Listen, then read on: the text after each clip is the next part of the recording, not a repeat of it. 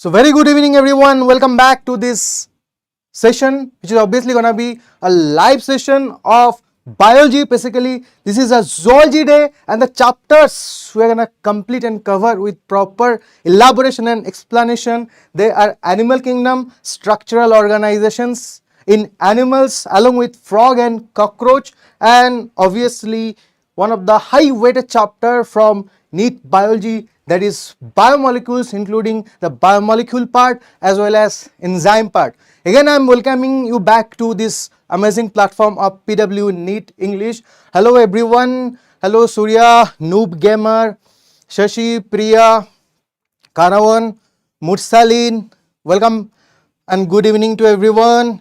Trisha, very good evening. Shashi, Rekha, very good evening. Okay, so we'll be starting with the first chapter of zoology, and obviously we are already started with biology syllabus with botany. Now this is zoology day. The first topic or the first chapter we are gonna cover, that is obviously starting with animal kingdom. And as you know that animal kingdom contains these important portions of basis of classification, then non-chordates, classification of chordates. The nave of this particular chapter, often we ignore this particular part, that is the basis of classification. We go behind learning the features, characteristics feature and the examples. We try to mug up the things from these phyla of non-chordates and chordates, but we do not take this part seriously, that is basis of classification. That is the scientific base of this particular chapter. Okay, so let's start. Okay, so we know that whenever we talk about animals,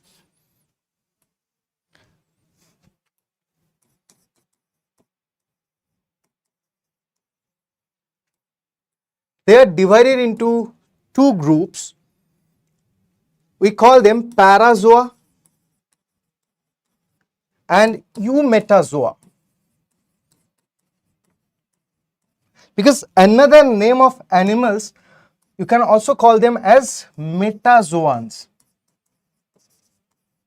The primitive animals, the first group of animal without tissue, we call them parazoa. So these are the animals without tissue level of organization, and you know that who are under this parazoa, obviously they are the sponges, poriferans. And when we are talking about eumetazoans, they are the true metazoa. They have the tissue level of organization at the basis. So now in the comment section, who can give me the answer, what is the perfect definition of tissue along with group of cells with similar origin, similar structure, similar function? What can be the perfect definition of tissue? Can you please write down in the comment section, and after that we will be starting with the chapter.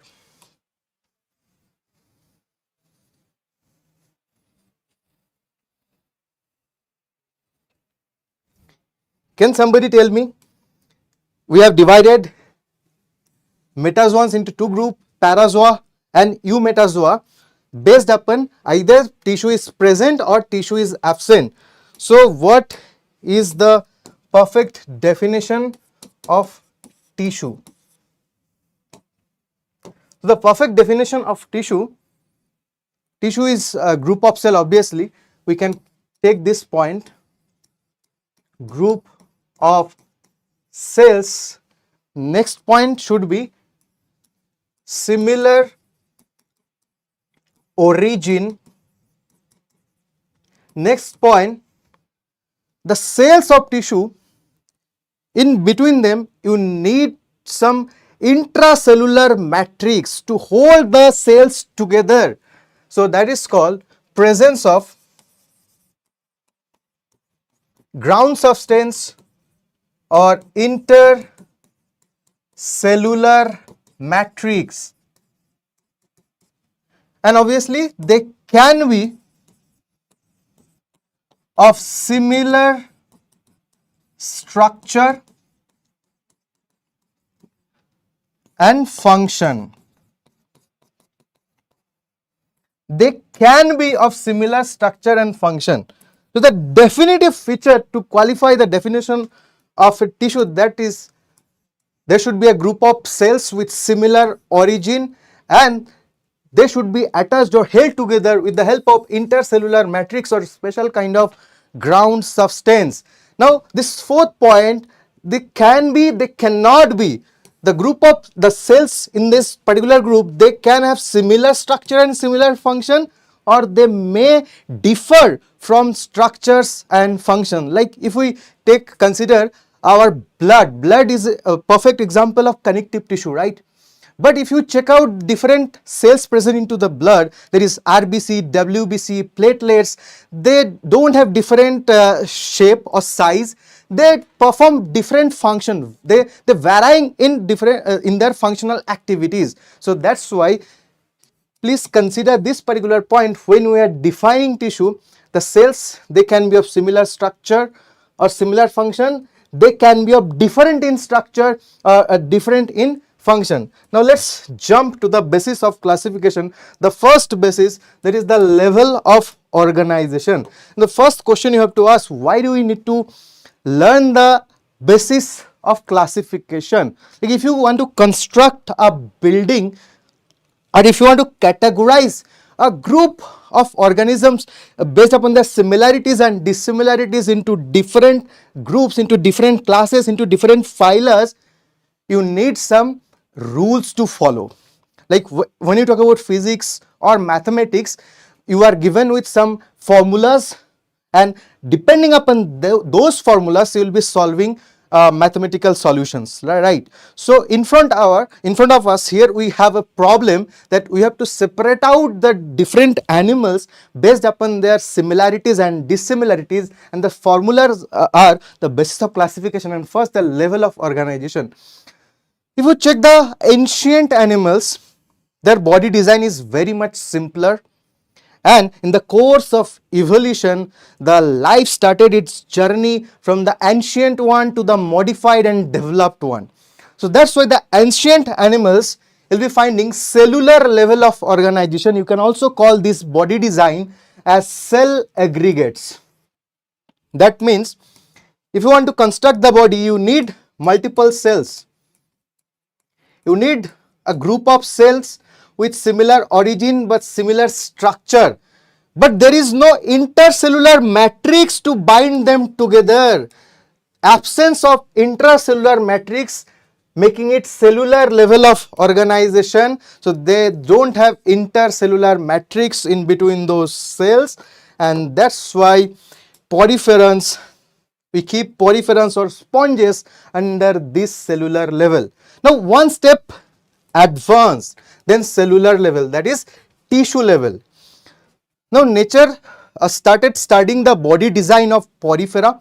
Now porifera, they are mostly marine animals. They are staying inside aquatic bodies. Now whenever force of water is coming, there is a tendency the group of cells will be spreading out here and there due to the force because of the absence of intercellular matrix. So that's the need. This is where the nature understood here we need a kind of matrix or intercellular ground substance to hold to paste those cells together, and that formed tissue level of organization. And the second and third phyla, they are cnidarians, who are cnidarians, hydra jellyfish, and ctenophores, box jellyfish or comb jellyfish, they will be belonging from this Ctenophora. So cnidaria and Ctenophora, they have tissue inside their body, but they do not possess organs or organ system. Okay, now one step ahead of tissue level of organization, there is organ level. Now in case of organ level of organization, you will be finding organs inside their body, but there is no trace of organ system. That's also kind of primitive body design, and you are gonna find this inside the bodies of platyhelminths or flatworm. Now, does all the platyhelminths are possessing organ level of body design? No. Few platyhelminths, they only have organ level, and the higher order, the highest rank is possessed by the organ system level.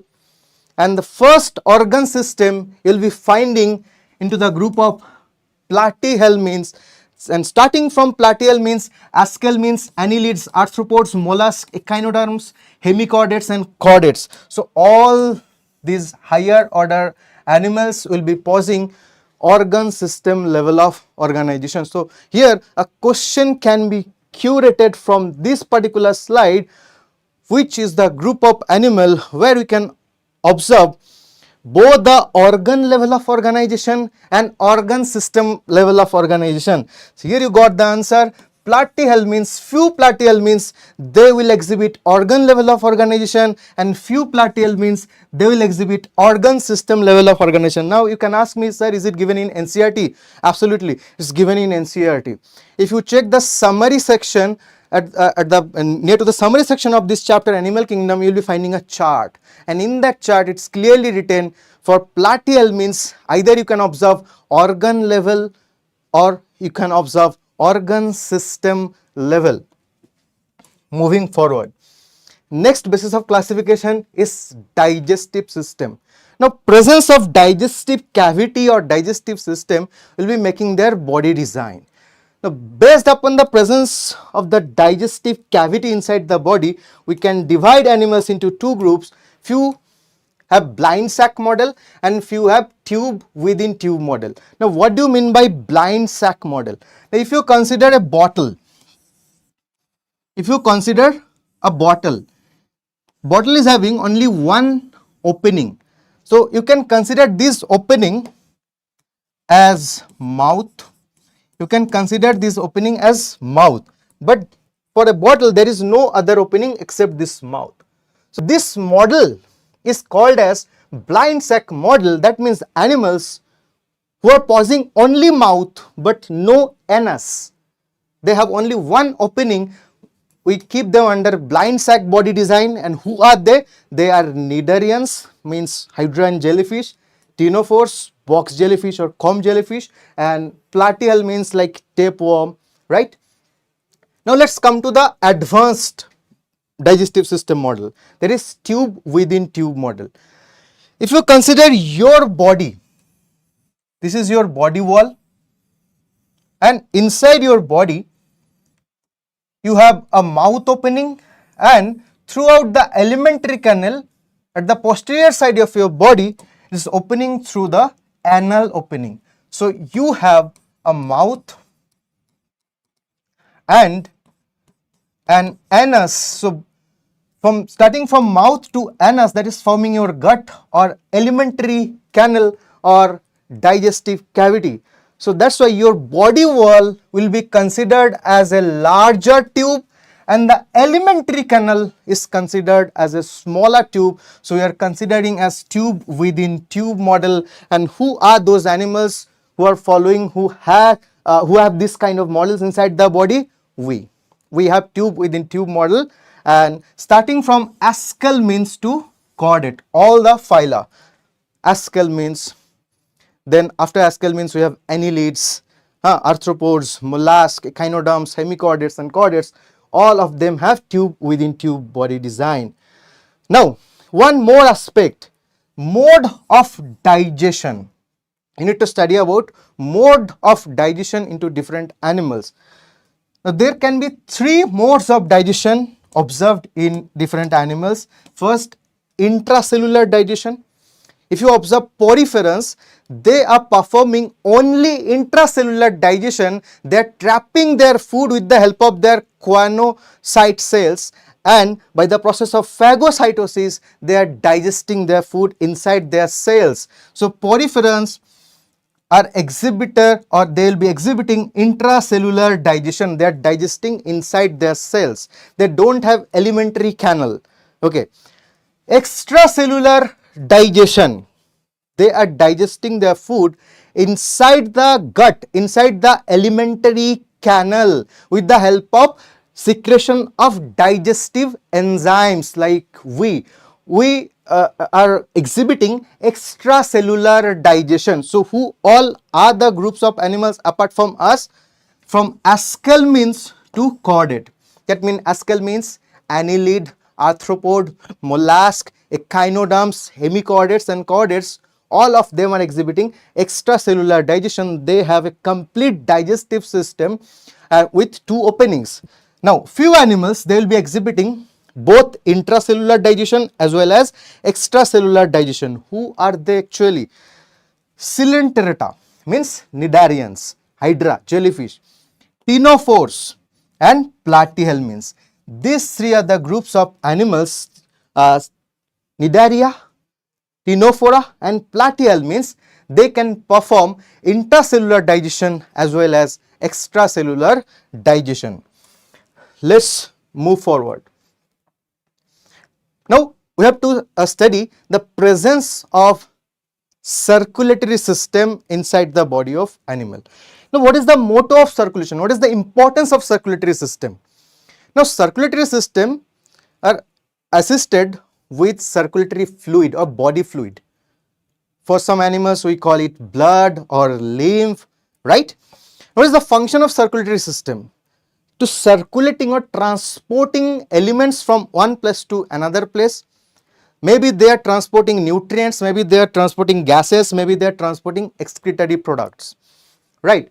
So depending upon the circulatory system design, we can divide animals into mainly two groups: animals with open type of circulation and animals with closed type of circulation. Now what do you mean by open type of circulation? Open type of circulation means if this is the body of an animal, and if you check inside the body, you will be finding a body cavity, and the body cavity is filled with their blood or circulatory fluid.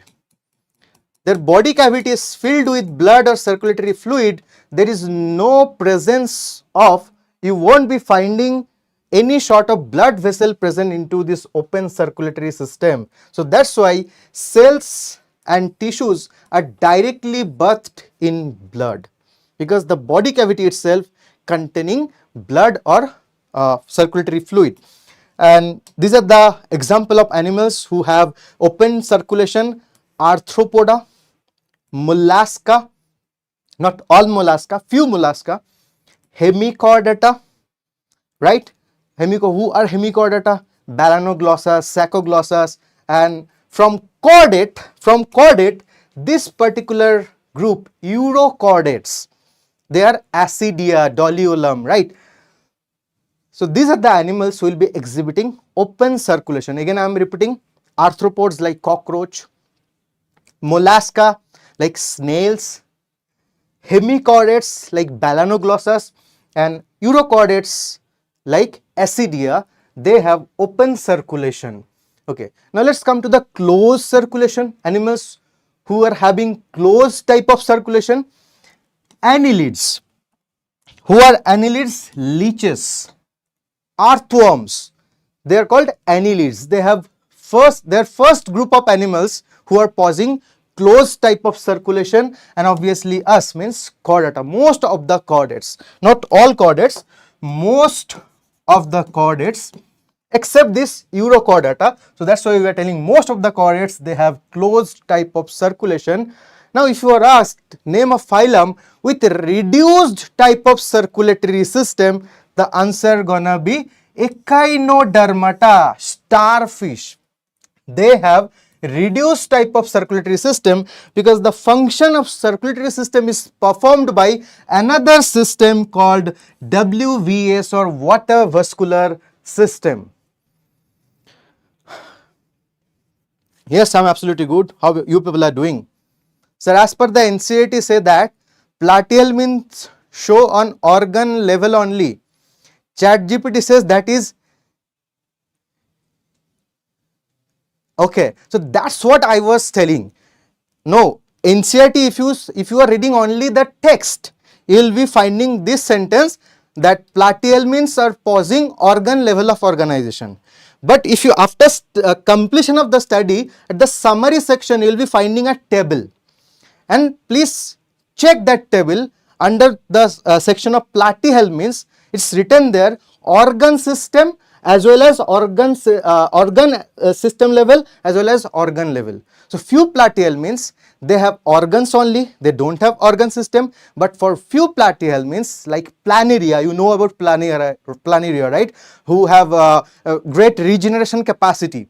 So they do have few of the organ systems, like they have nervous system, right. So that's why I am telling that if you are asked, the first organ system level organization is found in platyhelminths, as well as first organ system also will be finding in platyhelminths. Now let's move forward.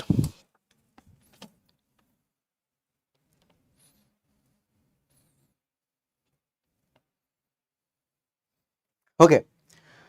Now next basis of classification we will be studying here, that is symmetry. Now here you have to ask a question to yourself, that why do we need to study symmetry among animals? Symmetry means if you are taking one particular structure, if you are taking any particular structure, then you will be finding a central axis which is crossing the body plane, right. You will be finding different axes along the body plane.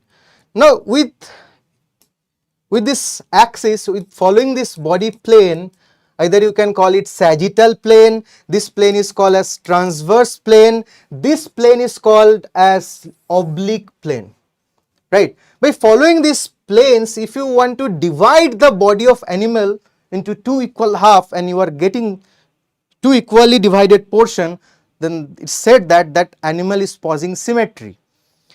But if you are trying to divide the body of animal, suppose this is the structure of an animal, you will be finding no plane that you can divide this body into two equal halves. Then it will be said that this body is posing asymmetric structure.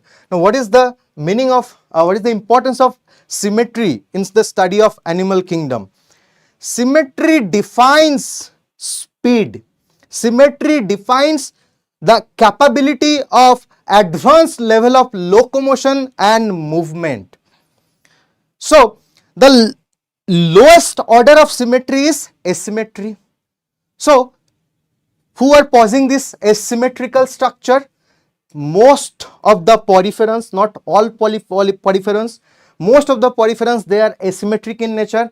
And gastropoda group of mollusca, they also posing asymmetrical body design. Now either they are very slow in movement or they are sessile. So if you have a asymmetric body design, you are not good for movement, either you are stable, sessile, or you are very slow mover. Now which symmetry is more advanced than asymmetric? Radial symmetry is little bit more advanced than asymmetrical body design. And the highest symmetry which will be providing you speed, which will be helping you in locomotion, that is bilateral symmetry, the highest order of symmetry. Now who are the animals are posing radial symmetry? We call them radially symmetrical body.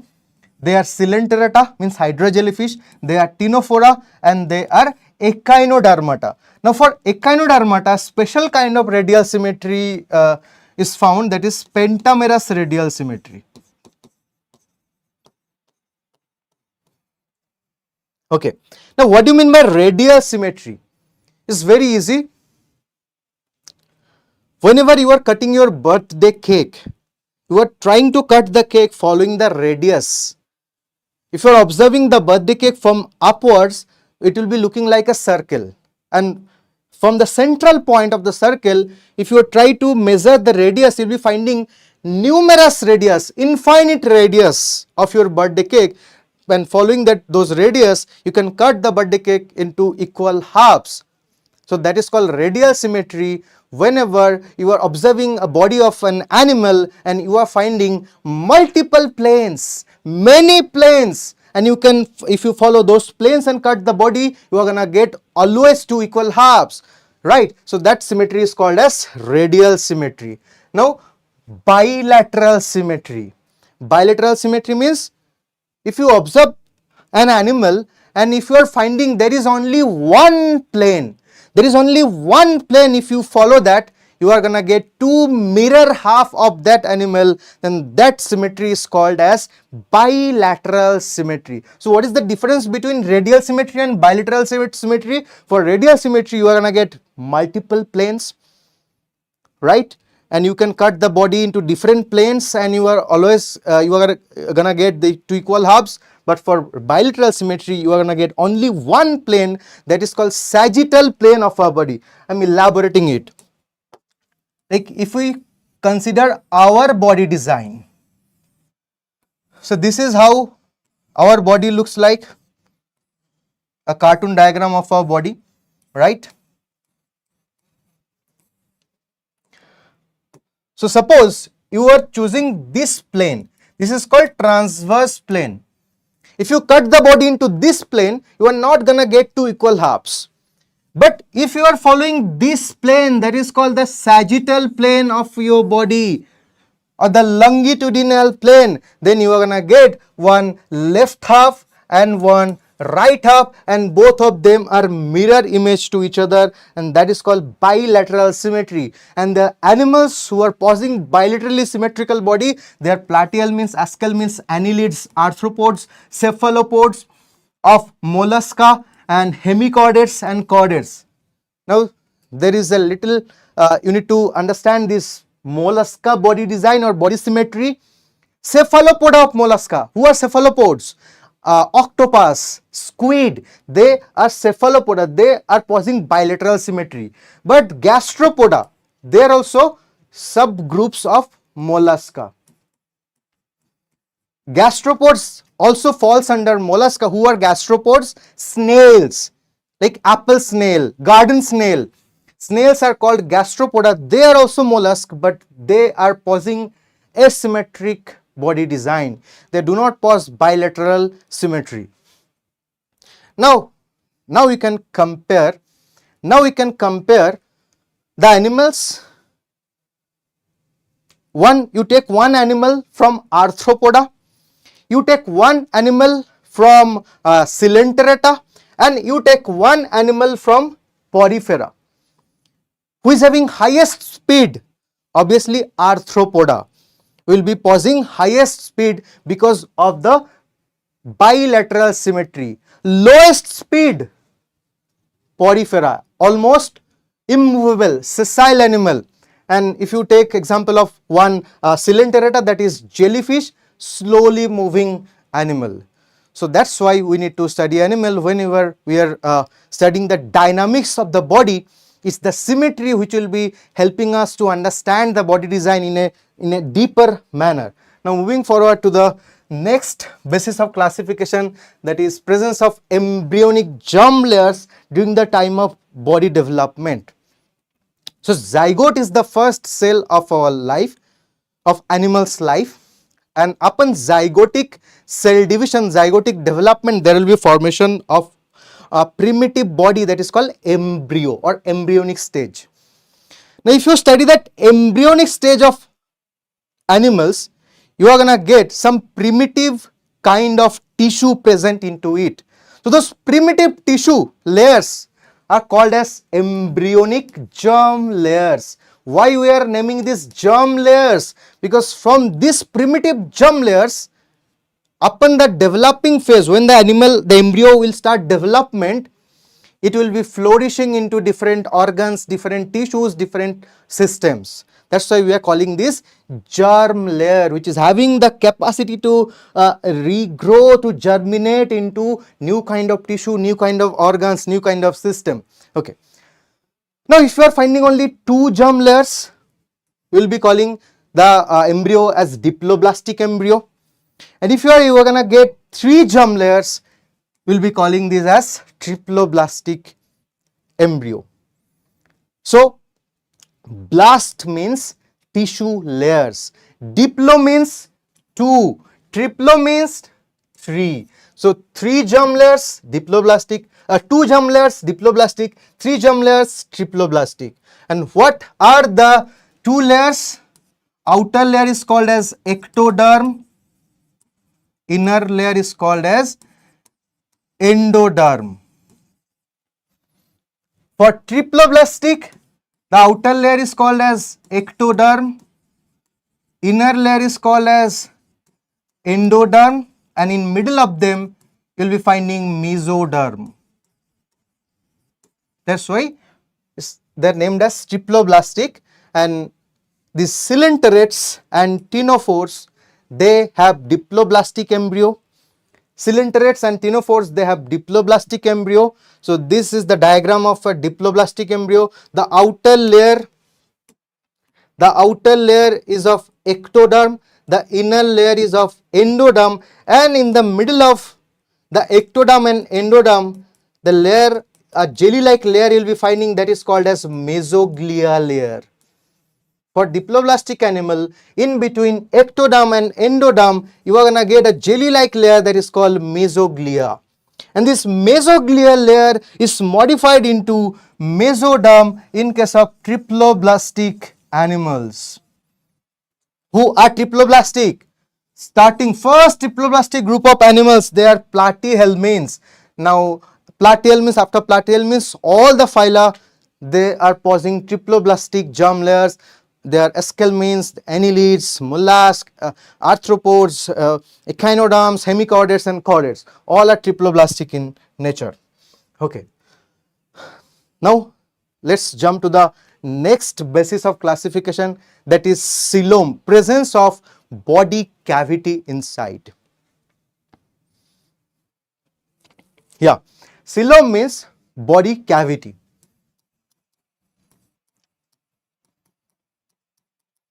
Phylum means body cavity.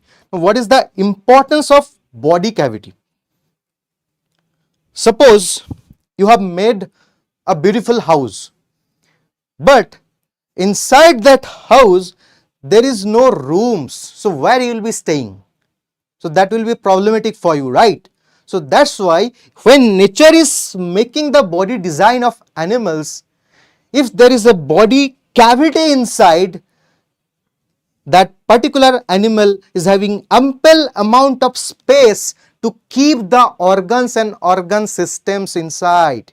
So that is the importance of having coelom or body cavity, right? If you have a true body cavity, you have good space inside your body to keep the organs, and if you have good space inside your body to keep the organs, that's again gonna give you evolutionary advantage. You are in long term, in future, you will become a higher order or advanced animal. Okay, so the most primitive body design in terms of coelom, presence of coelom, they are called as acoelomate, means absence of coelom. For acoelomate, there is no presence of body cavity, right? So which are the animals considered as acoelomate animal? Porifera, acoelomate; Cnidaria, acoelomate; Ctenophora, acoelomate; and Platyhelminthes, they are also acoelomate animal. Now if you check the body design of Platyhelminthes, this is the ectoderm, this is the mesoderm, this is the endoderm. Now the place surrounded by endoderm, this is called gut or elementary cavity. Elementary cavity is not considered as a body cavity, right? You have to find cavity in between ectoderm, mesoderm and endoderm. But if you study the body design of Platyhelminthes, there is no empty space or no fluid filled space in between ectoderm, mesoderm and endoderm. That's why we are saying the body design is acoelomate and it's considered as acoelomata. Now one step ahead, pseudocoelomate. Now what do you mean by pseudocoelomate? Pseudo means false coelom. If you check the body inside, in between ectoderm, mesoderm and endoderm, cavities are present or cavity is present, but that is not surrounded by mesoderm in both the side, right? So what is the meaning of pseudocoelomate animal? They have a false body cavity. Now please check the body design. Outermost layer, this is the ectoderm layer. Middle layer, this is the mesoderm layer, and the inner layer, this is the endoderm layer. Now if you check the mesoderm layer, these are pouches of mesoderm. If you check the middle layer, in the body of Aschelminthes, you will be finding pouches, means packets made up of mesoderm. So if you are finding mesodermal pouch in between ectoderm and mesoderm, then that cavity is considered as false coelom or pseudocoelom. So if someone tell you an animal which is having ectoderm, mesoderm and endoderm, all the three layers, but you are finding packets or pouches of mesoderm scattered inside the body, then that is called as false coelom. Now what is the highest order of coelom? That is true coelom or eucoelom. Eu means true, coelom means body cavity. So the animals who are possessing true coelom inside the body, starting from Annelida, Arthropoda, Mollusca, Echinodermata, Hemichordata and Chordata. So from annelids to chordates, all are possessing true coelom. Now what do you mean by true coelom? If you check, there is outermost layer ectoderm, middle layer mesoderm and inner layer endoderm. But if you observe the mesodermal layer carefully, there are two layers of mesoderm you are going to get here. One layer of mesoderm outwards and one layer of mesoderm inwards. So this is the body cavity which is surrounded by mesoderm from outside as well as from inside. So if you are getting a cavity inside your body and that is surrounded by mesoderm from outwards towards the body wall and from inwards, that means towards the gut wall. So the space in between the body wall and gut wall, that is called coelom, and if it's surrounded by mesoderm, that is called true coelom. Next basis of classification is presence of segmentation. Now again, what is the importance of segmentation? If your body is having segments, that will give you motion, that will give you speed, right? So segmentation helping us in motion, in mobility. So if there is no segment inside the body, we will be calling the animal non-segmented. Who are non-segmented animals? Porifera, there is no segmentation. Cnidaria, there is no segmentation. Platyhelminthes, there is no segmentation. Ctenophora, there is no segmentation. Aschelminthes, there is no segmentation. So who are the animals who are possessing segmentation? This segmentation is also called as metamerism. This segmentation is also called as metamerism because each segment is called as metameres. So animals who are possessing segmentation inside the body, they are Annelida, Arthropoda, Chordata, Annelida, Arthropoda, Chordata. These three phyla are possessing proper segmented body design. Now what do you mean by segmentation? Linear repetition of body parts. Segmentation means linear repetition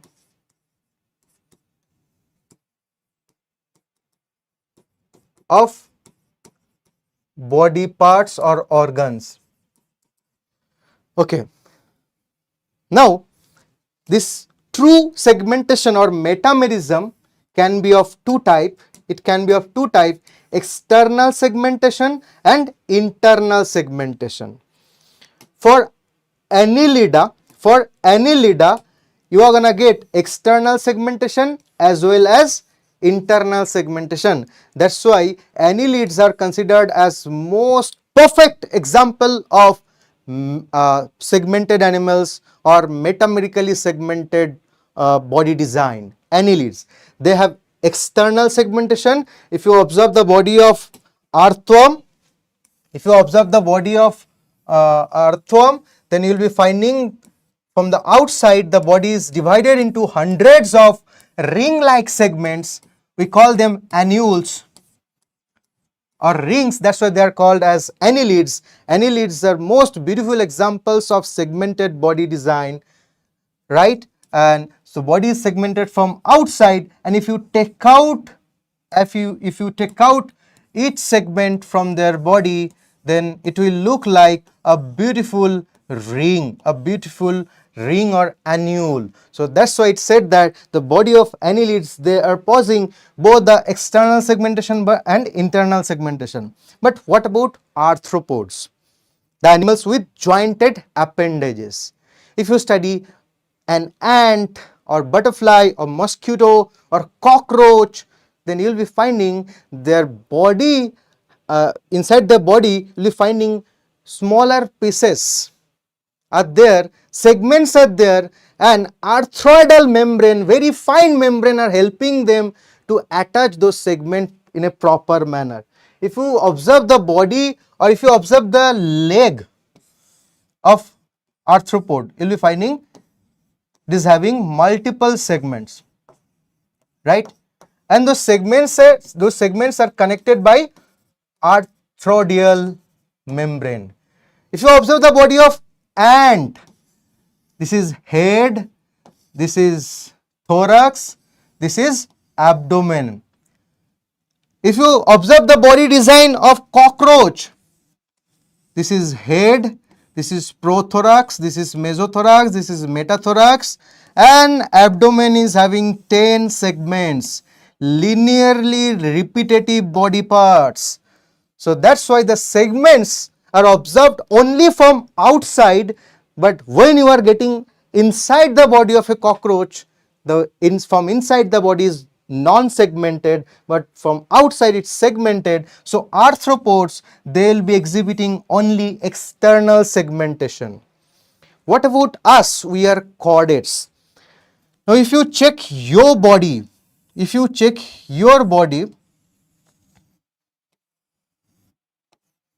inside your body, this vertebral column is present, right? Now these vertebral bones, there are 26 vertebral bones are present into your body, and each bone is kind of similar to other vertebral bone. So inside our body, if someone asks you, give example of segmentation in us, because chordates, they are also possessing metamerism, or they also exhibit true segmentation. This segmentation is though internal kind of segmentation or internal metamerism. And example of internal metamerism in our body, that is the vertebral bones, muscle. If you have observed, if you are doing gym every day, you will be getting 6 packs of abs, 8 packs of abs. So those 6 packs of abs, 8 packs of abs, they are nothing but example of internal segmentation, right? So for chordates, internally segmented structures, they are vertebral bones, they are segmented muscles, and they are also sometimes blood vessels. Now let's move forward to another basis of classification. There is notochord. Now what is notochord? Notochord is nothing but a mesodermally derived rod-like structure. Rod-like structure which is present dorsal side of the body during embryonic development of some animals.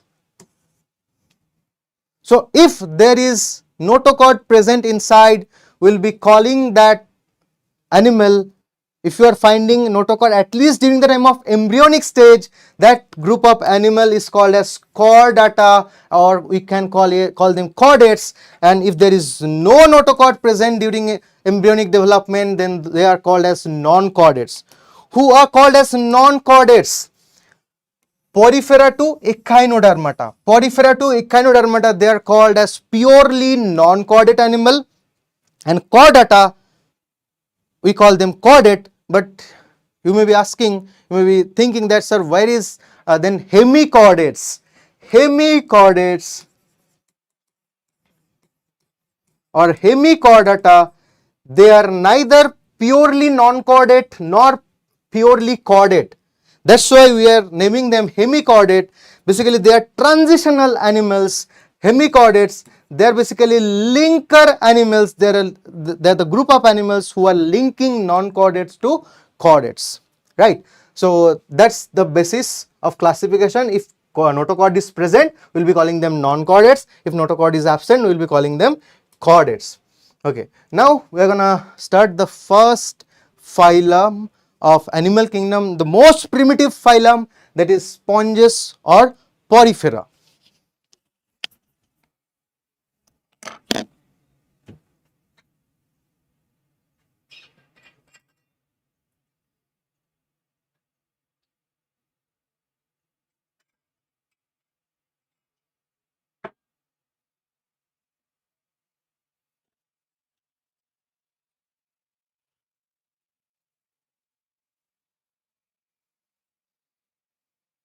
Okay,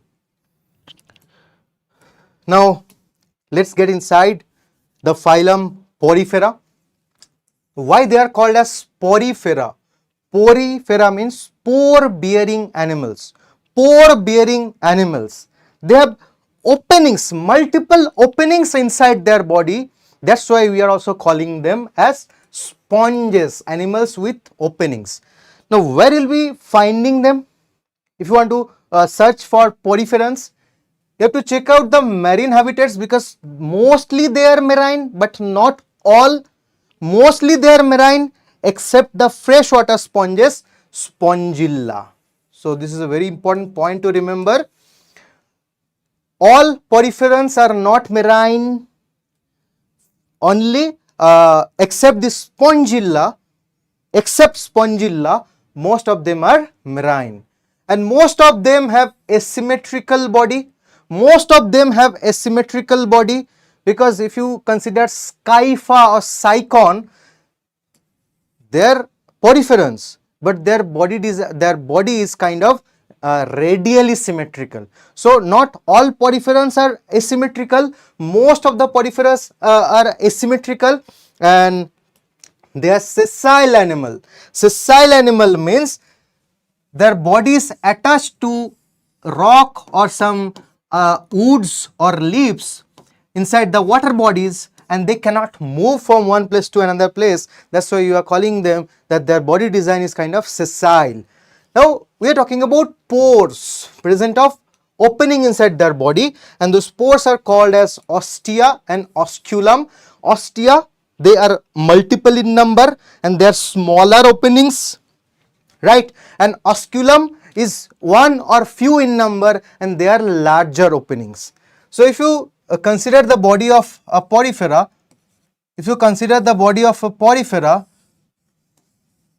so this large opening, you will be calling it as osculum, and multiple small openings you will be calling them as ostia. Now, what is the importance of having ostia and osculum? With the help of ostia, they will be intaking water inside their cavity called spongocoel, right? They have a cavity inside their body called as spongocoel. So with the help of ostia, they will be intaking water, and with the help of osculum, they will be releasing the water, and there will be a continuous water current inside and outside their body. So that's why ostia and osculum helping them to maintain a filter feeding mechanism or water current continuously from outside and inside their body. Okay. Now we'll be talking about few more exclusive feature. Canal system or water canal system, very important feature of poriferans. Do not confuse it with water vascular system. Water canal system you will be finding into the bodies of poriferans, and these canals are opened inside their body cavities the cavities present in sponges, we call them as spongocyl. These are not coelom or something like that, just empty space inside their body. And these canal systems are opened inside spongocyl. Now, question can be asked, what are the functions of this spongocyl? You need to remember this. Food gathering is the main function of spongocyl. I said that continuously they are intaking water. So with this water they are trapping food. With the flow of water they are exchanging their respiratory gases, and also they are removing their excretory products. So these three are the functions of spongocyls. You need to remember this. Okay. Next, another exclusive feature of sponges, presence of choanocytes or collar cells. So if you check the body of sponges, you will be finding inside the inner lining of their body is having these flagellated cells. We call them choanocyte cells or collar cells. With the help of these choanocytes, sponges are basically trapping their food particles from the moving water. Okay. And this their outer lining of their body. Outer lining of their body is having some specialized cells named as porocytes and pinacocytes. Outer lining of their body is having two kind of cell. Porocyte, they are the pore making cells, and pinacocytes, they are kind of squamous or flattened cells. Okay. Now sponges can reproduce both sexually as well as asexually, right? Now when you are talking about asexual mode of reproduction of sponges, they can form gamules. Now what do you mean by gamules? They are nothing but buds, and those buds are formed internally. So internal buds are called as gamules. With the by formation of internal buds or gamules, they can reproduce asexually. Okay. Next feature of sponges, presence of spicules and spongins. Presence of spicule and spongin. Now we know that this particular group, they do not have tissue inside their body, right? So because they don't have intercellular ground substance to hold the cells together. Now they need something to hold the outer layer of their body and the inner layer of their body, and they are some endoskeletal structure. We call them spicules and spongin fibers. Now the building material of the spicules can be calcium salts, they can be siliceous salts. So that's why it's written spicules can be calcareous or siliceous. Now spongin fiber, they are very interesting internal endoskeletal structure found in sponges.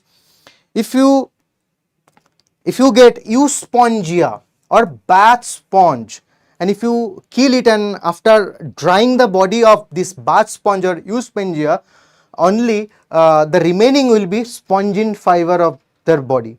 When by utilizing the spongin fiber, you can rub your skin during the time of bathing, right? Okay. Sponges are bisexual in nature, means they have male and female reproductive system inside their body. But interestingly, they do not perform self-fertilization. They will always be performing cross-fertilization, and their fertilization mode is internal.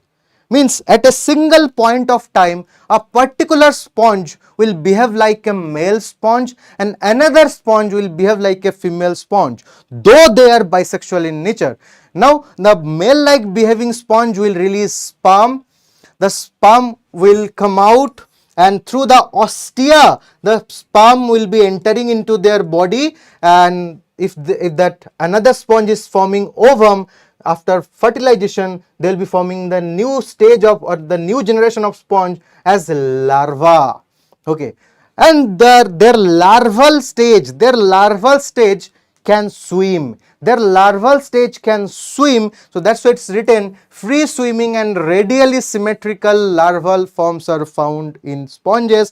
Examples are given. Cycon or Scypha, you need to remember. Cycon or Scypha, they are example of sponge with radial symmetry. Spongilla, they are example of sponge who can survive in, who are dwelling in fresh water. They are exception. Okay, now Euspongia, they are considered as bath sponge.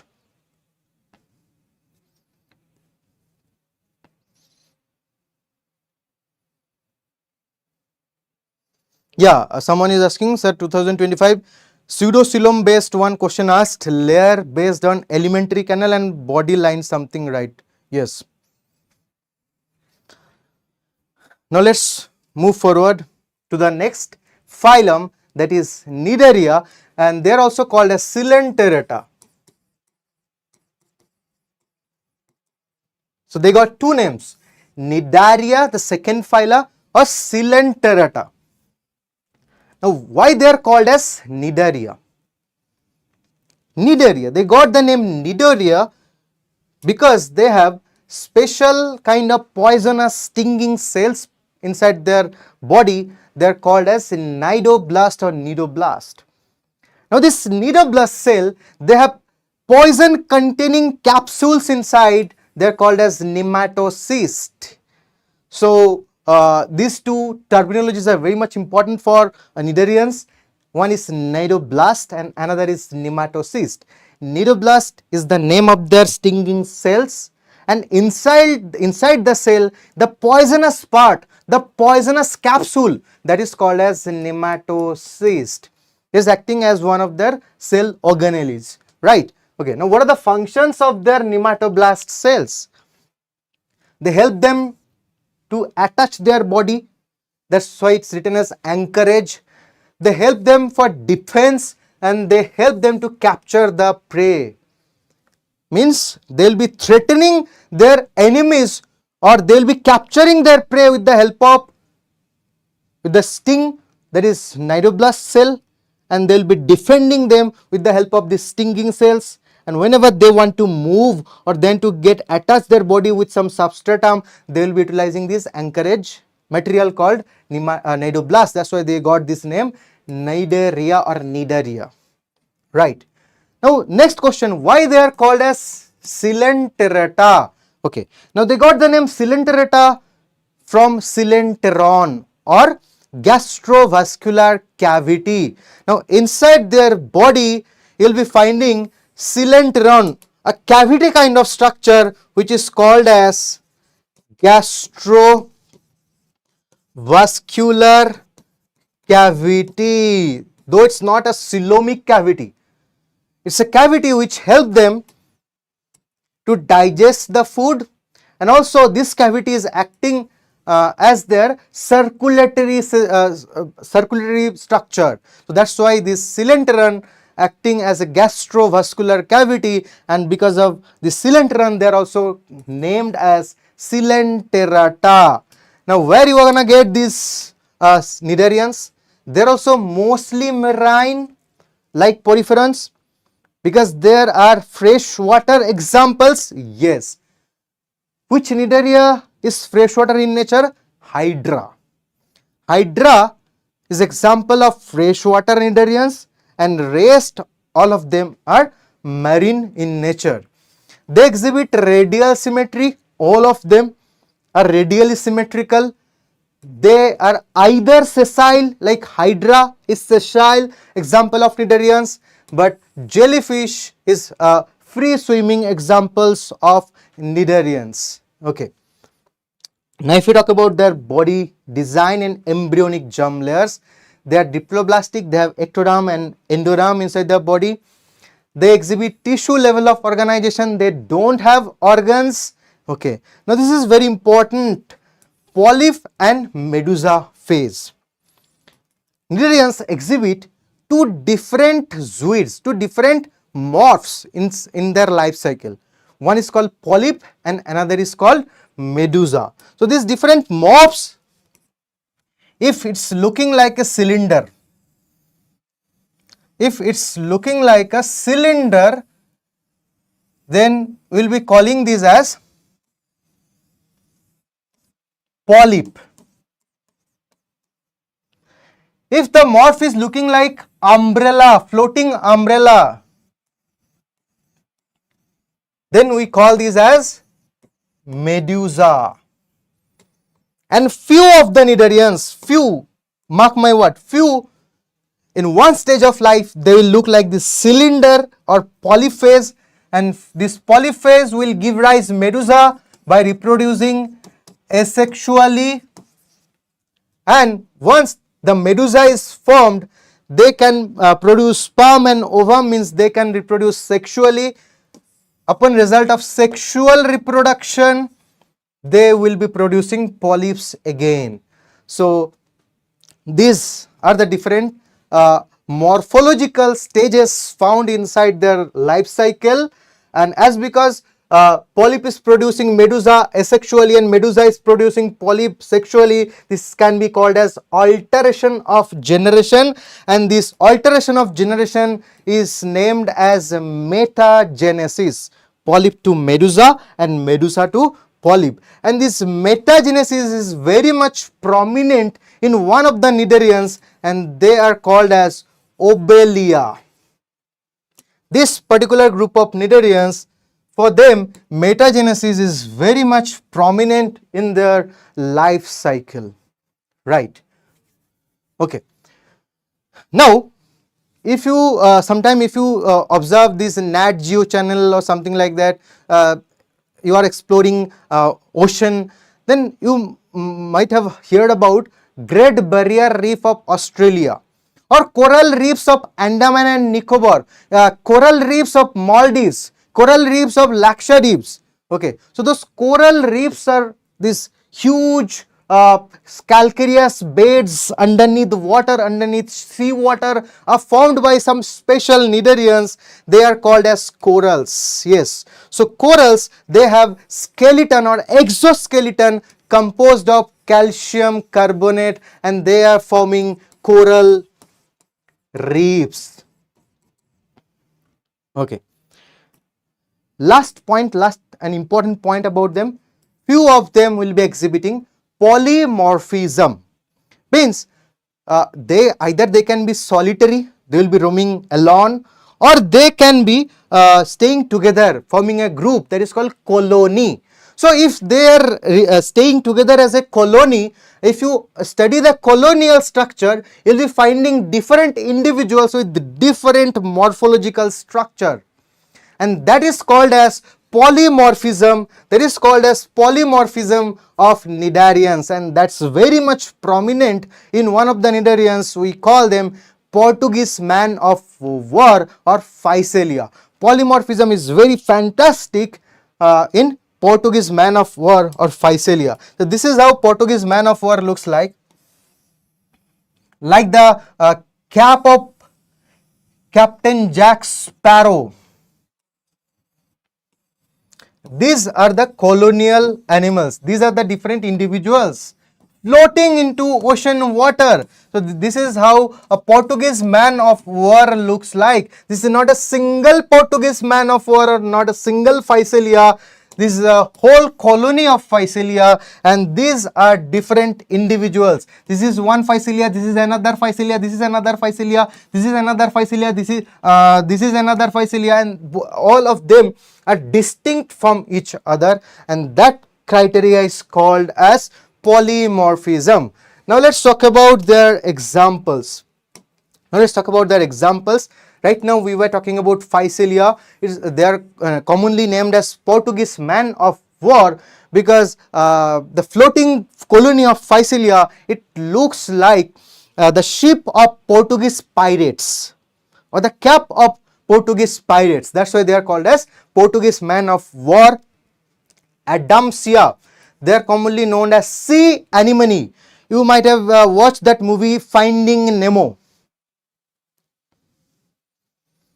Polycylinder was personal. Yeah. So have you watched that movie, the Finding Nemo? It's a story about a clownfish. So that Nemo fish or those clownfishes, they used to stay in a symbiotic relationship with Adamsia or sea anemone. Meandrina, they are also brain coral. Obelia, sea fur. Pennatula, they look like pen, so that's why commonly they are called as sea pen. Gorgonia, another kind of coral, they look like a fan, that's why we call them sea fan. Hydra, freshwater cnidarians, so we call them freshwater polyp. Aurelia, jellyfish. Now here one very important thing about Hydra and Aurelia. We were discussing about metagenesis, right? That means one stage of the life look like a cylinder, it's polyp stage. Another stage of life look like a umbrella, medusa stage. But for Hydra, throughout their life they will look like a cylinder or polyp. For Aurelia or jellyfish, throughout their life they will look like a floating umbrella or medusa. So they do not exhibit, for Hydra and Aurelia, they do not exhibit metagenesis. Hydra is always in a polyp stage and Aurelia is always in medusa stage. Okay. Moving forward to the third phylum, one of the smaller phylum.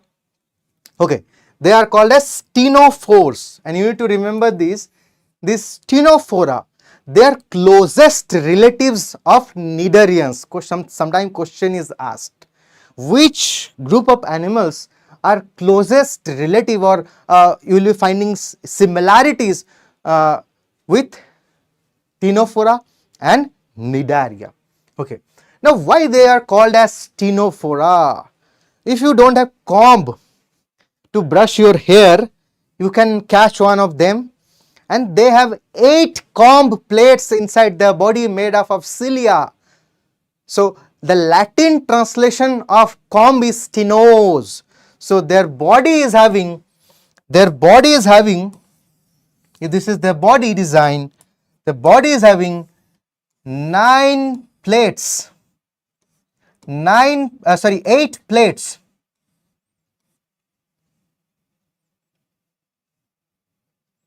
The body is having 8 plates, and these plates are equipped with cilia. That's why they will be looking like comb, and these are called as comb plates, and they help them for locomotion, for swimming into the water. Due to the presence of these comb plates, they are called as ctenophores, and commonly we know them as sea walnuts or comb jellies because of presence of this comb plates. So this is the exclusive feature, presence of how many comb plates? 8 comb plates. And what is the function of those comb plates? Help them in locomotion. Remember, you need to remember this ciliated comb plates, the ciliated comb plates will not be helping them to capture their prey. They will be helping them to swim into the water. They're diploblastic like the previous phylum. They also exhibit tissue level of organization. They don't have organs or organ systems. All of them are marine in nature, so they are exclusively marine. They are exclusively marine. I am repeating this one more thing. If you are asked what are the phyla of animals, they are exclusively marine. You will be finding 3 phyla. First one, ctenophores, exclusively marine. Second, echinoderms, they are exclusively marine. Third phyla, hemichordates, they are exclusively marine. Very good evening, Saurya. Okay, Kana, so you haven't watched that movie, right? Okay. So they are exclusively marine. All of the examples, they are staying in ocean water or sea water. Next magnificent feature we are gonna find inside their body, the capability to produce light, to emit light, that is called as bioluminescence. They can produce light, right? And this capability is called as bioluminescence, light emitting capacity by living organisms. Okay, all of them will be reproducing by following sexual reproduction. They won't perform asexual mode of reproduction. They are bisexual in nature. They perform sexual reproduction, and they will be performing external mode of fertilization. They will be performing external mode of fertilization. The previous group, Cnidarians, they are also performing external mode of fertilization. Porifera, they are performing internal mode of fertilization. Now see, all of them are aquatic in nature. Now how they will be deciding? Either they will be performing external fertilization or internal fertilization. So if you are aquatic animal, animal, there will be tendency to perform external fertilization, right? But if you are aquatic, along with that, you cannot move from one place to another place. So for external fertilization, you have to find a safe place for deposition of sperms and eggs, right? That's why Porifera, though they are aquatic in nature, but they cannot move from one place to another place, and that's why they have chosen internal modes of fertilization. But Cnidaria and Ctenophora, as because they can freely swim from one place to another place, they are performing external fertilization. Two examples are given in NCERT, that is Pleurobrachia, also called as sea gooseberries, and Tinoplana. Pleurobrachia and Tinoplana, these two examples are given in NCERT. So we are done with ctenophores. Yes, Kiran, Raj, very good evening. So with this we are moving forward to the next phylum, that is Platyhelminthes. Okay, just a minute.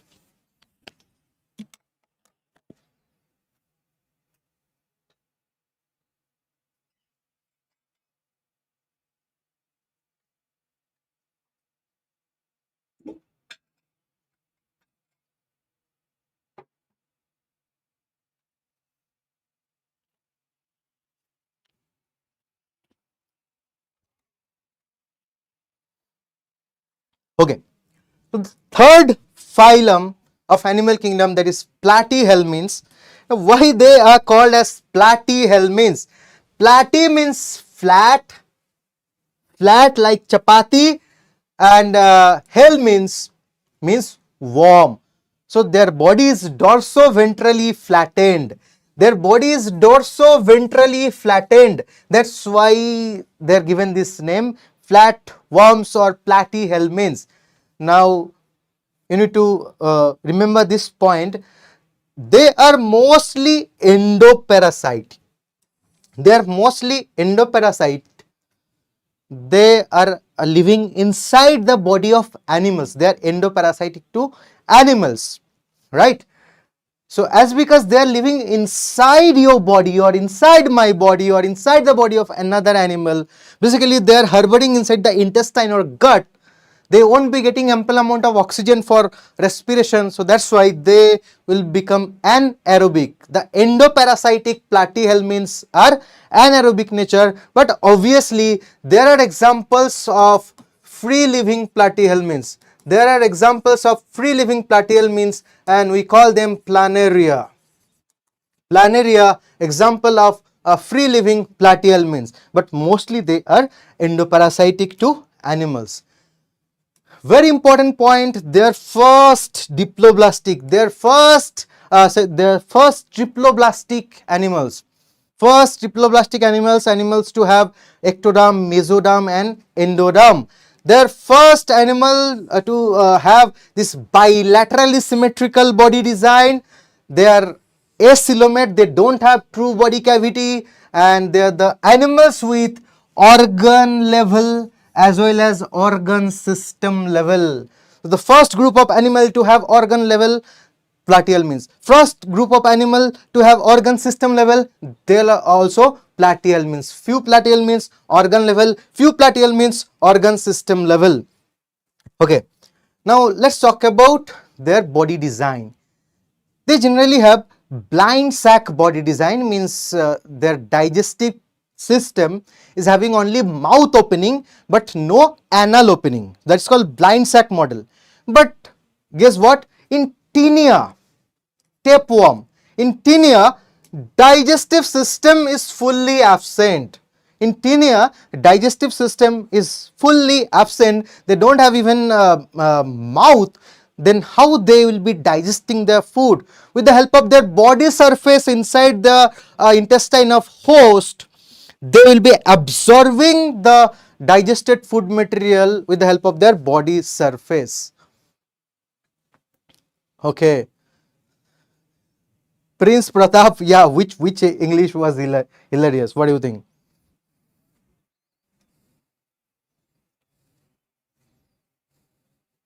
Can you repeat, Prince Pratap? Okay, let me continue here. So the digestive system is absent in case of Taenia, and as because they are parasitic, they are parasitic in nature, and obviously they are endoparasitic. They will be harboring inside the guts, inside the intestine of animals, and they need some special equipments, special structure to hold their body with the help of with gut wall of their host, right? Because if you are staying inside the intestine of another animal, the intestine will perform peristalsis movement and will try to throw you out from alimentary canal. But you need some equipments, and they are hooks and suckers. So with the help of hooks and suckers, they will be anchoring their body with the inner wall of gut of their host. Okay. Now, let's talk about their excretory structure. They are called as phlegm cells. Phlegm cells, they look like phlegm. Basically, they are tuft, they are bunch of cilia. Inside their body, they are forming phlegm of candlestick. That's why those cells are called as phlegm cells, and they are responsible for maintaining water and salt balance. That's why they will be helping them into helping them in the work of osmoregulation as well as excretory function. The primary function of phlegm cells are to perform osmoregulation as well as excretion. I was talking about planaria. They're example of free living platyhelminthes. They have quite good regeneration capacity. If you cut the body of planaria into pieces, if you take intact planaria, this is intact planaria. If you cut the body into different pieces,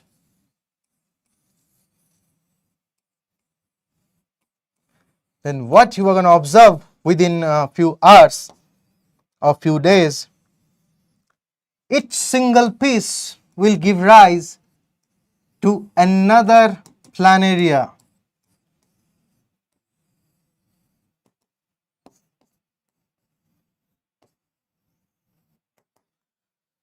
So that's why it's written here, they have impressive regeneration capacity. Okay. Okay. Prince is asking, sir, can you please explain again what is the meaning of dorso-ventrally flattened body? Sure, why not? See, when I was explaining, I said their body, while your mom is making chapati, right? Roti, we said roti. Few people will say chapati. So like chapati, like a leaf, their body is dorso-ventrally flattened. If you check their body,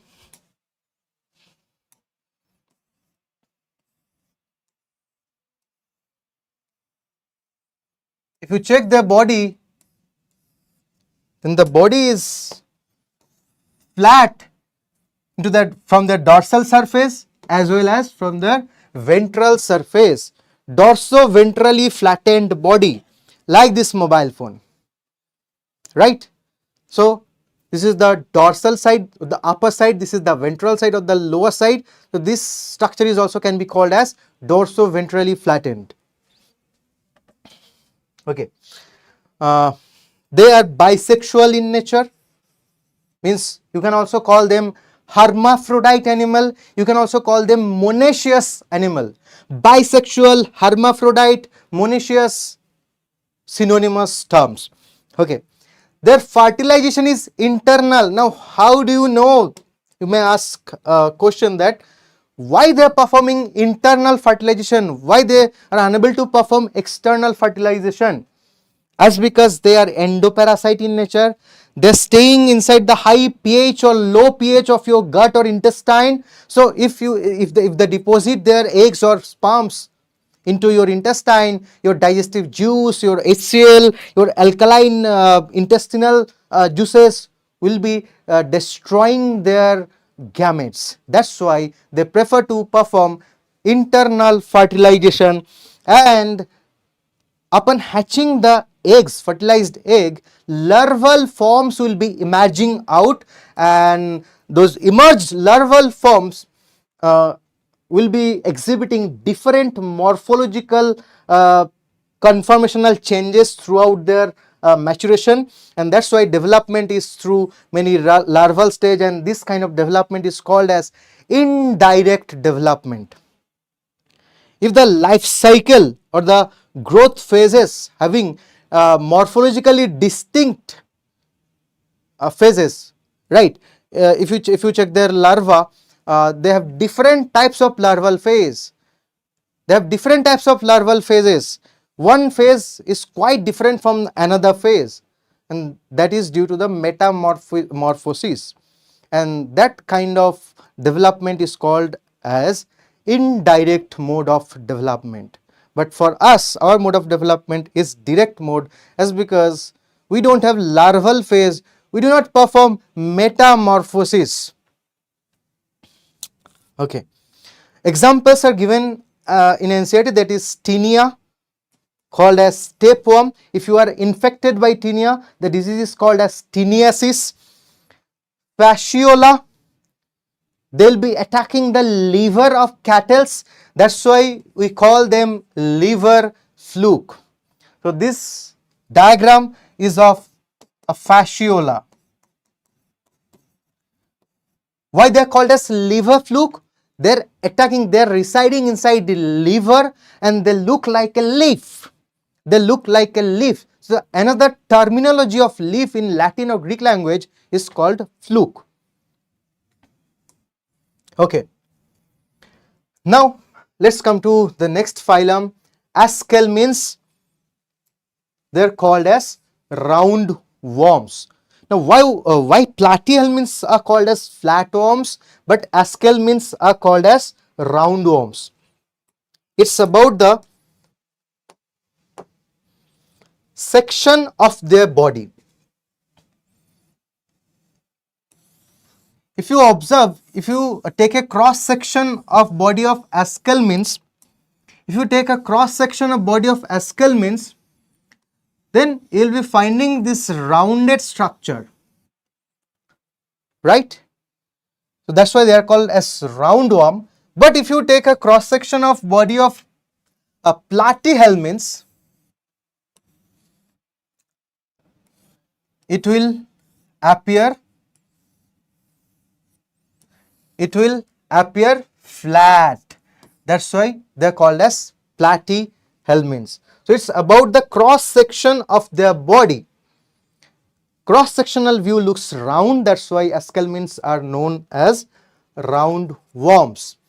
Okay, they can be also called as nemathelminths. Aschelminthes are also called as nematohelminths or nemathelminths.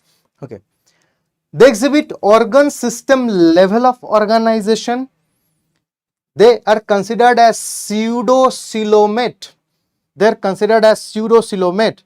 Now, who can say me, or who can write in the comment section, what do you mean by pseudocoelom?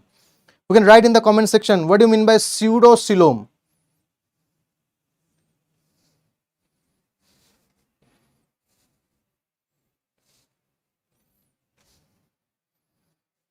Is there anyone who can write in the comment section, what do you mean by pseudocoelom?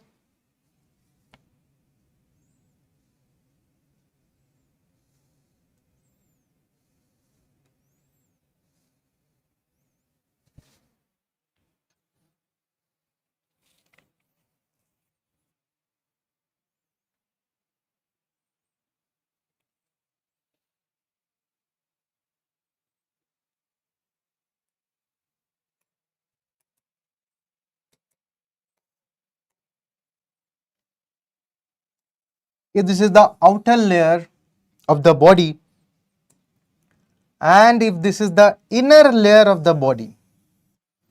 So the outer layer is called as ectoderm, inner layer is called as endoderm. And in between, if you are getting pouches of mesoderm, in between the ectoderm and endoderm, if you are getting pouches of mesoderm, then this body design is termed as pseudocoelom. Yeah, false coelom. Now, how true coelom is formed? If this is the outer layer of the body or called as ectoderm, if this is the inner layer of the body called as endoderm, in between the ectoderm and endoderm, obviously we are going to get mesoderm. So there is one mesodermal layer towards the ectoderm or towards the body wall. There is another mesodermal layer towards the endoderm or towards the gut wall. This cavity is called as gut cavity. This wall is called as gut wall. So towards the gut wall there is one mesodermal covering and towards the body wall there is one mesodermal covering. So basically mesodermal layers are divided into two layers, towards one mesodermal layer towards body wall, another mesodermal layer towards gut wall, and they are forming a fluid filled cavity in between. So this cavity is called as true coelom, but this cavity is called as pseudocoelom.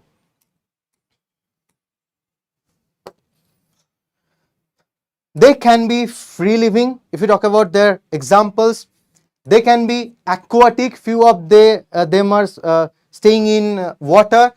They can be terrestrial or they can be parasitic to plants and animals.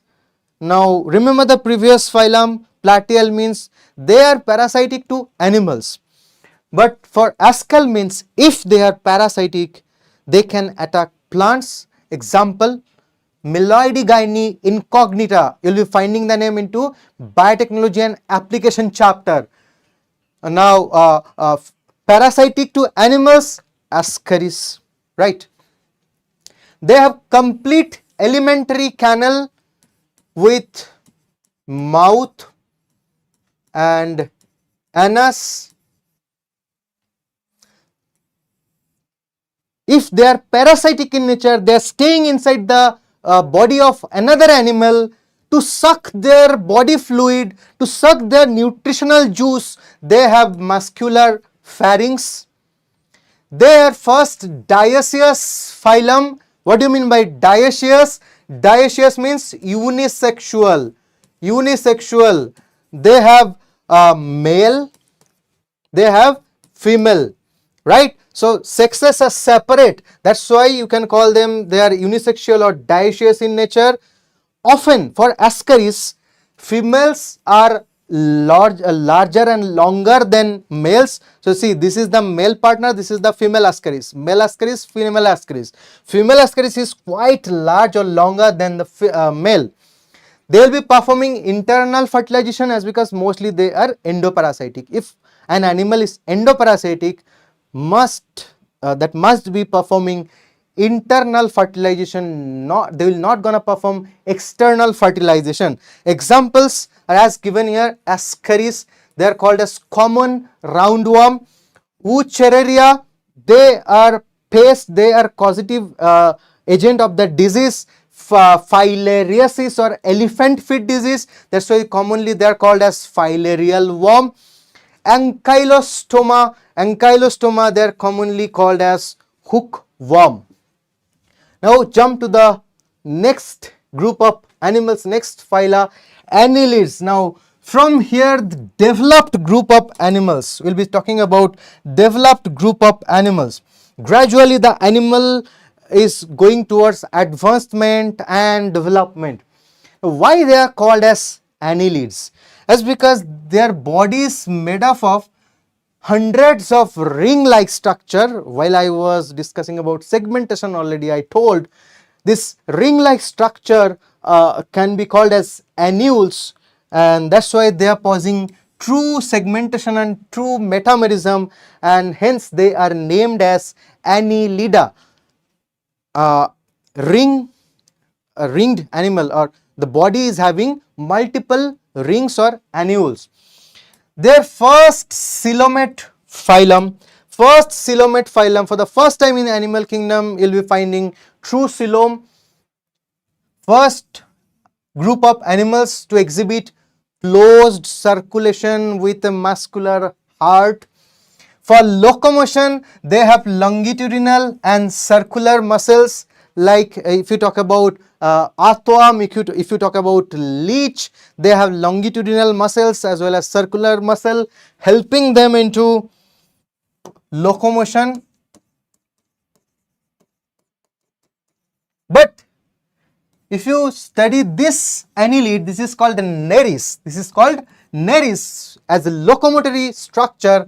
They have special pod-like, special foot-like structure called as parapodia, and they help, this parapodia help them in swimming.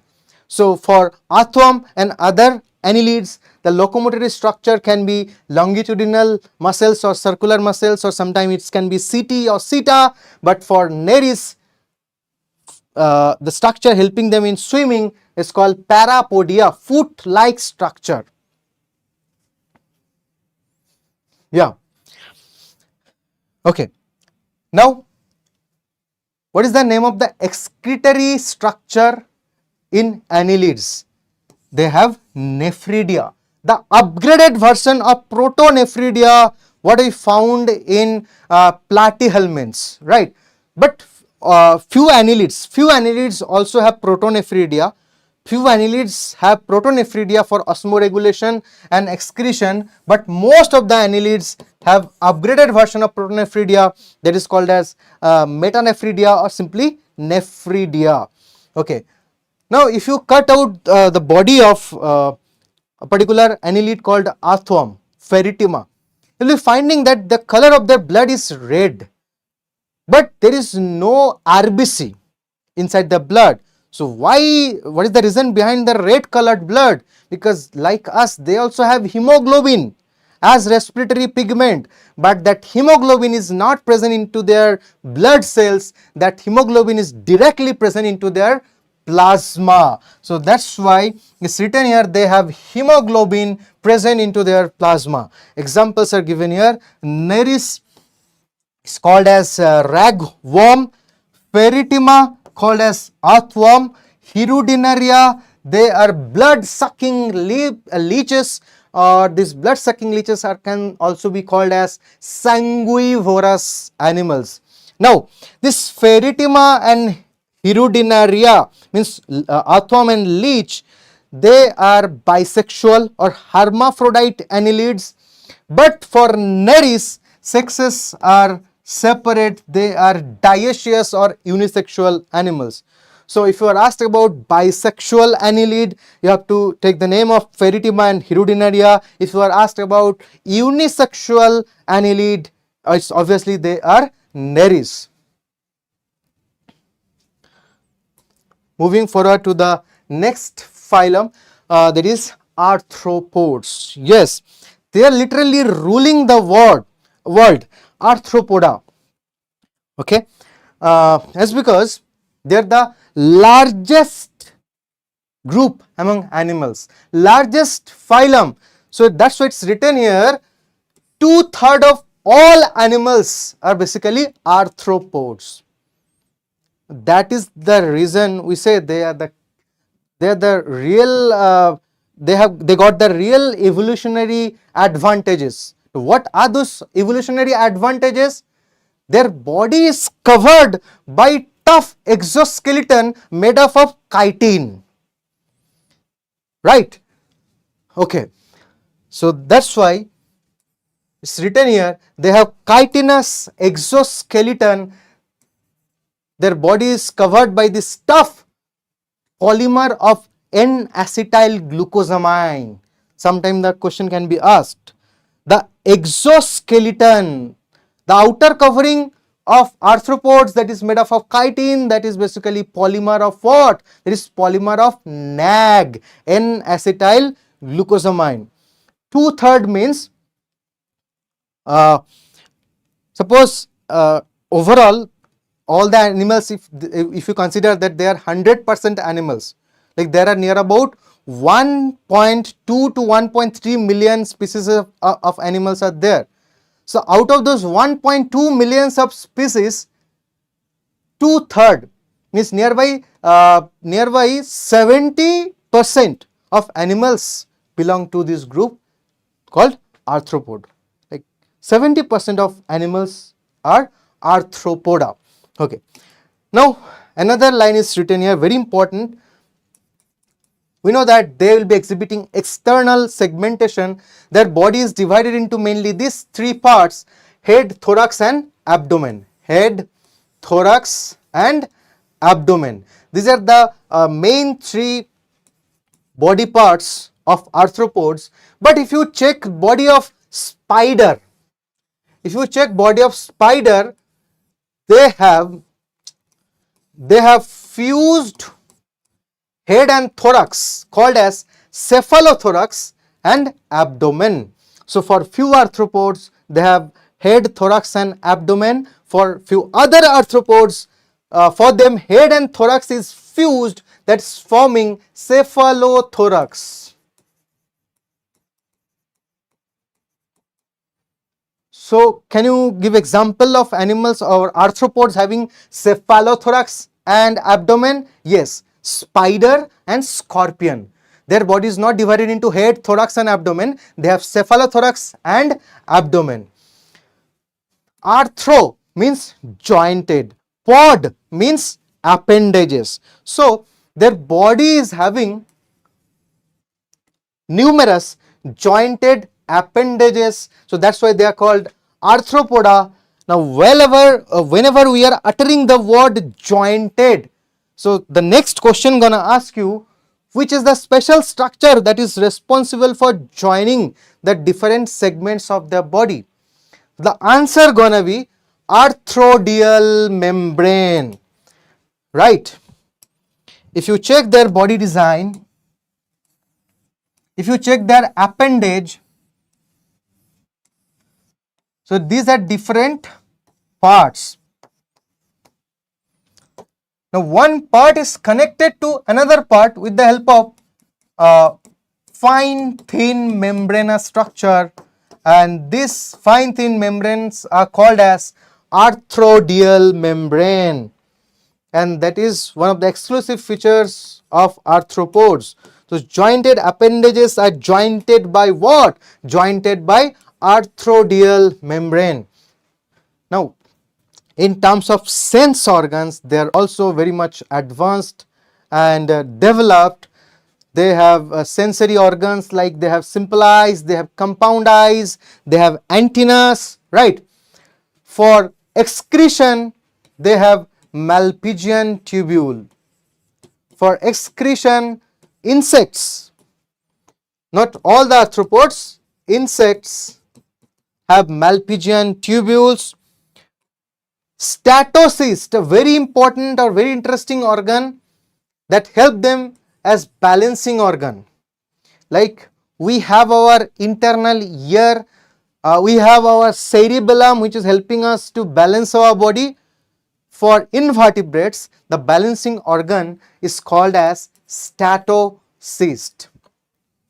Okay, now let's explore the examples of arthropoda. First, we will talk about some economically important insects.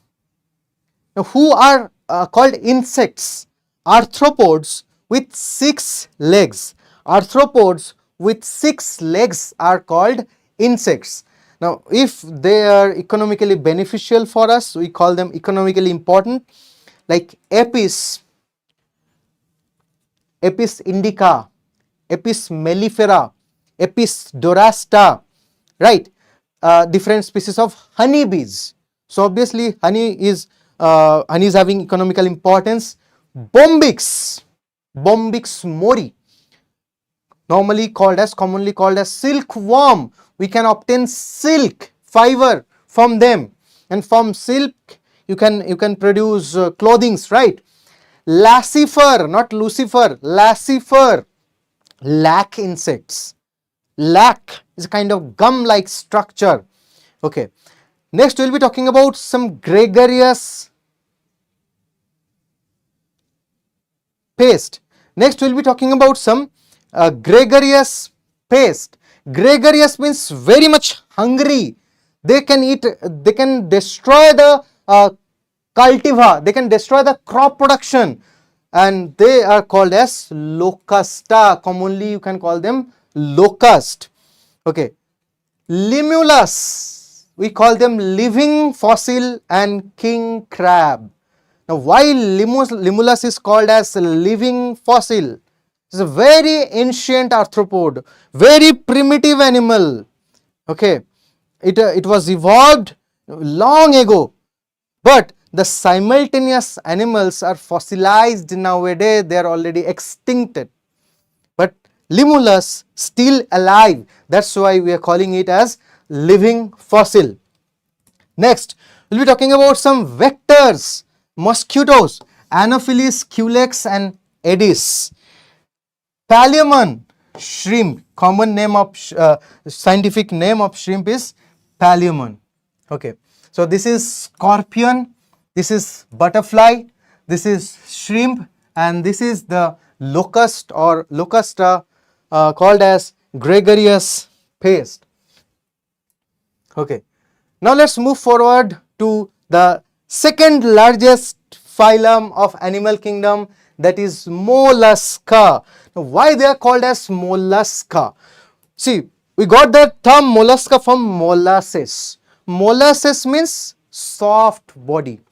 Molasses means soft bodied animal. If you touch the body of octopus, if you touch the body of a snail, it's very soft in nature, right?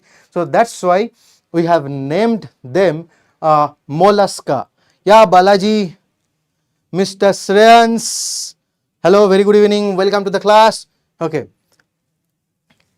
So, Mollusca, the second largest phylum.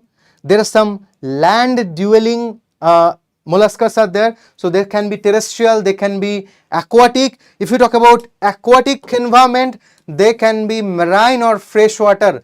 Like this is apple snail, Pila, apple snail, that will be dwelling, that will be living into fresh water. But if you talk about octopus, that's living in salty water or marine water.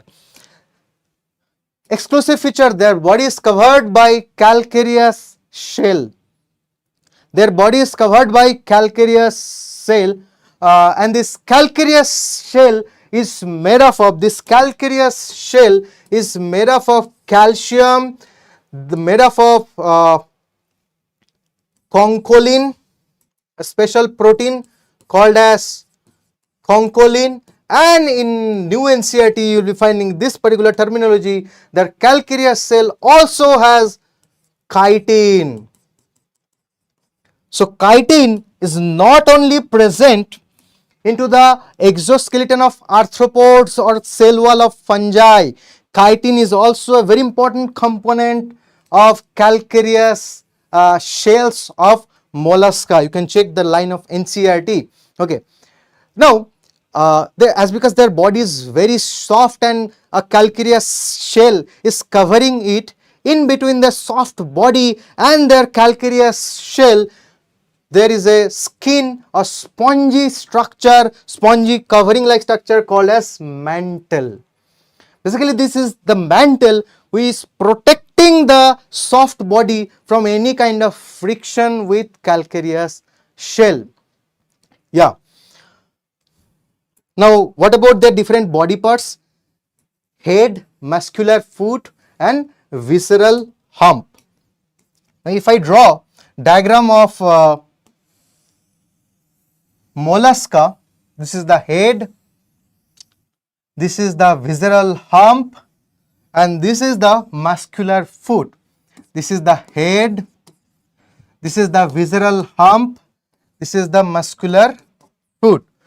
Head is having stalked eyes, Head is having antenna kind of structure, and this visceral hump, outside the visceral hump you have the calcareous shell, and in between the calcareous shell and the visceral hump they have mantle covering. So this is the primary or basic body design of mollusks. Okay, now within the mantle cavity, beneath this mantle, they have feather-like gills, and with the help of these feather-like gills, they can respire and they can excrete out their waste products. So this is very important structure into the body of mollusks. Cnidaria in NCERT is mentioned as feather-like gills. Where you will be finding this feather-like gills? Inside the mantle cavity. Inside the mantle cavity they have feather-like gills, and with these feather-like gills they are respiring, they can respire, they can excrete. They have sensory tentacles associated along with their head region, and one more very important structure associated with their mouth, they have radula. What is radula? That is a file-like rasping organ, a rasping tongue kind of structure. So whenever they are collecting food particle, they will be rasping it. They will be rasping. This phenomena is called as rasping. So with the help of their radula, they will be rasping their food and engulfing it. Now let's talk about their examples. Very common example, you will be finding them into freshwater ponds. They are called as apple snail. This is apple snail or pila. Okay.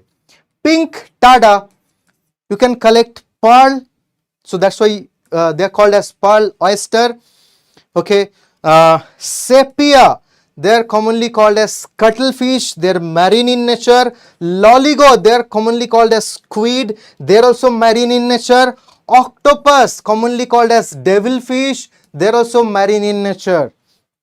Okay, Aplysia, commonly called as sea hare. Dentalium, they look like tusk of elephant, that's why they are called as tusk shell. And do not forget this particular example, Chaetopleura, their common name is chiton. Now why octopus is named as devilfish?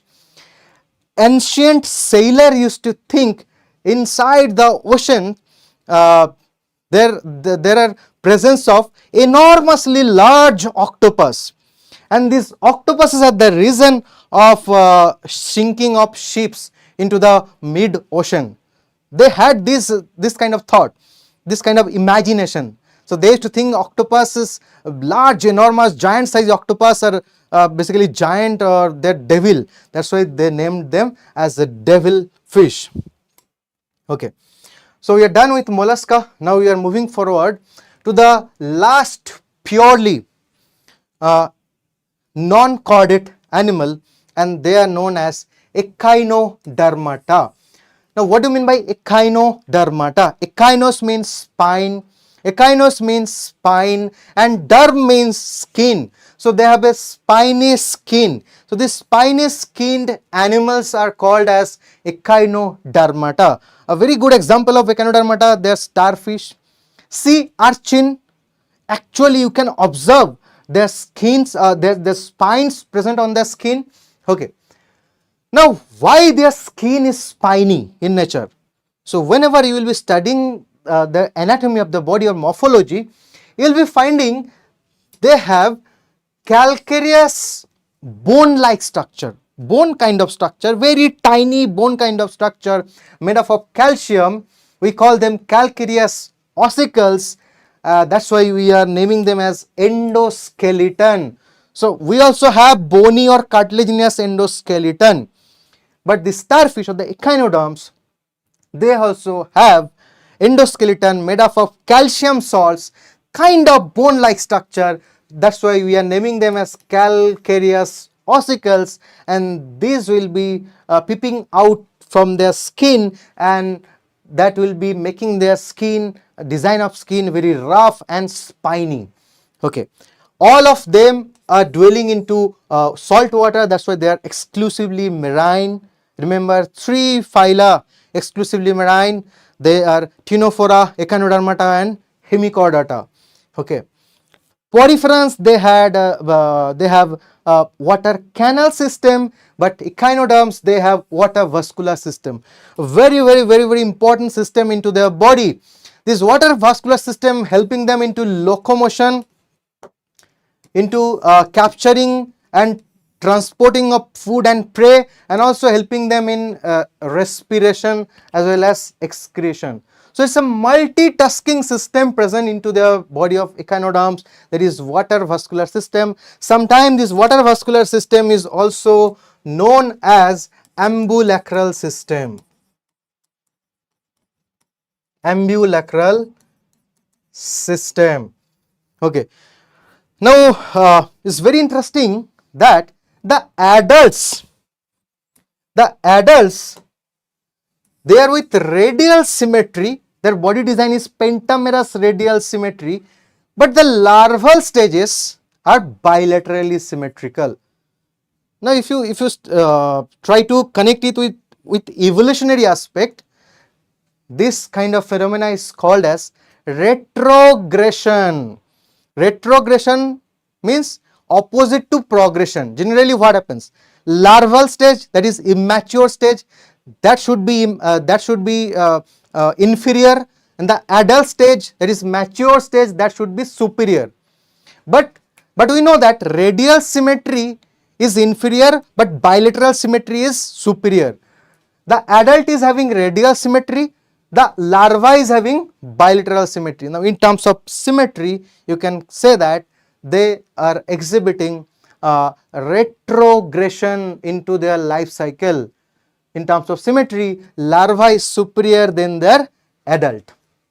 Okay. The next point is written here, they have ventral mouth. Now what do you mean by ventral mouth? If you check the body design of starfish, you are observing from lateral side. You are observing from lateral side. So this is dorsal side and this is ventral side. And this is their alimentary canal, right? Towards ventral side you will be finding their mouth. Towards dorsal side you will be finding their anus. That's why it's written there, they have ventral mouth and dorsal anus.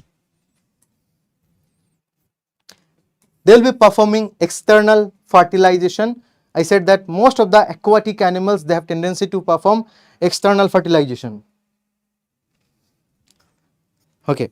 Now let's talk about their examples. They are Asterias, the most common example, commonly regarded as starfish due to their pentamerous, due to the presence of 5 radial arms, star shape. Echinus, due to presence of long spine structure, we call them sea urchin. Now lily anti, sea lily is having a scientific name of Antedon. That's why I call it lily anti. Cucamaria, cucumber like structure, they are called as sea cucumber. Ophiura, they are called as brittle star. Okay. Now do you know very interesting fact about this cucamaria, sea cucumber? Whenever they are angry, so if you are angry upon someone, then you are going to throw your bottle or throw a bag, or you are going to throw a piece of gravel or something like that, right? But when this cucamaria, they are angry, if you are disturbing them, they will just throw their full digestive system or alimentary canal towards you, and again they can regenerate it. There is a very interesting fact about the cucamaria. They can throw their alimentary canal towards their enemy when they are disturbed, and they can regenerate their full alimentary canal. Okay, we are done with Echinodermata. Now we will be talking about Hemichordata. Hemichordates. Previously, this particular phylum was considered under Phylum Chordata, but recently they're excluded. Previously, this Hemichordata, they were under Protochordates, but later on, scientists studied in a detailed manner and they found that they have a notochord-like structure inside their body, but that is totally different from notochord. So, they have a notochord-like structure though, so that's why we are calling them as hemichordate. Hemi means half or semi. A little piece of notochord kind of structure is present, and that is called as stomochord, and the stomochord is present into their collar region, and that stomochord will be produced, or the presence of stomochord will be near to their mouth region. That's why it's called as stomochord. Stoma means mouth, chord means rod-like structure. So near to their mouth, through their collar region, they have a rod-like structure. We are calling that structure as stomochord. Okay. They are also exclusively marine. They are burrow-dwelling animal. Near to the sea shore, they will be they'll be producing burrows, they'll be digging burrows into the sand, and there they will be dwelling. Their body is having three parts: proboscis, collar and trunk. This is proboscis, this is collar, and this is trunk. They have gills for respiration. They have gills for respiration with gill slits, and this is also a similar characteristics feature with chordates. Chordates also have paired pharyngeal gill slits. They also have paired gill slits. For excretion, near to their proboscis, they have special glands called proboscis gland. They're also very small phylum. In NCERT, you're gonna get two examples. One is Balanoglossus and one is called as Saccoglossus. Commonly, they are called as tongue worm.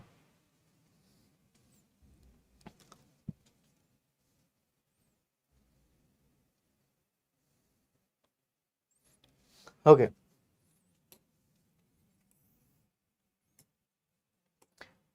Now, we are with our last phylum, that is chordate, and the third largest group of animals. Okay. Now we'll talk about chordata. Now we know that the animals who have notochords, notochord at least into their embryonic phase of life, those animals are regarded as chordates. All the animals, if you study the embryonic phase and if you are finding a mesodermally derived dorsal cord rod like structure, that is called, they are called as chordates. Okay. Now what are the other features of a chordate? Obviously the first important feature, that is presence of dorsal notochord. Near to notochord, dorsally you will be finding nerve cord, dorsal nerve cord. Both the notochord and nerve cord, they are present dorsally. This is the dorsal side of the body, this is the ventral side of the body. Okay. This is the mouth opening and this is the anal opening. This is the anus. And the part behind the anus is called as tail. So as because this tail is behind the anus, this is called as post anal tail. This is the third feature, or very important identifying feature of chordates. Fourth important feature of chordata, this structure you are finding here, near to the pharynx region. This region is basically pharynx. Near to the pharynx region, you will be finding openings in between the gills, opening in between the gills. So the fourth feature, that is paired pharyngeal gill slits. another important feature of chordata. And the last but not the least, one more important feature you will be finding inside chordates, there is presence of heart into their ventral side of their body.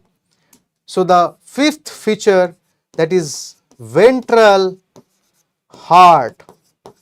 So you need to remember these 5 features of chordates, starting with dorsal notochord, dorsal hollow nerve cord, post-anal tail, paired pharyngeal gill slits, and obviously presence of ventral heart.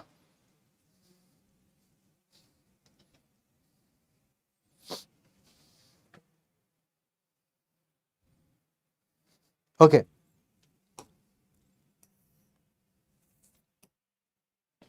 Now, this table is telling us about the classification of chordates. Okay. So 5% of all animals belongs to this group chordata. And if you split the name chordata, chorda means sting or rod-like structure, and ata means to have. So a string or rod present to the dorsal side of the body, that's why we call them chordata. They are divided into 2 groups. Protochordates means primitive chordates, and euchordates means true chordates. Okay. Now protochordates are also called as acraniata or acraniata. Now what do you mean by acraniata and protochordata? Proto means ancient chordates. Acraniata. Our brain is absolutely safe inside our brain box or skull or cranium, right? So we have a skull or cranium which is protecting our brain, but these animals, protochordates, they don't have brain box or cranium. That's why we call them acraniata. And there are 2 subphyla inside under this protochordate, subphyla Urochordata, subphyla Cephalochordata. Okay, and both of them are exclusively marine phylum. Now let's jump into the Urochordates. There is one subphylum under Urochordates. We call them Vertebrata. We are under Vertebrata. They are also called as, okay, this Vertebrata, they are also called as craniata, because these vertebrates, they have brain box or skull or cranium protecting our brains. Okay, so the question can be asked, a very important question can be asked, chordata is a phylum. So under phylum chordata, how many subphyla are there? There are three subphyla. First subphylum Urochordata, second subphylum Cephalochordata, and third subphylum Vertebrata. 3 subphyla are present under phylum Chordata. Now vertebrates are again divided into 2 groups, Agnatha and Gnathostomata. Now gnathos, the word gnatho or gnatha means jaw. If you are having jaw, then I will be saying you as Gnathostomata. If you don't have jaw, then I will be saying you as Agnatha. So there is a group of animals, they don't have jaw or jawless animal. We call them Cyclostomata. They have circular mouth. So animals with circular mouth comes under group Agnatha. We call them class Cyclostomata. Now let's check this Gnathostomata, animals with jaw, upper jaw, maxilla, lower jaw or mandible. Now Gnathostomata is divided into 2 superclasses. Superclass Pisces means fish, and superclass Tetrapoda, that means animals with 4 limbs, 4 pods. They are called as tetrapods. Like we have 2 4-limb, 2 hand and 2 legs. That's why we are tetrapods. Okay. Superclass Pisces means fish. Pisces means fish. Superclass Pisces have 2 classes.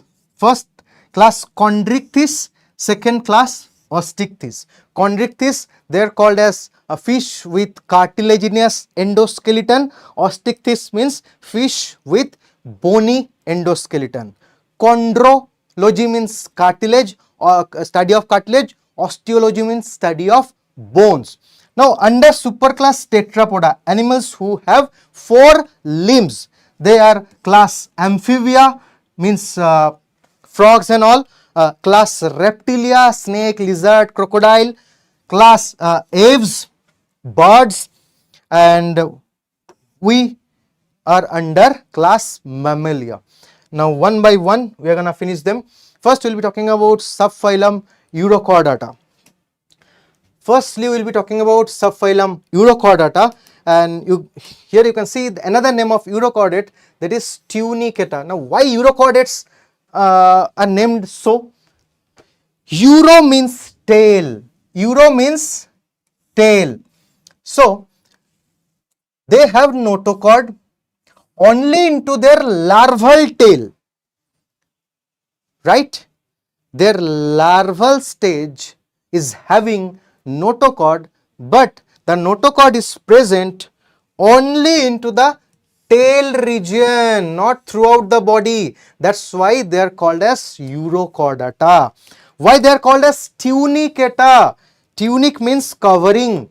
Tunic means body covering. So their body is covered by a special kind of substance called tunicin, which is somehow similar to cellulose.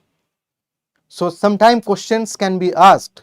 Cellulose generally is a building material, structural carbohydrate or structural polysaccharide of plant cell wall making material, right? Cellulose. But cellulose kind of structure in animal kingdom, that is called as tunicin, and you will be finding into Eurochordate. That's why they are called as Tunicata. Okay. Now this subphylum Eurochordate, they exhibit retrogressive metamorphosis. That means their larval stage, means immature stage, they are more developed than their adult stage. So that's why it's written here free swimming larva, and we call these larval stages as tadpole larva. But adult they are sessile, means larva can swim like fish, but adult cannot move at all, and adults do not have notochords as well. So most of the characteristics features are absent in adult Eurochordates except pharyngeal gill slits. Only chordate character you will be finding into adult Eurochordate, and that is why I was saying the adult is primitive than their larval stage, and that is called retrogression. If you are progressing in your life, in the last exam you got 80 marks, and suppose today you have given an exam, and for this exam, in the next exam you are getting 90 marks. So I will be telling that you are progressing in your life. But again in the next exam, for one exam you are getting 80 marks, and the next exam you are getting 60 marks. So I will be saying you are retrogressing. So similarly, retrogression is observed into their developmental phases, as because larva is superior than their adult stage. Examples as given in NCERT: Acidia, Herdmania, Salpa, Doliolum. So this example is of Herdmania. Commonly we call them sea squads, right? In NCERT, example is given Acidia, Salpa, Doliolum. Now moving forward to the second subphylum under phylum Chordata, they are called as cephalochordate. First complete chordates. First complete chordates. Why we call them first complete chordate? Because for the first time notochord is expanded from head to tail region. Remember the Eurochordates, they had only notochord into the larval tail. But here larva and adult both have notochord, and that notochord is started from the head region and anterior section of their body and expanded to the tail region or the posterior part of their body. That's why we are naming them as the first complete chordate, and notochord extends from head to tail both in larva and adult, and both of them are free swimming. Unlike Eurochordate, in Eurochordate adult was sessile, larva was free swimming. For osmoregulation and excretion, a very important point. Generally, higher order animals for excretion, either they have nephridia or they have kidneys. This is cephalochordate, means higher order animal, but still for excretion and osmoregulation they have a primitive structure that is called protonephridia, and this protonephridia, this structure you will be finding into platyhelminths, into rotifers and into some of the annelids. Okay. They are unisexual in nature, means male and female they are separate. And if you talk about their example, only one example is given in NCERT, Amphioxus, or you can call them branchiostoma due to the special structure of their mouth.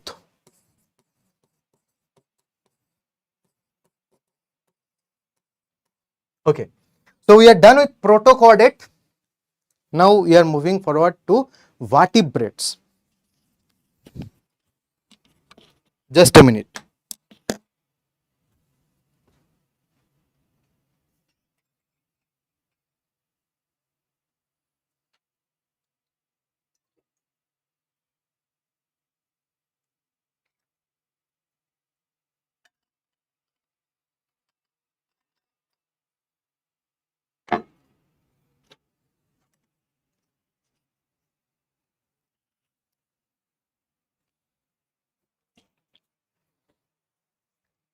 Okay, so all of you know this famous statement that all vertebrates are chordates, but all chordates are not vertebrates.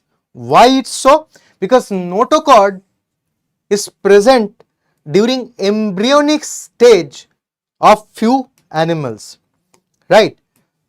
So that's why vertebrates along with other chordates they have notochord into their embryonic stage, but for specially vertebrate notochord will be replaced by bony or cartilaginous structure called vertebral column. So that's why few of those chordates will be upgraded as vertebrata. They are advanced chordates. Protochordates are primitive chordates. Vertebrata are advanced chordate because the notochord is replaced by cartilaginous or bony vertebral column when they are maturing from larva to adult or embryo to the mature phase. Vertebrates have pair appendages, either vertebrates have limbs like us or vertebrates have fins like fishes. Okay. They have ventral muscular heart with 2, 3 or 4 chambers. Like fish they have 2 chambers, reptiles, amphibians they have 3 chambers in their heart, and birds, crocodile and mammals we have 4 chambers into our heart, and that heart is present to the ventral side of our body, and heart is obviously myogenic or muscular in nature. We have kidneys for excretion and osmoregulation. Kidneys are not only excretory structure, they are not only responsible for excretion of metabolic waste, they are also responsible for maintaining the osmotic gradient of the body, maintaining the water level and salt or mineral or electrolyte level of our body. They are maintaining H2O inside our body, they are maintaining sodium ion, calcium and potassium ion of our body. That's called osmoregulation. Okay. Vertebrates they have paired appendages which may be fins or maybe limbs. Okay. So we'll be talking about first vertebrate class, that is cyclostomata. Now what do you mean by cyclo? Cyclo means circular and stome means mouth. They have circular mouth because they don't have jaw. If you don't have jaw, then your mouth must be of circular in nature, and they are marine, they will be dwelling in ocean water. Okay. They are ectoparasite to fishes. They look like fish, but they are not fish. Okay. Rather they are ectoparasite, means they will be attaching the outer skin or outer body part of sharks, salmon, and with the help of their special sucking circular jawless mouth, they will be taking the nutrition or juice or the body fluid from that fish. So that's why they have sucking circular jawless mouth. For respiration, they have 6 to 15 pairs of gill slits. They are cartilaginous in nature. They have cartilaginous endoskeleton and unpaired fins. Unlike other vertebrates, they don't have paired fins. They have unpaired fins. Very important point to remember. Exception of vertebrate character. Vertebrate means they must have paired fins or paired limbs. But this is the vertebrate with unpaired fins. Their body is devoid of scaleless body, and migration is seen in specifically in lamprey. There is a group of cyclostomata, we call them lamprey or petromyzon. Just prior to their breeding season, they start migration, they start moving from salt water to freshwater body. So they migrate to freshwater from breeding. So from where to where they are going for breeding purpose? From salt water to freshwater. They are not going from freshwater to saltwater. What is their native ground? Ocean. Their native ground is ocean, so marine water. So during the time of breeding, both of them, means male and females, in a group in the school, they are moving from ocean towards the freshwater bodies or freshwater lakes. And after completion of their breeding, after laying eggs and after releasing sperms, they will die. Okay. Their cranium and vertebral column is made up of cartilage. And remember, this migration is exhibited by lamprey only. There is another example, myxine or hackfish. Myxine or hackfish, they will not be exhibiting this kind of freshwater migration. So for this particular class, cyclostomata, we need to remember two examples, myxine or hackfish, petromyzon or lamprey. Now why myxines are called as hagfish? Hag means wrinkled skin of old men, right? So for hagfish, their skin is very much wrinkled like old people. That's why we call them hagfish. Very odd looking fish.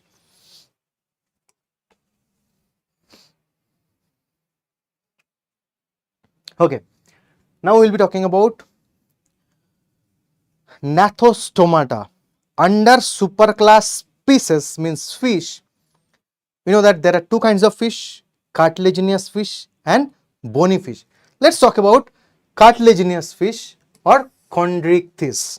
So chondrichthyes, they are nothing but cartilaginous fish.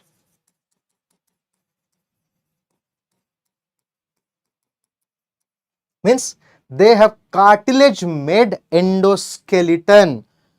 What is let's explore some other feature. Mostly they are predaceous in nature. This is a shark, right? So shark is a very dangerous predator of oceans, right? And they have ventral mouth. They have ventral mouth to locate their prey. They have 5 to 7 pairs of gills or gill slits. Their body is covered by dermal scale, and the kind of scale you will be finding into the body of this chondrichthyes, we call them placoid scale,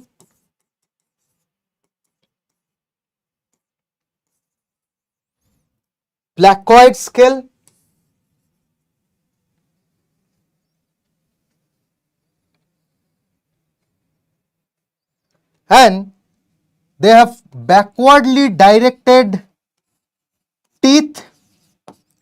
And remember, these teeth are nothing but modified version of this placoid scale only, right? They have unpaired fins, like this is their dorsal fin, unpaired. This is their caudal or tail fin, that is unpaired. This is their subdorsal fin, that is unpaired. As well as they have paired fins as well. Pectoral fins, paired. Pelvic fins, paired. Anal fins, paired, right? And at the median part of their body, at the middle of their body, they have a lateral line of sense organ,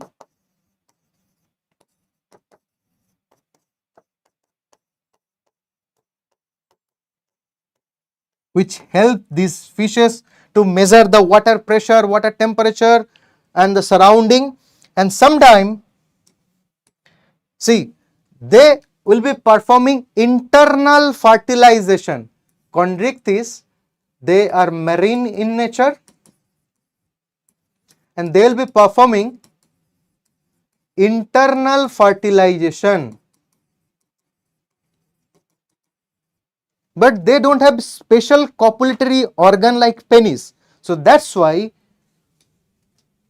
their pelvic fins are modified into, their pelvic fins in case of males are modified into special copulatory structure called as clasper.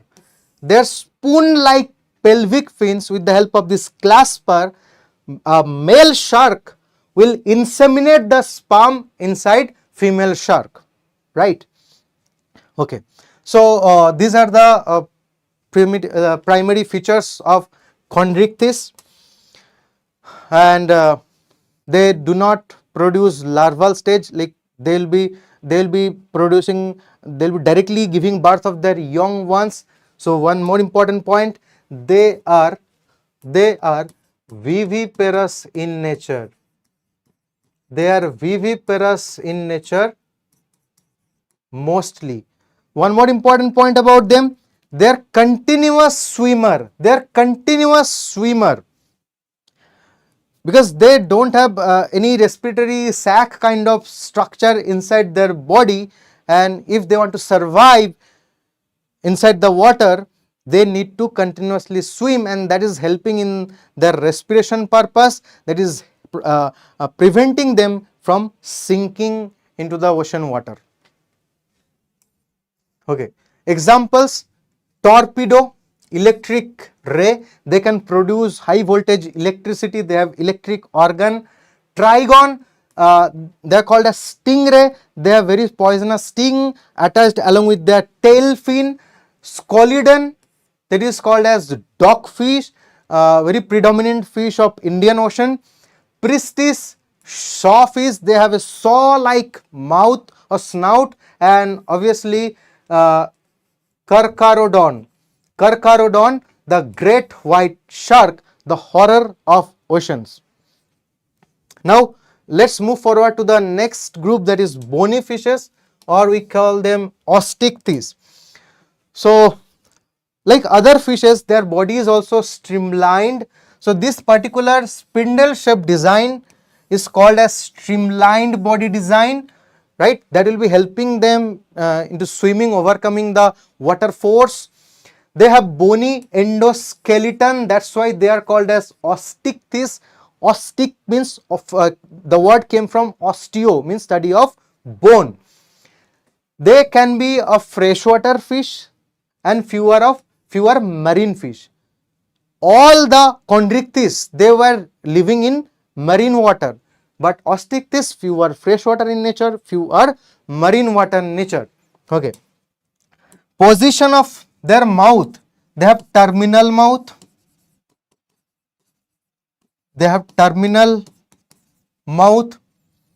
their body is also covered by scales, but this time the scales are called as cycloid. This time the scales are called as cycloid scales or ctenoid scales. Remember, these scales are Uh, Dermal scale in nature, the scales are dermal scale, means originated from the dermis layer of their skin. Now what is the difference between cycloid scale and ctenoid scale? Cycloid scale, they are round in shape, and ctenoid scale, they have comb like structure. That's why this kind of scales are called as ctenoid scales. They have paired pectoral fin, pelvic fin, uh, anal fin, and unpaired dorsal fin, as well as caudal fin. Okay. Now you need to remember few more important things about osteichthyes. They are generally perform external fertilization.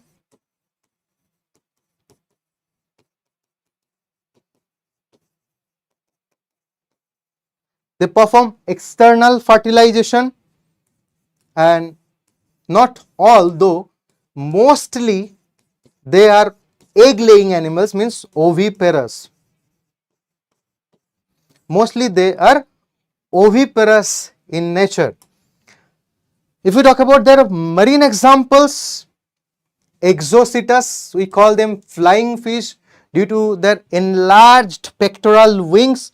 They can jump for 10 meters. That's why we call them flying fish. Hippocampus, this is hippocampus, look like a horse-like morphological structure is there. That's why we call them sea horse. Okay.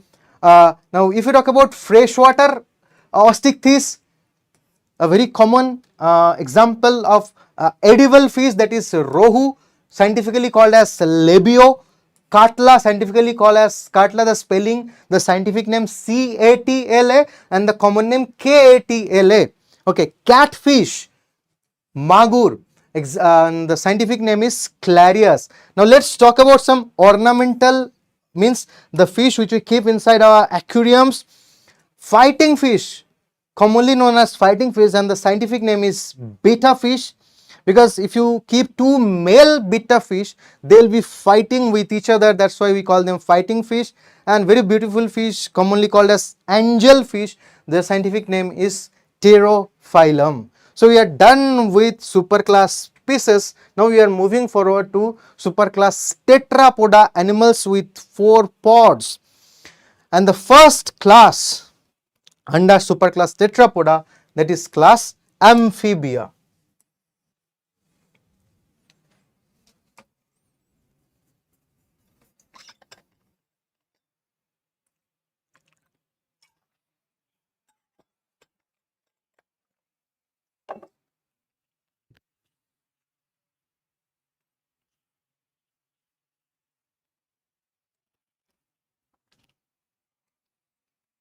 Okay.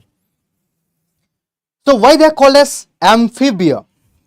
Amphi means two or both, bia means life. The animals with 2 lives is literal meaning, technical meaning of this term. But actually scientifically, if you want to explain the name amphibia, means if you observe their larval stage, they are exclusively aquatic. They will be living inside freshwater bodies. But while upon the process of metamorphosis, upon maturation, when they will become adult, they will be jumping here and there into the land zone or terrestrial body. So one phase of their life is exclusively aquatic, and another phase is terrestrial. So they can live both in the land, the water bodies. That's why they are called as amphibia. And one more important fact about the name, behind the name amphibia, though the adult ones, though the adult ones, exactly, Sifa, exactly. Though the adult ones, they can live into the terrestrial zone, but during the time of breeding season, they must be needing water bodies, right?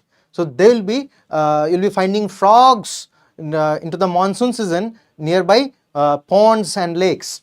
Okay, and all the amphibians are freshwater in nature. There is no amphibians you'll be finding into ocean or sea. Okay, most of them are with 2 pairs of limbs without with clawless digits. Okay, means limbs means forelimbs, two forelimbs, two hind limbs, two forelimbs and two hind limbs, and the fingers and toes are devoid of any kind of claw, so clawless digits. Now what is the meaning of 4 and 5? If you observe 4 limbs, each limb is having 4 fingers and each hind limb is having 5 toes. So that's why it's written as 4 by 5. 4 limbs with 4 fingers, 4 digits, hind limbs with 5 toes or 5 digits. Tail is present in some, but for frogs there is no tail into their adult form. But in case of salamander, you will be finding tail. So there also salamander is also called as tailed amphibian. Okay, they have moist glandular skin. Their skin is with mucus secreting glands, and those glands are very much necessary for them to maintaining moisture, and that moisture will be helping them to respire or exchange gases with the help of their skin. That's a very important point. Next, they have 3-chambered heart because they will be exhibiting incomplete double circulation.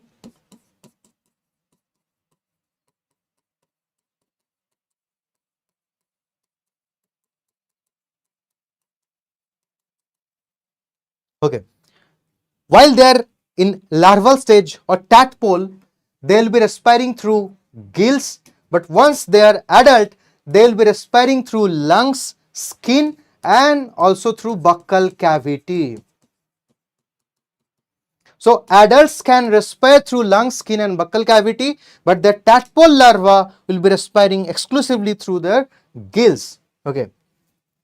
And we know that when you are talking about the body design, there is one body design called tube within tube. That means one opening is called mouth, another opening is called anus. But for few animals, there is no anus. Anterior opening is called mouth, but the posterior opening we call it cloaca. What do we call? We call it cloaca. So what is cloaca basically? Cloaca is a common opening of 3 systems. Cloaca is common opening of alimentary canal, means digestive system, urinary tract means excretory system, and reproductive tract means reproductive system. So cloaca is common outer opening of 3 systems. So they don't have mouth and anus, rather they have mouth and cloaca. Now their example, bufo, that is called as toad. Rana, frog. We need to study in detail about Rana tigrina, Indian bullfrog, right?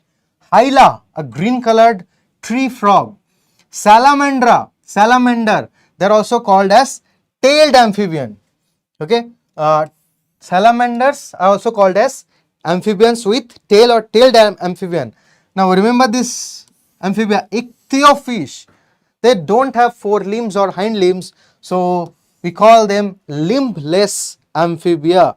Okay, and all the amphibians are cold blooded, means they are poikilothermic, they cannot maintain their constant body temperature, they perform external fertilization into the water bodies, they are oviparous, they are laying eggs, that's why we call them oviparous, and upon the hatching of egg, larva will be coming out, we will be calling them tadpole larva, and through the sequential stages of metamorphosis, adult will be formed. So the development is called as indirect development. Wherever larval form is present, the development is indirect development. Okay, and they are also called as anamniota. Now what is this amniota and anamniota? Frogs, if you study their eggs or embryo, their eggs or embryos are not covered with amnion, a special membrane. So that's why we call them amniota. But for reptiles, birds and mammals, eggs or embryos are covered by a special membrane called amniotic membrane. So we are amniota, but frogs, they are anamniota. We are done with amphibia. Now we will be moving towards class reptilia.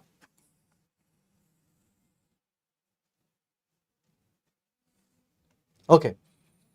Now, why they are called as reptilia? Reptile. The word rept came from the Greek origin or Latin origin. Rept or reptum, that means to crawl. To crawl. Okay. So basically, if you talk about snakes or lizard or crocodile, they're always crawling, right? So that's why due to the special nature we call them reptilia, and their first successful terrestrial vertebrates. First successful terrestrial vertebrates. Now you will be saying, sir, there are some aquatic reptilias are also there, like turtles, crocodiles, crocs. They are aquatic reptiles, but you are saying their first successful terrestrial vertebrates. First successful terrestrial vertebrates. Why so? During the time of their evolution, because they have evolved from their previous group, amphibia. All of the reptilia, they used to stay into the terrestrial zone or land, but due to competition in between them, few of the reptilians decided to go back and stay inside water for some time. So they became aquatic reptiles. But remember, they cannot respire inside water. Frogs, they can respire inside water. Frogs can respire inside water, the adult frogs I am talking about. Obviously, the larval tadpoles, they have gills, but adult frogs also can respire with the help of their skin. But if you talk about crocs or turtles, though they are living in water, they cannot respire. For respiration, they need to take the help of their lungs, and they will be inhaling and exhaling air only. Okay. All of them have very dry skin, and the skin is cornified. Now, what do you mean by cornified? Deposition of some special proteins and polysaccharides, right, which will be making them there will be deposition of keratin. There will be deposition of keratin at the outer surface of the skin, and that will be making the scale or their plate-like structure, outer hard body covering, that's called cornified body. Okay. Like fish, reptiles also have scales, but the scales of fishes are dermal in origin. Scales of reptiles are epidermal in origin. You need to remember this. They don't have external ear as a ear pinna, but they do have tympanum, the membranous structure of ear that is responsible for collecting the sound waves, right? Snakes, they do not have eyelids and limbs, so snakes are considered as limbless reptiles. Okay, but for other reptiles, they have four limbs or two pairs of limbs, and the formula is written as 5 by 5, means four limbs have five fingers and hind limbs have 5 digits. So that's why it's 5 by 5 formula. But for frogs, it was 4 by 5. For frogs, 4 limbs with 4 digits, hind limbs with 5 digits. For reptiles, 4 limbs also have 5 digits, hind limbs also with 5 digits. That's why the formula is 5 by 5, and these digits are clawed. That means claw is associated with their fingers and toes. Like reptiles, like amphibians, they also have 3-chambered heart, but there is one exception, that is crocodiles. Crocodiles have 4-chambered heart, but that will not be making crocodiles warm-blooded animals. All the reptiles are cold-blooded or poikilothermic. They will be performing internal fertilization and they will be laying eggs, so they are oviparous in nature. And for snakes and lizard, a special phenomena is observed, skin casting. During the time of their growth phase, while they are growing, they will be shedding their old covering of their skin, and that is called as skin casting. Okay, and as because though they are laying eggs, but when the egg is hatching out, a miniature form of their adult one will be coming out. So we will not be calling that miniature form as a larva. So if there is no larval form into their life cycle, we can say the development is direct form of development or direct development. Examples of reptiles: Chiloni turtle. See, the turtles are mostly aquatic in nature. Testudo, tortoise, they are mostly terrestrial in nature.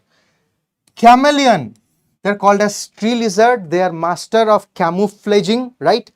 Calotis, they are called as garden lizard. Crocodilus, we call them crocodile. Alligator, normally we call them alligator. Hemidactylus, in your room you can observe them. You can call them as a wall lizard. Naja, cobra, venomous snake. Bungarus, another venomous snake commonly called as krait, and vipera, another group of venomous snake, we call them commonly as viper. So last three animals, Naja, Bungarus and vipera, they are examples of venomous snakes, right? Okay. Now after that we have class aves or birds. Why birds are called as aves or aves? Because they can fly. The art of flying is called aviation. So that's why they are called as aves. Special feature: the scales are modified into feathers. Birds are evolved from reptiles. Few of the reptiles were trying to fly into the air in order to catch the insects. See, insects are always flying. So if you want to catch the insect, you need to run behind it, and you will be trying to jump and glide. So that effort, the nature has given them a boon in the form of feathers and wings. So feathers are nothing but their modified scales, and their heavy jaw, heavy upper jaw and lower jaw are modified into beaks, beaks, and these beaks are without teeth. That's making their body much lighter. Their forelimbs are modified into wings. Forelimbs are modified into wings for flight. Okay. Now this particular characteristics feature reminds us about their reptilian ancestry, that is scaly hind limbs. So their hind limbs are covered with scales like reptiles, right? Like reptiles, they also have dry skin, except near to their cloaca. Near to their cloaca means the posterior body opening, they have special oil gland or preen gland. Okay. Their bones are also very much lighter, very light bone, that is helping them into flight. That air-filled light bones are called as pneumatic bones. While they are eating, because they don't have teeth to chew and grind the food, so temporarily after engulfing the food, they will be storing them into crop. So crop is a temporary storage of food, and gizzard is a special structure into their alimentary canal. With the help of gizzard, they will be grinding the engulfed food. Okay. They have 4-chambered heart, and that's making double circulation, and they have become a warm-blooded animal or homeothermous animal. Okay, as because a few of the birds, they are flying at high altitude, and you know that at high altitude there is scarcity of oxygen, air is very thin. So that's why they have inbuilt oxygen cylinder or air cylinder. They have 9 air sacs associated with their lungs, supplying air or oxygen while they are flying high. Okay, they will be performing internal fertilization, and they lay eggs, we all know that. So they are oviparous in nature. If we talk about their examples, the crow, most common bird, scientifically known as corvus. Columba, pigeon. Sitacula, parrot. Struthio, ostrich, a bird which cannot fly but ran very fast. Pavo, our national bird, peacock. Aptenodytes, penguin. You know about penguins. They also cannot fly, but they're very good swimmer, right? Neophron, vulture. Okay, vulture. They're like they'll be acting as sweeper of nature. They'll be feeding on carcasses of dead animals and all. Okay. Now, this is the last group of animal we're going to study today. And after that, we will be moving forward to the next chapter. And this class is our class, that is Mammalia. Okay. Now, from where we got this term, got this name Mammalia? The word mammal came from the word mamma, because mamma has for mammals, the mother is having breast or milk producing organs called mammary glands to feed milk to their offsprings, right? So that's why they are called as mammalia, and we all have two pairs of limbs, two hind limbs, two hands and two legs, two hind limbs and two forelimbs. Okay, and we use our limbs for what? We use our limb for walking or running or for climbing, for burrowing, digging burrows into the mud, or few will be using them as for swimming, like for seals, whales, dolphins, and bats will be using their limbs for flying. Okay, our skin is also covered by hair. So skin with epidermal hair. We have a special structure present as our external ear, that is called ear pinna. This is our exclusive feature. Okay, for mammals, for few of the mammals, ear pinna help us to radiate excess heat from the body, and for few mammals, this ear pinna help us to collect the sound, which will be helping us to decide the direction or the source of sound which is coming. Okay. We have heterodont. Now, what do you mean by heterodont? If you check our teeth inside our jaw, the teeth are embedded into the jaw socket. We have different types of teeth, starting with incisor for cutting, canine for tearing and shearing, then for grinding and chewing you have premolar and molar. So different types of teeth are present into our jaw, so that's called heterodont.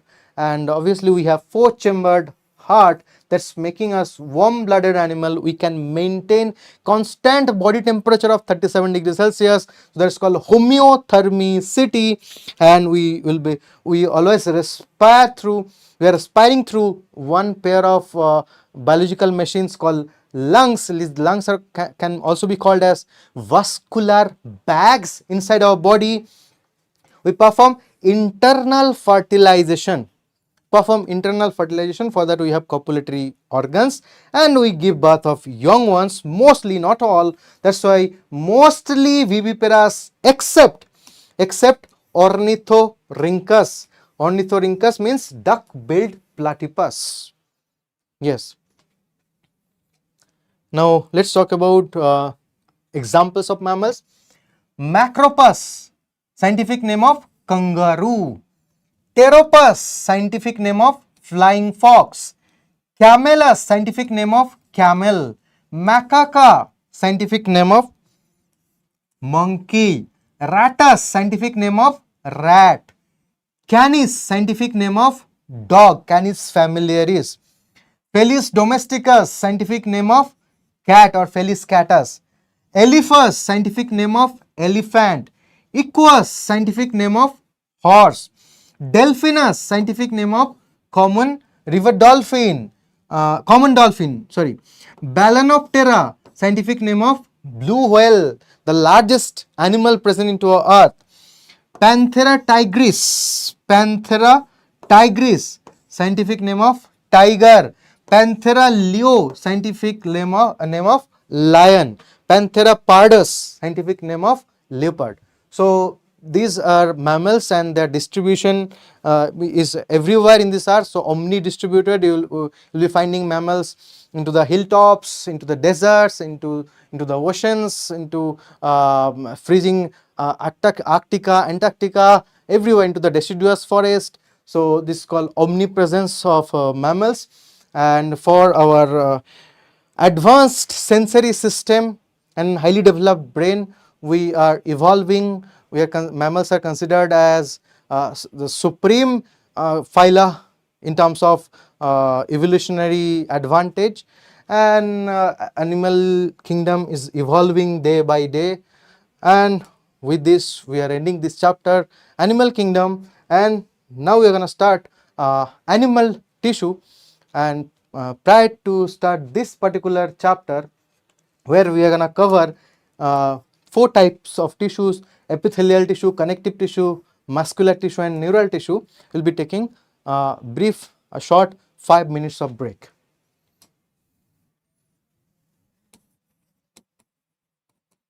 So I'll be coming after 5 minutes and we'll be starting the chapter uh, structural organization in animals with animal tissue.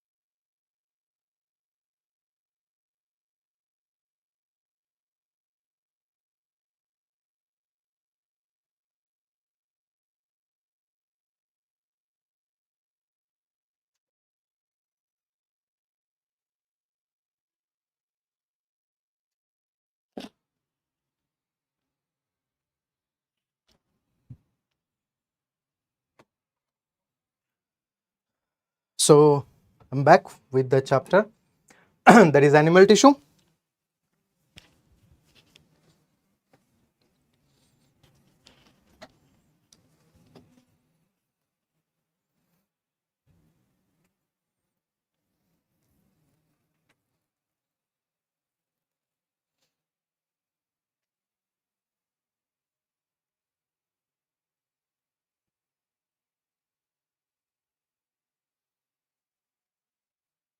Okay. So when you talk about tissue, already in the beginning of this chapter, that was animal kingdom, we have already discussed about the proper definition of tissue, right? Okay. Now let's start the chapter from the aspect how our embryo is formed. So obviously we know the process is called fertilization. Upon fusion of sperm and ovum, that is male and female gamete, there will be formation of zygote, and that zygote will be developing into an embryo. Now if you take inside or if you check inside our embryo, that is having three germ layers, that is called ectoderm, mesoderm and endoderm. Outer layer is called ectoderm, middle layer is called mesoderm and inner layer is called endoderm. These three primitive tissue layer is called as embryonic germ layers. Okay.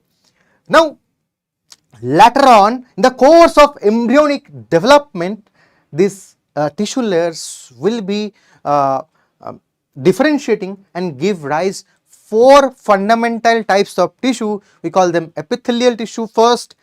First there will be formation of epithelial tissue, then there will be formation of connective tissue, then there will be formation of muscular tissue, and at last there will be formation of neural tissue. Okay. So let's check from which germ layer what kind of tissue can be formed inside our body. So epithelial tissue and neural tissue, their embryonic origin is ectoderm layer. Epithelial tissue, muscular tissue and connective tissue, their embryonic origin is mesoderm layer, and epithelial tissue, for few epithelial tissue, the embryonic origin can be endoderm. So overall we can say that for epithelial tissue inside our body, the tissue which is responsible for making inner and outer covering, that is produced from ectoderm, mesoderm as well as endoderm. All the three embryonic germ layers are responsible for formation of epithelial tissue. Ectodermal embryonic layer is responsible for particularly formation of neural tissue or nervous tissue. For connective tissue and muscular tissue, these two tissues are exclusively originated from embryonic mesoderm. Okay. So that's how we say that whichever is the animal, whatever is the body design, these four basic tissues will be found. So the first tissue to form during the time of our body development, that is called as epithelial tissue. Epithelial tissue, that is functioning as covering tissue, that is covering our body, that is wrapping our body from inside or outside. Epithelial tissue is ecto-meso-endodermal in origin, means few epithelial tissue from ectoderm, few epithelial tissue from mesoderm, few epithelial tissue from endoderm. We talk about connective tissue, that is responsible for linking and supporting. If we talk about our skeleton, responsible for supporting our body. If we talk about blood, that is responsible for linking, right? The origin, embryonic origin of connective tissue, that is mesodermal. If we talk about muscular tissue, that is responsible for movement and locomotion primarily. Remember that muscles are also responsible for heat production, and embryonic origin is mesodermal. Okay. Now nervous tissue or neural tissue, responsible for the formation of neural system or nervous system. They are responsible for sensitivity, control and coordination, right? And embryonic origin is ectodermal. First, we will be elaborating about epithelial tissue. Okay. So what are the bullet points under epithelial tissue? epithelial tissue, what is the scientific reason behind this name epithelial?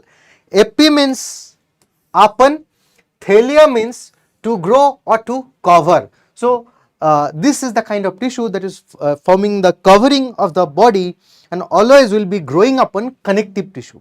That's why we are calling this as epithelial tissue. They forms the inner or outer boundary lining of our body or our organs.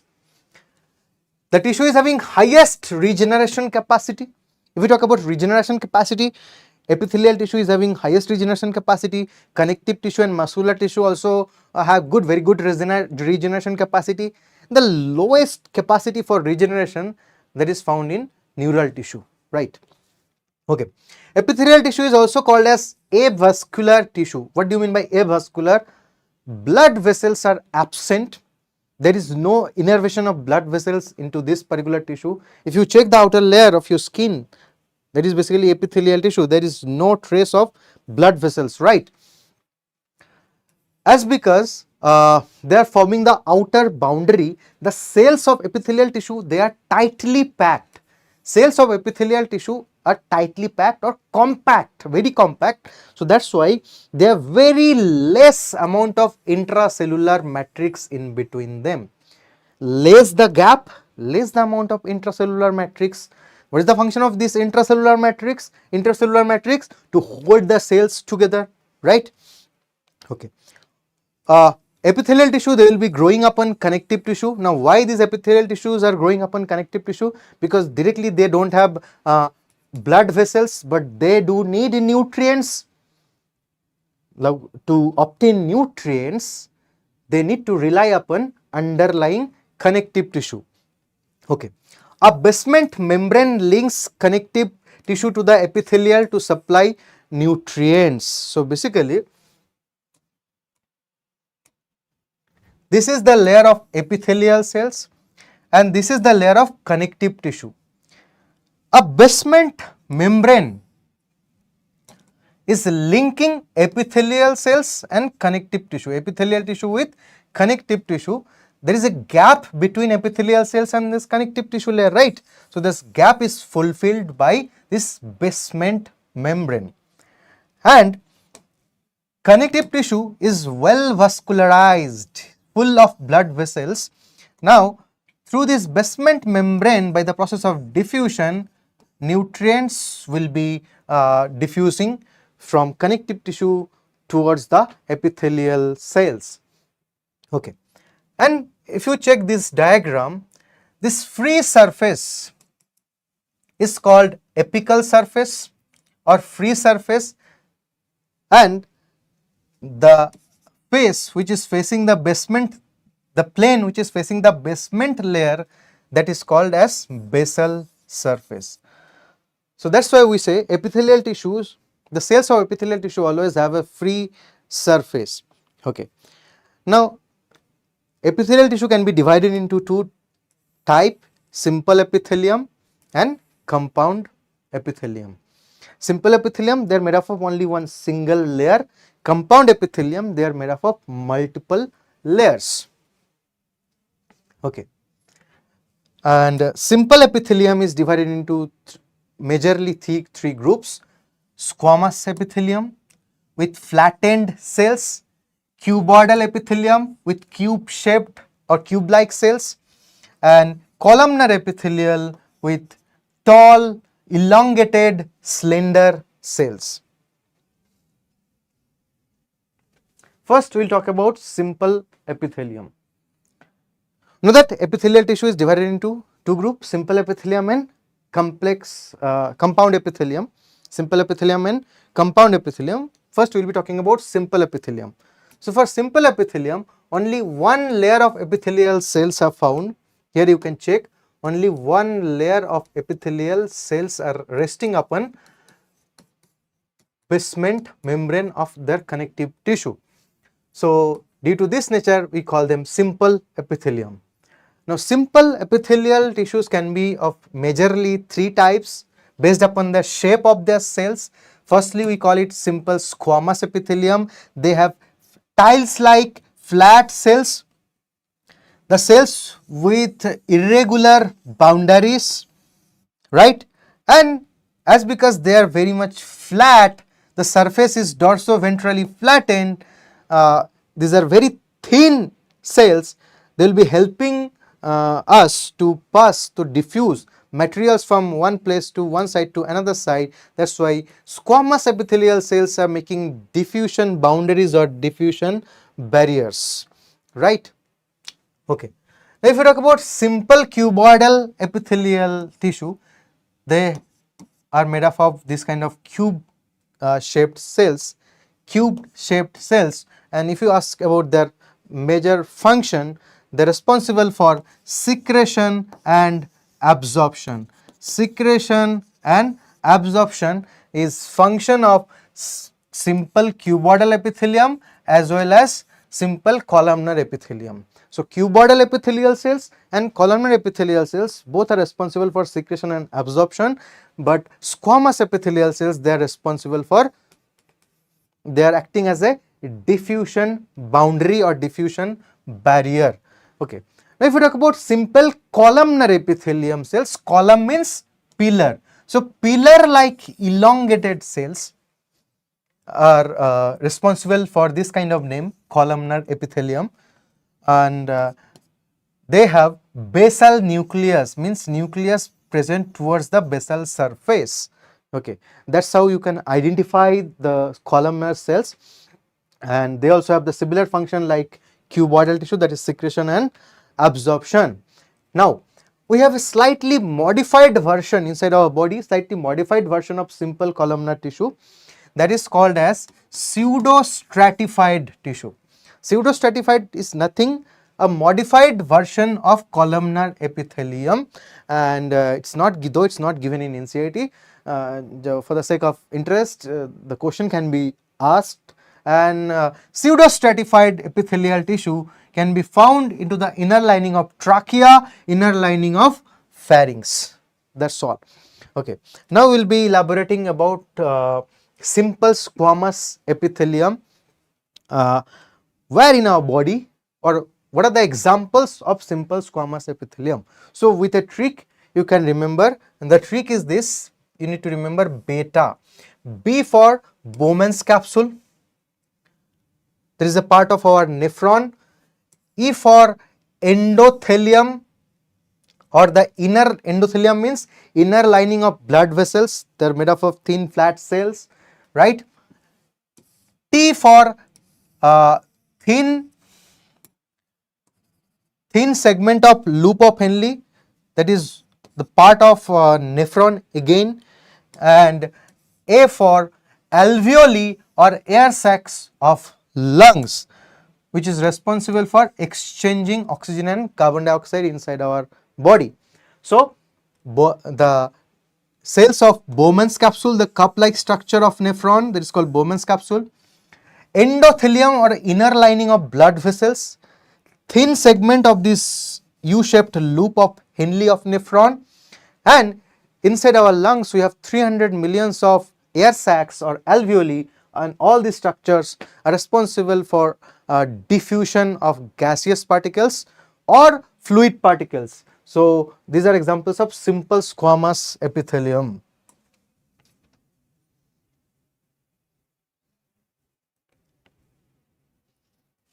Okay. After that, we have simple cuboidal epithelium. Examples of simple cuboidal epithelium. Where in our body we will be finding simple cuboidal epithelium? The kidney tubules.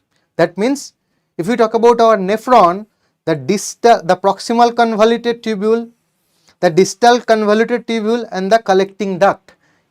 In these structures, you are gonna get simple cuboidal epithelial tissue. Inside our ovaries and testes, means the sperm and ovum forming cells are called as germinal cells. They are also cuboidal type. And inside our pancreas, the pancreatic juice forming cells are called as acini or pancreas.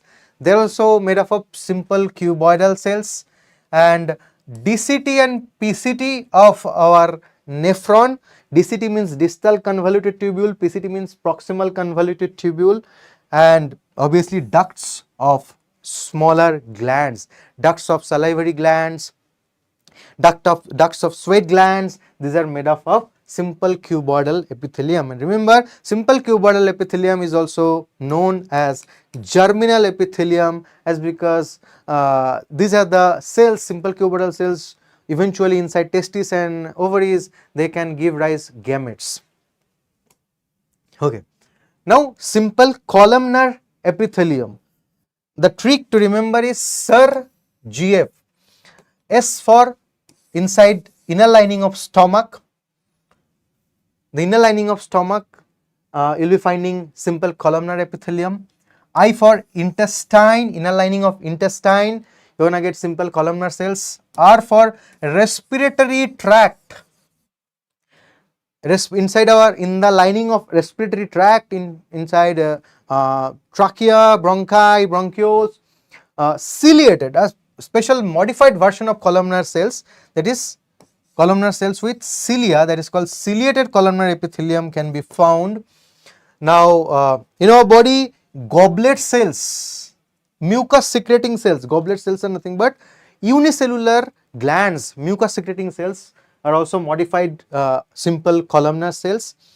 And inside, in the inner lining of fallopian tube, the part of female reproductive system, again that is made up of simple columnar cells, and the cells inside the fallopian tube, they are also these ciliated columnar epithelial cells.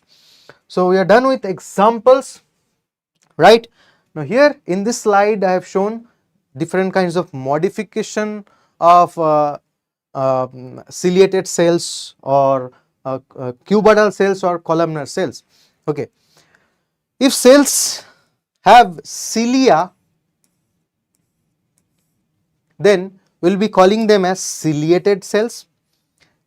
Ciliated cells can be of ciliated cuboidal cells or ciliated columnar cells. Okay. Ciliated cuboidal cells, where we are going to get ciliated cuboidal cells? At the neck of collecting duct of your nephron. And ciliated columnar cells you are going to get at the inner lining of respiratory tract, the inner lining of fallopian tube. Okay. Now, if you are finding this microvilli, this folded structure, okay, these are called as microvilli. If microvilli are associated with cuboidal or columnar cells, we will be naming them as brush border cuboidal, brush border columnar. Brush border cuboidal epithelial cells you are going to get at the proximal convoluted tubule of your nephron. Brush border columnar epithelial cells you are going to get the inner lining of your stomach and intestine. You know, intestine, we have villi of intestine, and that villi are equipped with brush border columnar epithelial cells, the absorption surface of our alimentary canal. Next,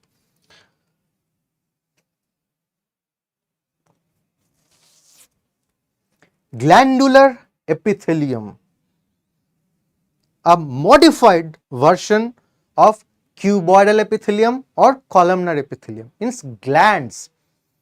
So, glands are nothing but modified columnar or cuboidal cells, and glands are specialized for secretion.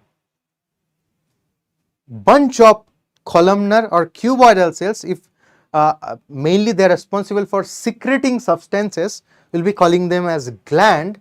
And there are two kinds of glands mainly present in our body, unicellular and multicellular. Okay. Now, there are only few examples of unicellular gland. In NCERT, it's mentioned as goblet cell. Why they are called as goblet cells? They are like glass shaped cells are there for secretion of mucus. So, these glass shaped goblet cells are one of the examples of unicellular gland. And Penneth cells, these are special enzyme secreting cells present into the inner lining of our intestine. Goblet cell responsible for secretion of mucus, penis cell responsible for secretion of lysozyme enzyme, antibacterial component. Okay, and rest all the glands in our body except goblet cells and penis cell, all the glands of our body, they are multicellular in nature.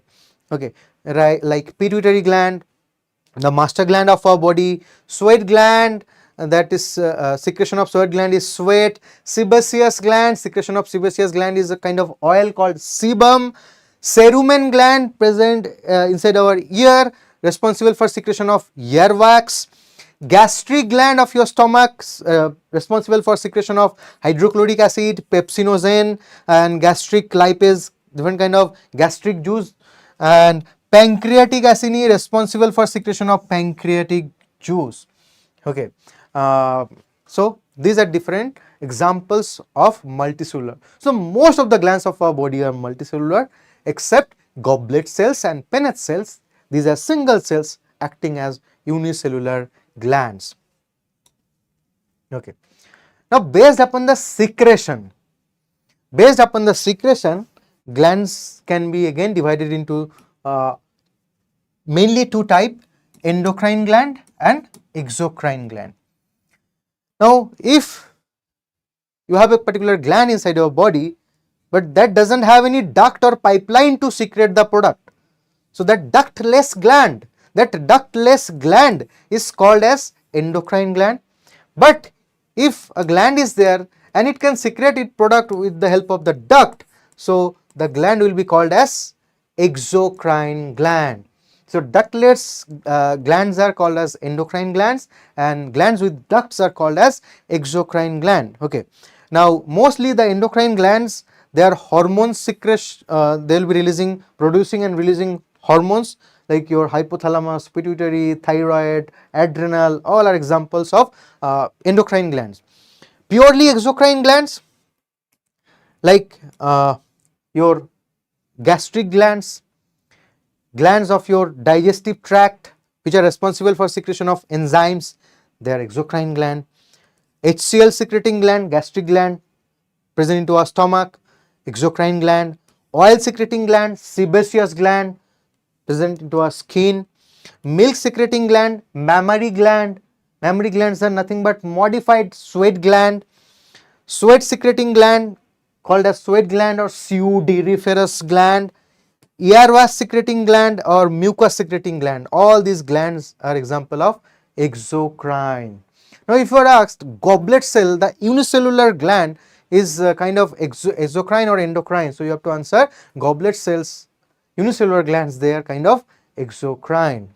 Now we have special kind of glands who have both the endocrine as well as exocrine secretion.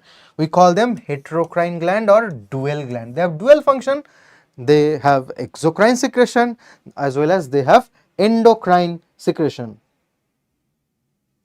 Okay, so let's talk about some example of heterocrine. It's very easy to remember. OTP, ovary, testis and pancreas, they are examples of heterocrine or dual gland. Now let's talk about compound epithelium. We know that simple epithelium made up of only one single layer, but for compound epithelium, multi-layered cells are divided into different layers. So this multi-layered epithelial tissue is called as compound. Okay. So let's check the definition. Multiple layers of different types of epithelial cells are present into compound epithelium. The main function of compound epithelium is protective in nature. If you talk about your skin, it is protecting your body. They are acting as physical, chemical and mechanical stress barrier. If insect is biting you, it's your skin which is saving you. If someone is jabbing you, it's your skin which is like helping you to against saving you against any kind of force that is called physical force. Insect bite, biological stress, any acid, chemical stress, any jab, that is mechanical stress. Okay, but they have very less known function in secretion and absorption, because we know that secretion and absorption, these two are the functions of simple epithelial tissue, especially cuboidal epithelium and columnar epithelium. For compound epithelium, the function is protective, protection against what? Protection against physical force, chemical force, mechanical force, biological force. Okay.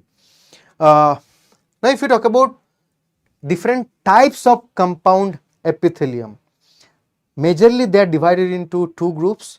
First, transitional compound epithelium. Second, non-transitional or stratified compound epithelium. Now, what do you mean by transitional compound epithelium? See, if you talk about our urinary bladder, if there is less volume of urine, then the shape will be different.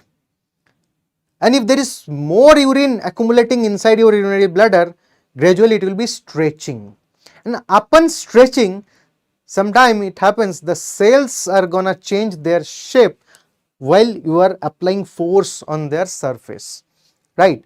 So that's why it's seen that in the inner lining of the tissue of urinary bladder, your renal pelvis or ureters, sometimes the cells will look like columnar cells, and the next time when there is more stretch or more force is applied, they will look like as cuboidal cells. So they can change their shape depending upon the force applied. So the shape changing phenomena is called as transition, and that's why they are called as transitional compound epithelium, or you can also call them as urothelium, as because this transitional compound epithelium you are going to get inside the urinary bladder, renal pelvis, ureters, all of them are part of our urinary system. Now non-transitional or stratified means you will be finding layer by layer arrangement of tissues, but they cannot change their shapes of the cells. If you are applying force, if you are applying stretch, then also they are not going to change, they are not going to transit, right? Where in our body we are going to get this stratified epithelium or non-transitional epithelium? Very best example is our skin, and also into our moist surface of our buccal cavity we have a stratified epithelium or non-transitional compound epithelium. Now what is difference between skin and buccal cavity? See, skin is having hairs, nails, right? That is due to the accumulation or deposition of keratin. So that's why skin will be forming a dry surface due to the accumulation of keratin. So we will be calling it as keratinized stratified epithelium, skin, due to the presence of hairs and nails.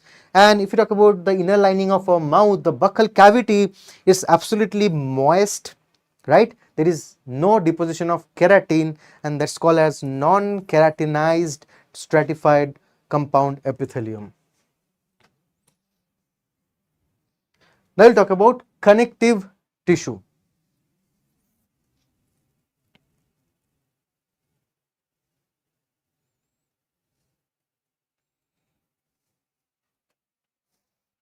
You'll be getting the notes just after completion of this live into our WhatsApp channel. Which chapter is going on? Right now you can check, this is animal tissue. The chapter is structural organization in animals. Shikha, hello, good evening. Okay, so let's start with connective tissue, the second tissue to be formed during the time of our morphological development, just after the epithelial tissue, that is connective tissue.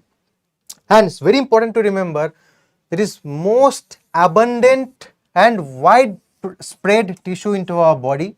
Everywhere inside our body you will be finding connective tissue. Our skeletal system, a very good example of connective tissue. Blood, lymph, very good example of connective tissue. Fats inside our body, good example of connective tissue. Areolar tissue, examples of our connective tissue. Okay.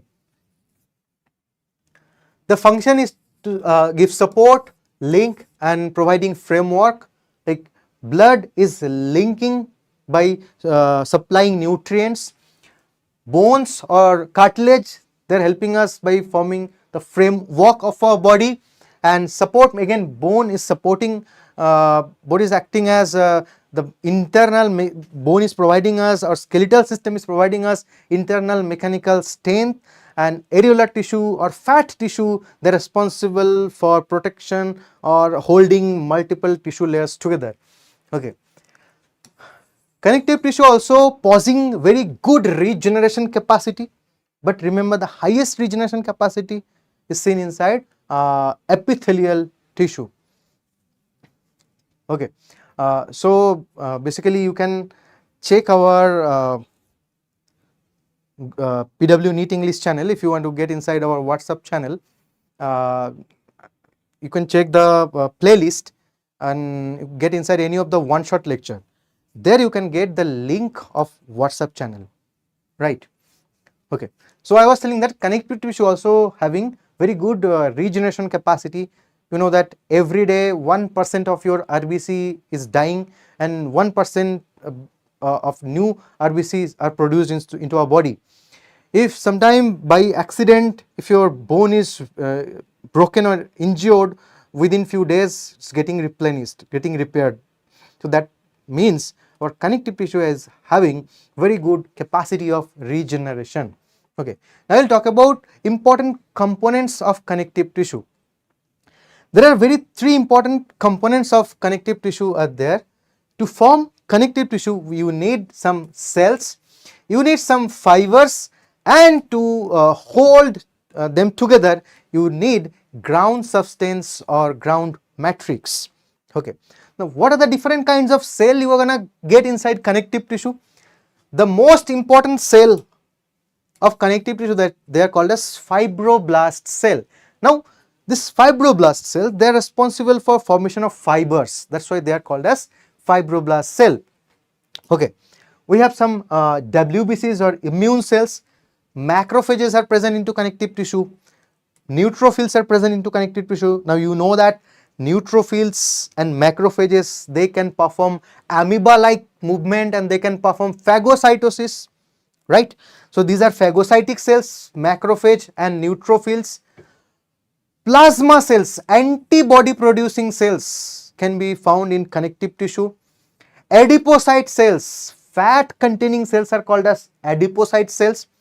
Mast cells, mast cell, very crucial cells present into connective tissue, and these mast cells, they are responsible for production of very much important components like heparin, histamine and serotonin. We are secreting them, mast cell into our connective tissue and basophil into our blood. So what are the components secreted by mast cell? Three components. Heparin, anticoagulant substance. Second, histamine, acting as a vasodilator, and serotonin, acting as a vasoconstrictor. Okay. Now fibroblast cell, they are responsible for production of fibers, right?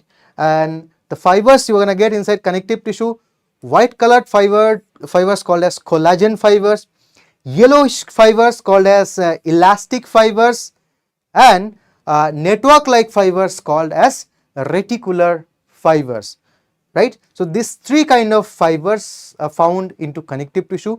Collagen fibers are made up of collagen protein, elastic fibers are made up of elastin protein, and reticular fibers are made up of reticulin protein. Now as you know that by the name elastic fibers, they are responsible for elasticity, they are elastic in nature, elastic fiber, but collagen fibers and reticular fiber, they do not have this elasticity. Okay, now let's talk about the diagram. It's already given in NCERT, and this diagram is also saying the same thing whatever I was explaining. The important cells you will be finding inside connective tissue, like this large cell.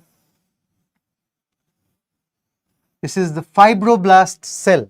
The large cell, this is the fibroblast cell, and obviously fibers are attached. Fibers are attached with this fibroblast cell. That means that is responsible for formation of fibers. Okay, these white colored fibers are called collagenous fiber, yellow colored fibers are called as uh, uh, elastic fiber, and these network like fibers are called as reticular fiber. Reticule means network. Okay. Now this large cell along with this pseudopodia kind of structure, this is the macrophage. This is the macrophage, one of the most important phagocytic cell of our body, right? Okay, this cell here with multilobed nucleus, this is the neutrophil. This is the neutrophil. And you know that neutrophils are the prime phagocytic cell. Whenever you are getting injured, you are getting infection, the first cell to check that place will come into that injured place or wounded place. That is going to be neutrophil that will start fighting with the germs, and later on your body will be recruiting macrophages. Okay, the cell that is lying here, this is the mast cell, and you know that mast cell is responsible for secretion of the three components, heparin, histamine and serotonin, right? The fibers associated with fibroblast cell, they are collagen fiber as mentioned in NCERT, and this diagram is very much crucial. Directly from this diagram question can be given, so you need to practice it by leveling again and again. Okay, so let's talk about the cells. We have already spoken about the importance of this fibroblast cell or macrophages or plasma cells, lymphocyte cell or adipocyte cell. Let's talk about different kinds of fibers. So collagen fibers, they are inelastic fiber, white in color, and they have unbranched linear structure, right?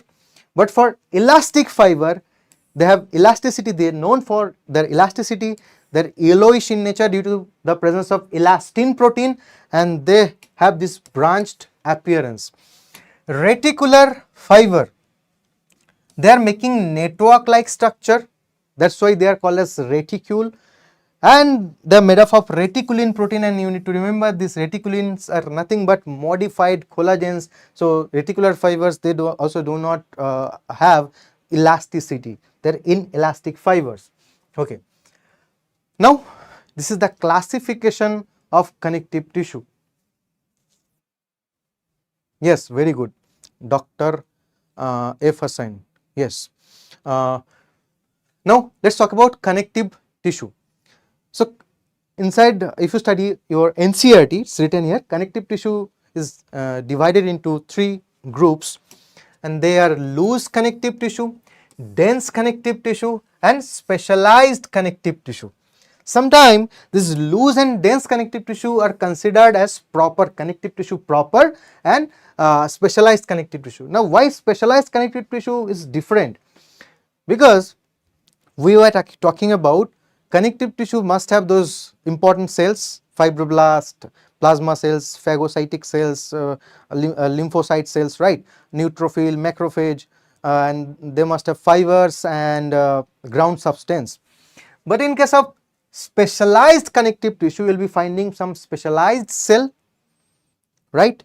Due to the presence of specialized cells and specialized matrix, this specialized connective tissue are they're kept as a separate corner, right? Okay, so let's talk about loose connective tissue. Now what is the difference between loose and dense connective tissue?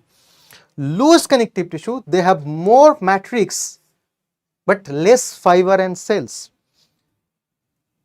If there is more matrix, if you are making payasam or kheer into your home, if you are utilizing more milk and less dry fruits and less components, so that will be very thin, appearance will be very thin. But if you are making kheer or payasam, but inside that if you are keeping less milk and more dry fruits and other substance, the texture will be very much thick. So that is the difference between loose and dense. For loose connective tissue, there will be more matrix but less fibers and cells.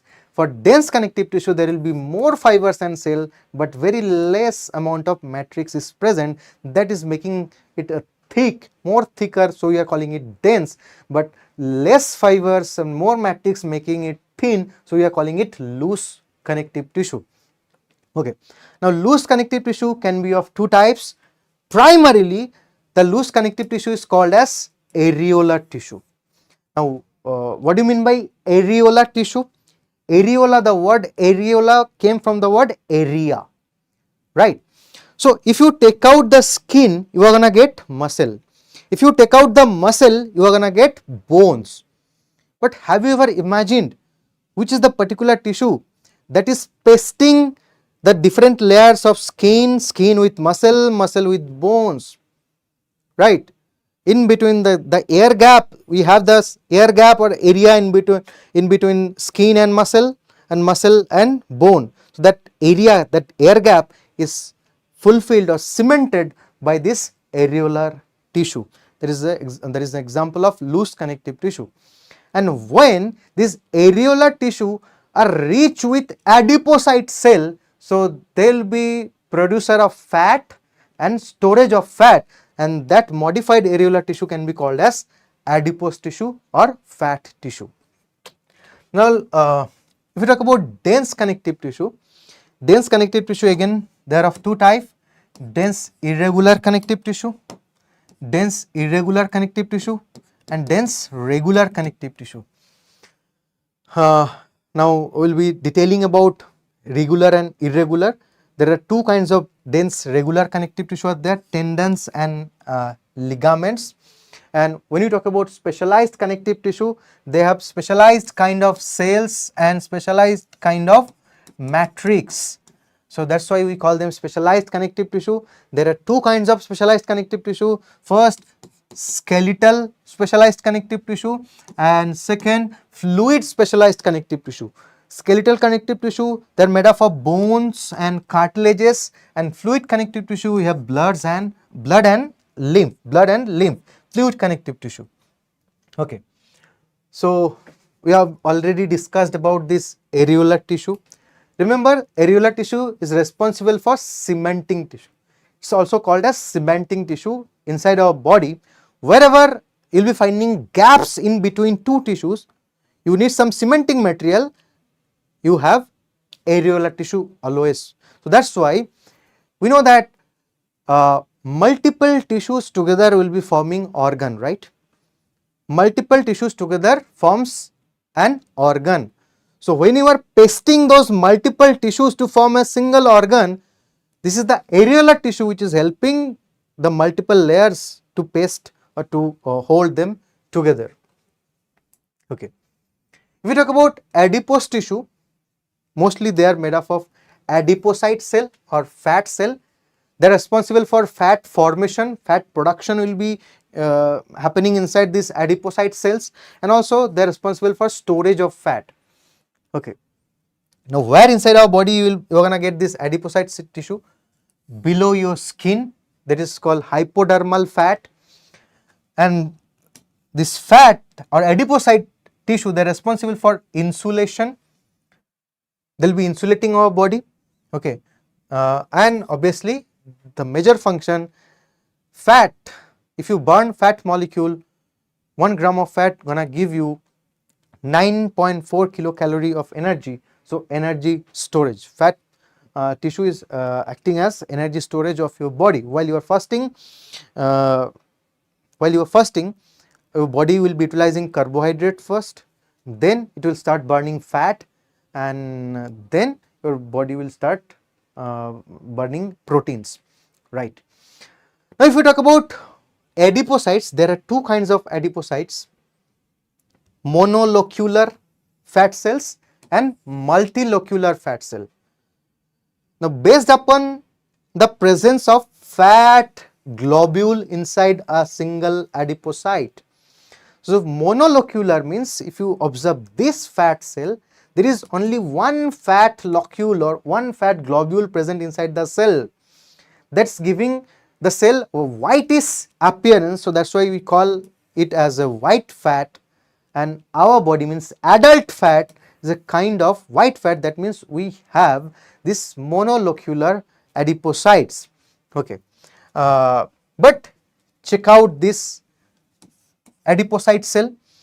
This particular cell is having multiple fat locules or multiple fat globules, and this multilocular adipocyte is having many ample number of mitochondria present inside, and this mitochondria will be producing a special cytochrome pigment rich with iron, giving it a brownish color. So the fat tissue where you will be finding multiple number of multilocular adipocyte cells, we call that fat as a brown fat, and as because it's containing more number of mitochondria, it has energy generation capability more than this white fat.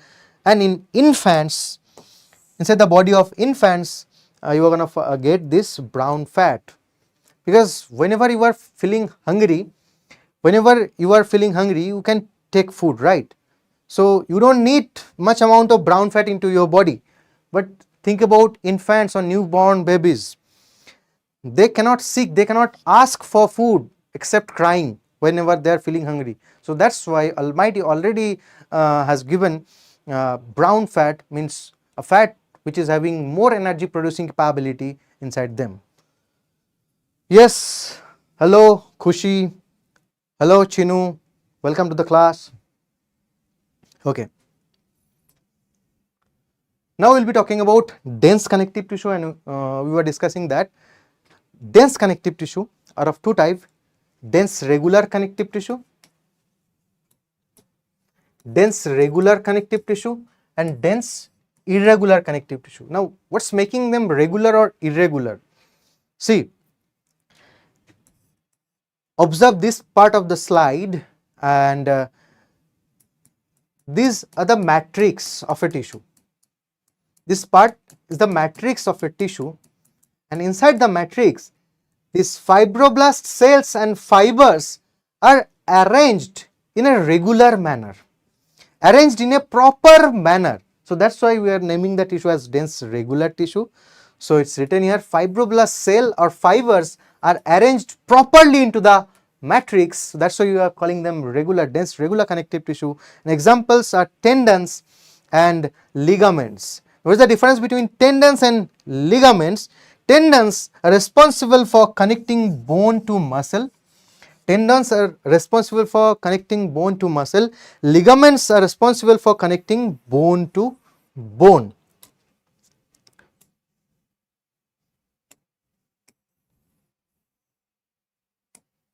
Okay.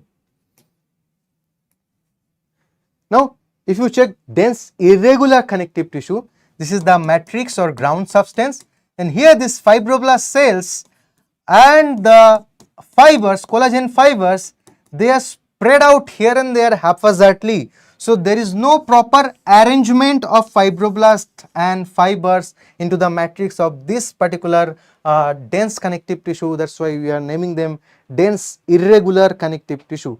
Where inside our body you can get this dense irregular connective tissue? You can find them into the covering of kidney, that is called capsule.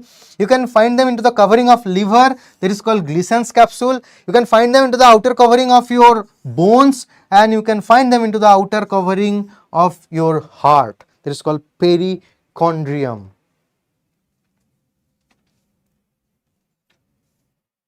Sorry, outer covering of your cartilage, perichondrium, and outer covering of your bone, it is periosteum.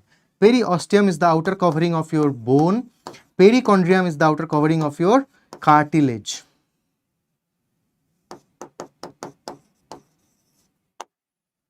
Okay. So we are done with connective tissue proper, that means loose connective tissue and dense connective tissue. Now we will be talking about specialized connective tissue. Okay.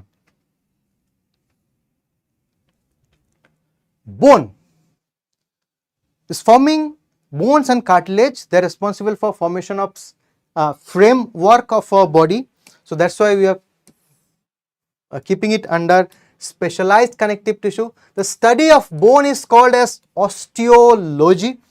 Bone is having very rigid matrix, very rigid appearance, that is making it different from the other specialized connective tissue, other skeletal connective tissue, that is cartilage.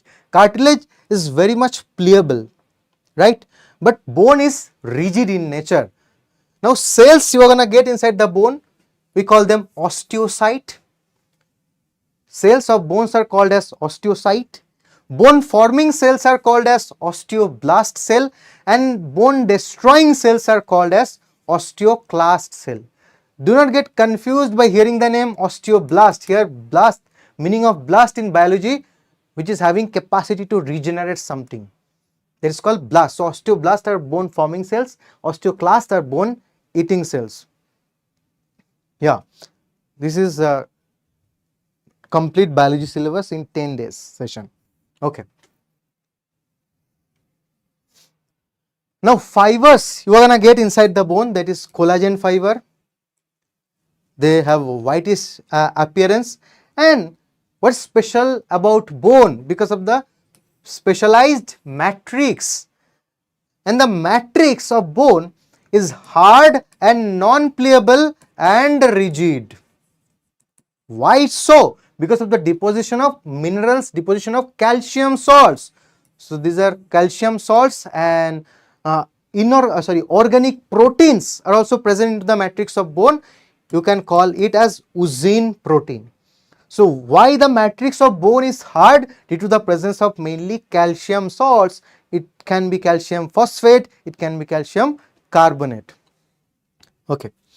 So that was about bone. What is matrix? Okay, I'm clarifying it. Matrix means the medium. If you are, suppose in your home, if you are eating kheer or payasam, right? I think everybody knows about kheer or payasam. So it's the milk which is holding the dry fruits and all other things, right? So milk in a in the payasam or kheer can be called as matrix. So whenever we are talking about tissue, the holding medium of the cells and the fibers can be considered as the matrix of that particular tissue. Okay. So if you take a transverse section of a limb bone, you can observe this kind of structure. So these are called as units of bones, structural units of bones, and we call them Haversian system, or you can also call them as osteon. These are called as structural units of bone. Means if you transversely cut a bone and observe under the microscope, inside the bone you can observe this kind of structures, and this is one of them. Multiple or many structures like this you are going to get inside this particular bone, and you need to remember the name is called as Haversian system. Okay. And if you observe the Haversian system, at the central part there is a cavity that is called as Haversian canal, and that is surrounded by multiple orbits kind of structure. So these orbit kind of structures are named as Haversian lamellae. Now if you observe these Haversian lamellae or this orbits kind of structure, they are equipped with some cavity. They are equipped with means they have some cavities, and these cavities are called as lacunae or lacuna. Lacunae means cavity, and inside one lacunae you are going to get one osteocyte or one cell of bone, and that is the identifying feature of the tissue of bone. Now who is gonna who is writing in the comment section, what do we call the study of tissue? Who knows the answer? The study of tissue is called as what?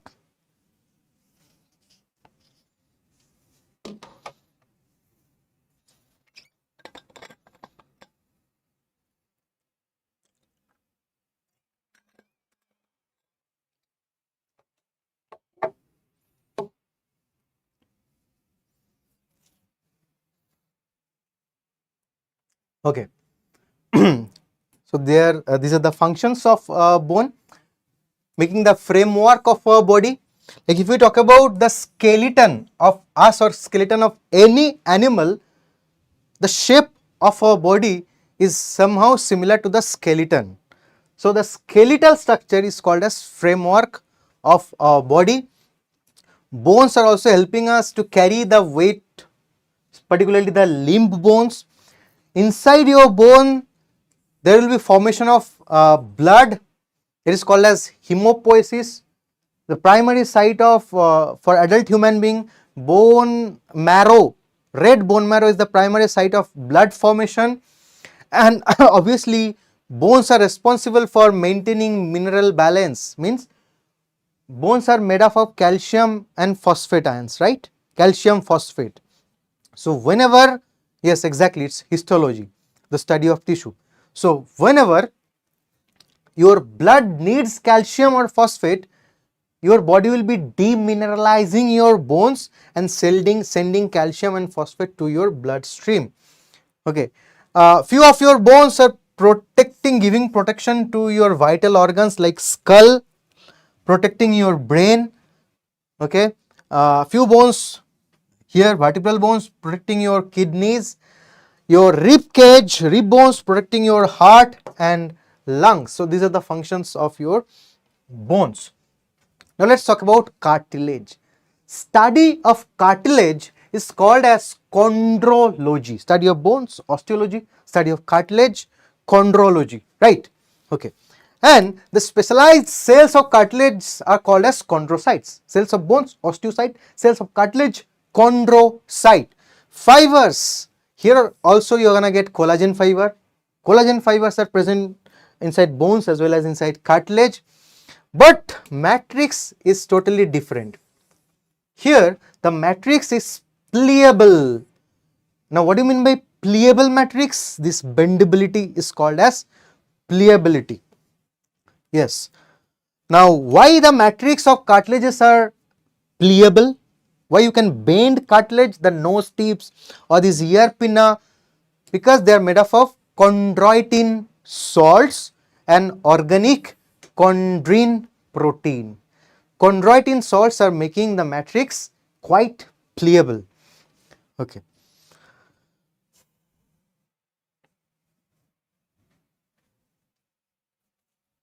Now, by observing diagrams or histological diagram of cartilage, how you can differentiate between a bone and cartilage? See, whenever you are studying a bone, inside the bone you will be finding Haversian system, and one lacunae is having one osteocyte, but there is no such Haversian system present into cartilage.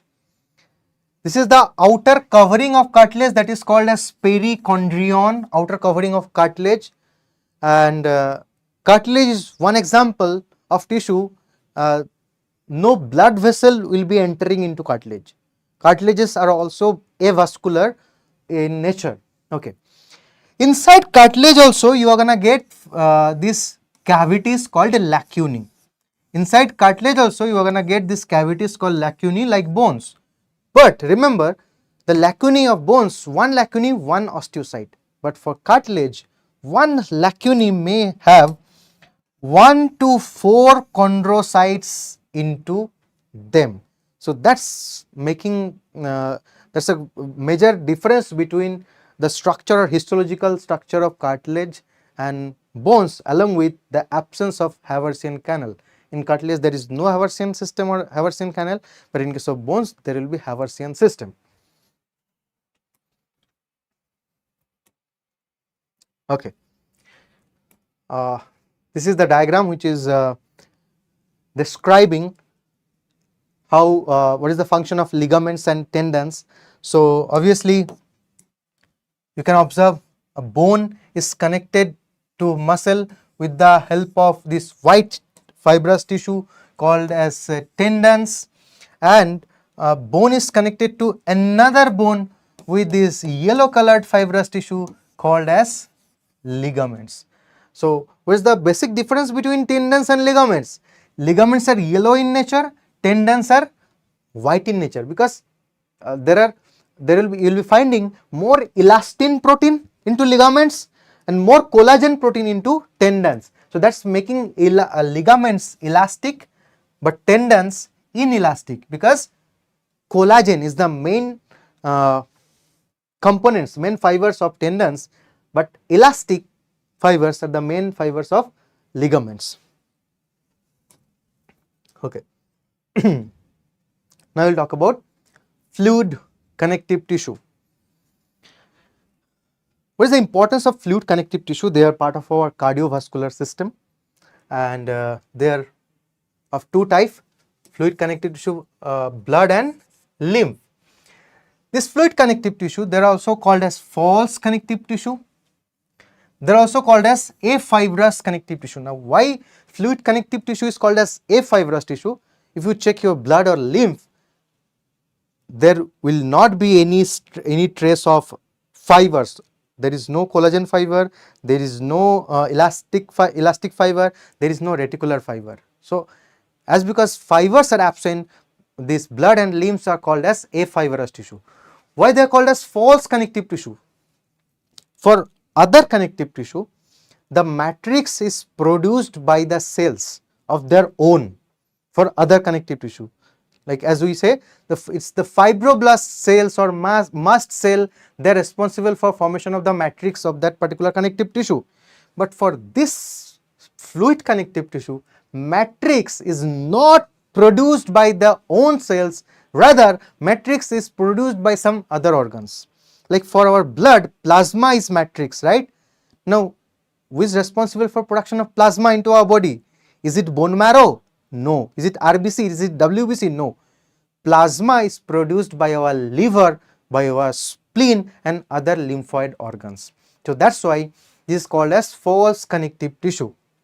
Blood has plasma as matrix, and formed elements means the cells called RBC, WBC and platelets. You need to remember this, platelets are not considered as true cells, because platelets are nothing but broken pieces of another cell called megakaryocyte cells. The meaning of platelet means broken pieces of cells. So that's why you cannot say that platelets are true cells. Platelets are not intact cells, they are broken pieces.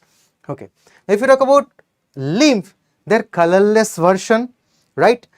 They are called as filtered blood. Lymph is called as filtered blood. Lymph is called as middleman of our body. Lymph is called as tissue fluid, because our circulatory system is closed circulatory system, right? Blood is always flowing through blood vessels and heart. Blood really cannot reach, cannot touch your cells of your tissue. So that's why blood needs a helping hand to send the nutrients directly to the tissue. That's why few portion of the blood will be getting seep out or getting oozed out from the blood vessels, special kind of blood capillaries, and into the interstitial space, into the tissue space, they will be forming a colorless fluid called lymph. And lymph is made up of mainly plasma, which is kind of similar to the plasma of blood, and lymph is rich with special kind of WBC called lymphocytes. That's why this lymphocyte rich colorless fluid is called as lymph. We are done with connective tissue.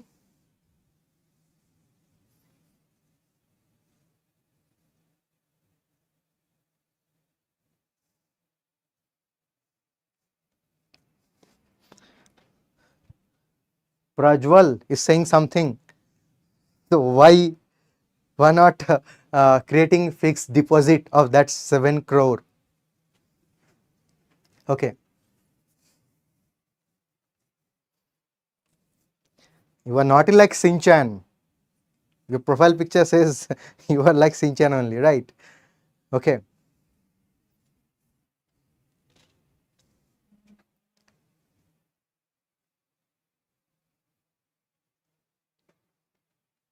Now, we are jumping to the next tissue, that is muscular tissue or muscle tissue. Obviously, we know that muscles are responsible for movement and locomotion. Muscles, the origin of muscles are from embryonic mesoderm. Exception is there. There are two muscles into our body that are present inside our eyes called muscle of our iris and muscle of our ciliary body. These are ectodermal in origin. So, except this iridial muscle and ciliary body muscle of our eye, all the muscles are mesodermal in origin. Another important function of your muscle is to produce heat for you and to generate force. So that's why in winter, whenever you are feeling very much cold, your body will start shivering. So what's shivering basically? Very fast contraction and relaxation of your muscles, and that's generating heat for you. Moni, very good evening. Welcome to the class. Okay. Now, based upon the location of our body, muscles are of three types. So, if someone asks you what are the basis of classification of muscle, you need to answer where the muscle is located. Okay. The first, skeletal muscle, they are associated with skeleton, that's why they are called as skeletal muscle. Second, visceral muscle, they are associated, they are part of the wall of our internal organ. We call them viscera, right? So that's why we call these muscles as a visceral muscle. And thirdly, cardiac muscle, these muscles are part of your heart, that's why we call them as cardiac muscles. Okay. Now let's talk about the criteria of skeletal muscle. As you can see here, they are attached with skeleton, and the skeletal muscles are cylindrical in shape. They are like cylinder. They are multinucleated. Multiple peripheral nucleus can be observed here, and throughout the surface of these muscle cells, you are going to find dark light banding pattern, which we call striation. Due to the presence of striation, this skeletal muscle can also be called as striated muscle. Now, these are under control of your wish. With the help of with the command of your brain, central nervous system, with the command of your will and wish, you can move these muscles. So that's why we are calling them voluntary muscles. And if you overuse them, if you overuse your voluntary muscles or these skeletal muscles, there will be accumulation of lactic acid, and that will give your muscle fatigue. So that's very preliminary things about skeletal muscle. Now let's talk about visceral muscle. So here you can see stomach. So the muscular lining of stomach is basically made up of visceral muscle. Now you can observe one single cell of visceral muscle. They are spindle-like fusiform shape.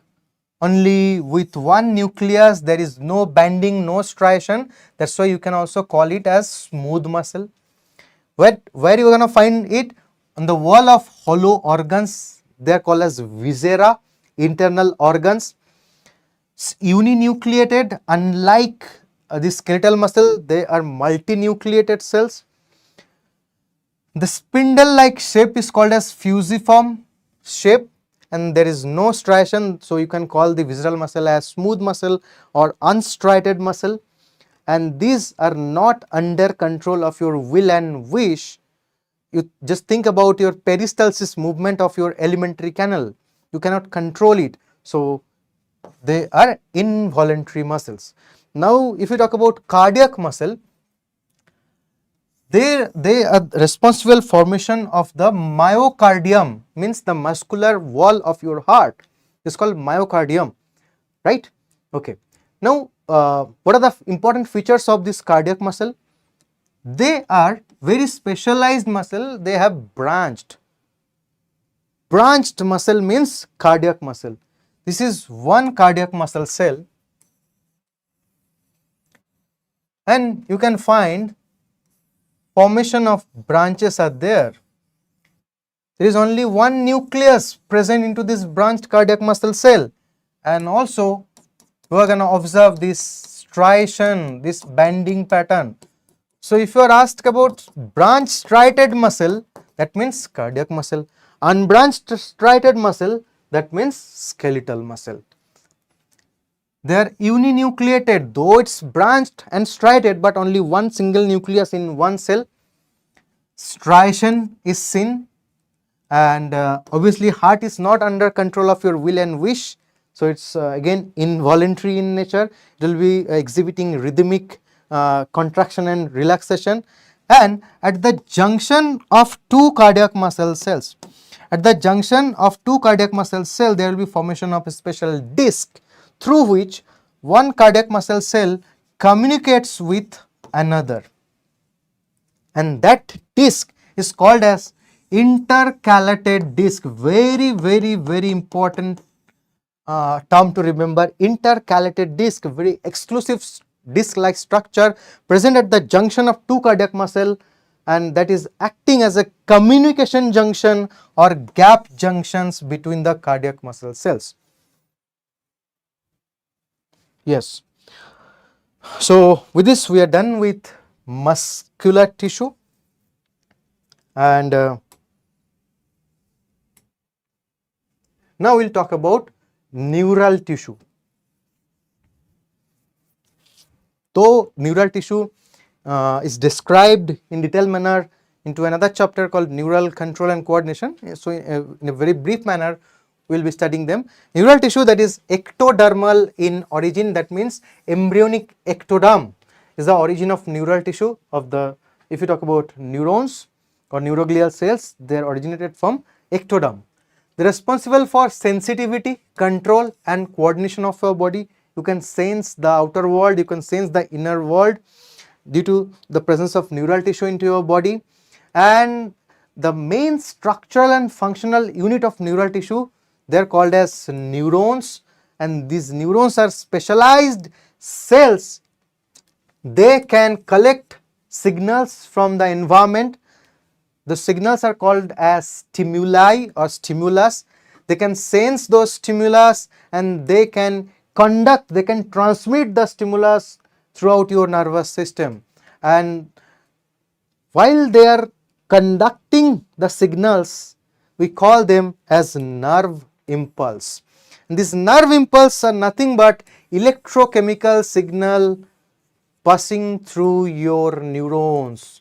Like if you talk about the electric wiring system of your home, the wires are made up of copper wires, right? And they are conducting electrons. But these neurons into your body, they are like electric circuit, electrochemical circuit into your body. They are conducting electrochemical signals, some ionic signals, and that is called as nerve impulse, right? And our nervous system or neural tissue is having few other cells called as neuroglia. Now what is the function of neuroglia? They are kind of supporter, they are kind of assistant.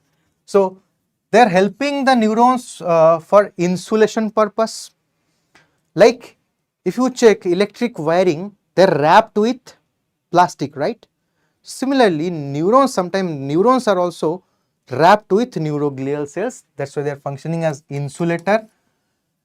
They are forming blood-brain barrier. That means neurons are separated from direct contact of your blood. They are acting as a helper cells of your nervous system. They are nourishing, they are providing nutrient to the neurons.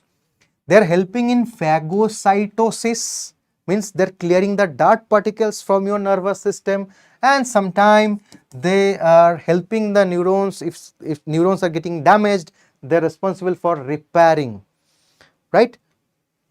Okay. Now let us talk about neurons in detail.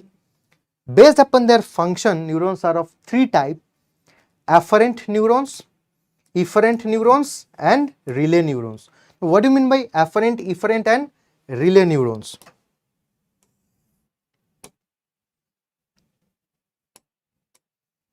Okay.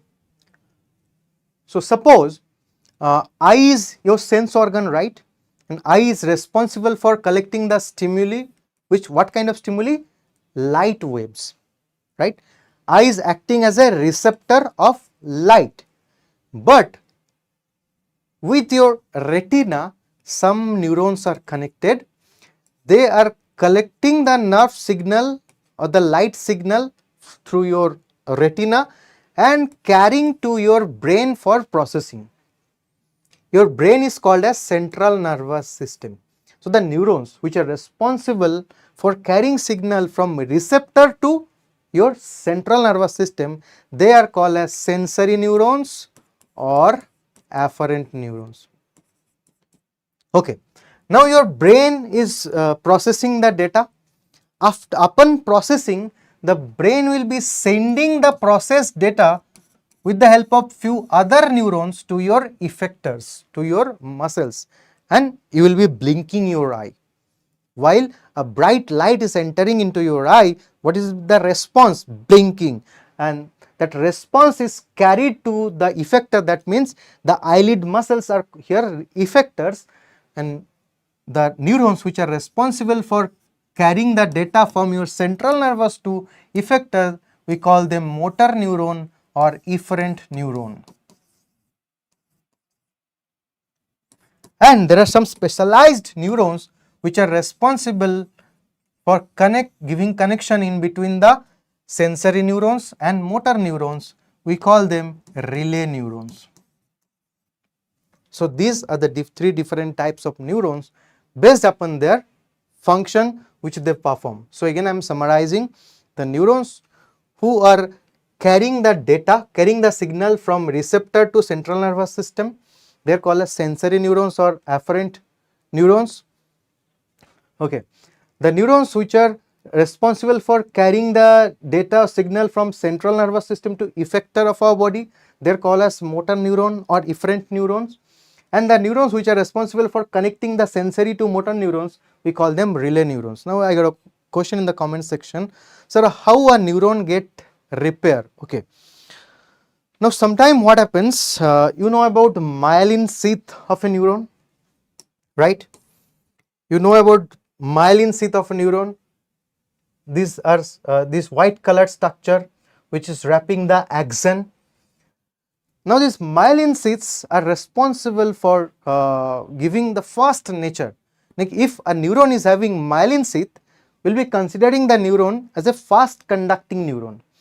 Now if sometime the myelin sheath is getting damaged, then who will be producing these myelin sheaths? The neuroglial cells. That's why I said they help in these neuroglial cells, they help sometime repairing process of our neural system. Okay. Now this is a diagram of a neuron. The neuron is having the main cell that is called as cell body or soma or neurocyton, and that cell is having a perfect nucleus with it. The cell is having ample amount of ribosomes. That bunch of ribosomes are called as Nissl granules. These are the Nissl granules. So Nissl granules found in the cell of neuron, they are responsible for giving the cell a grayish color. Nissl granules are basically ribosome responsible for protein synthesis, and they will be giving the neuron gray color, right? The short arms of neuron, they are called as dendrites, and the long arm, that is called as axon, right? The short branched arms are called dendrites, and the long arm is called axon.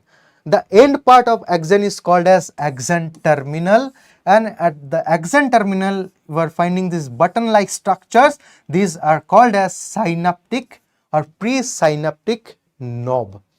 And for some neurons, this axon is covered by special lipid called as myelin sheath. So what is myelin sheath? This is kind of lipid, right? So this myelin sheath that is produced by special neuroglial cells called as Schwann cell.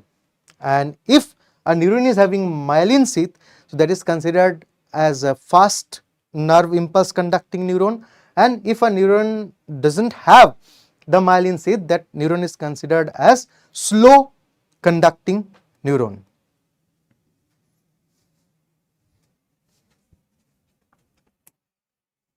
Okay, we are done with the neural tissue. Now, the last topic of animal tissue we are going to study, that is cell junction. What is the importance of these cell junctions or intercellular junctions?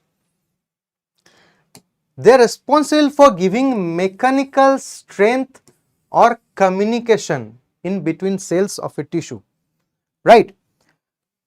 Like if you want to join two machines, you will be welding them, you will be utilizing nut and bolt to keep them hold it together, right? So similarly, the cell junctions along with the intercellular matrix helping the cells to hold together to or to communicate with each other. Now it's very easy topic.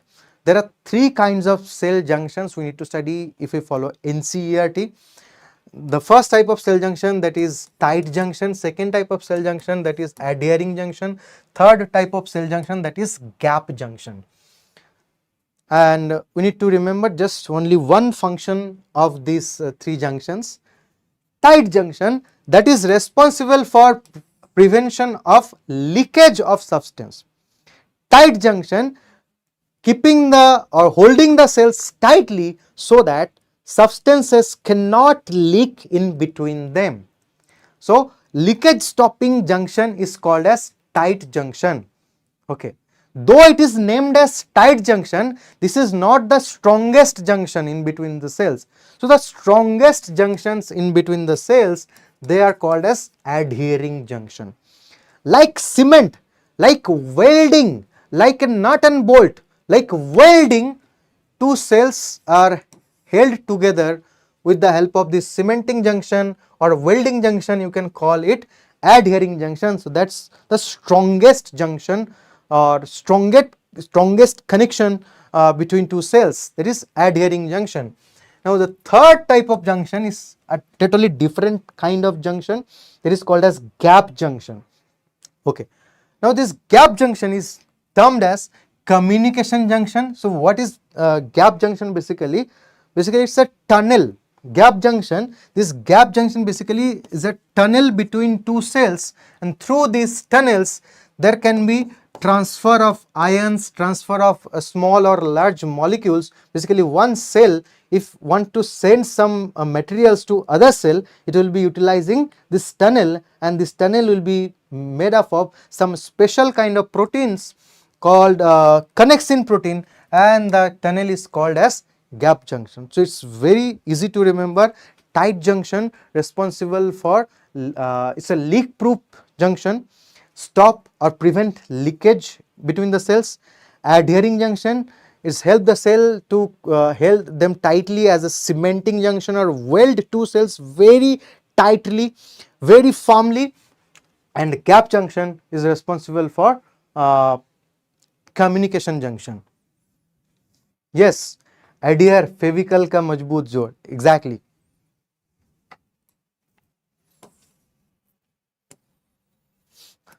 Okay, so we are done with animal tissue.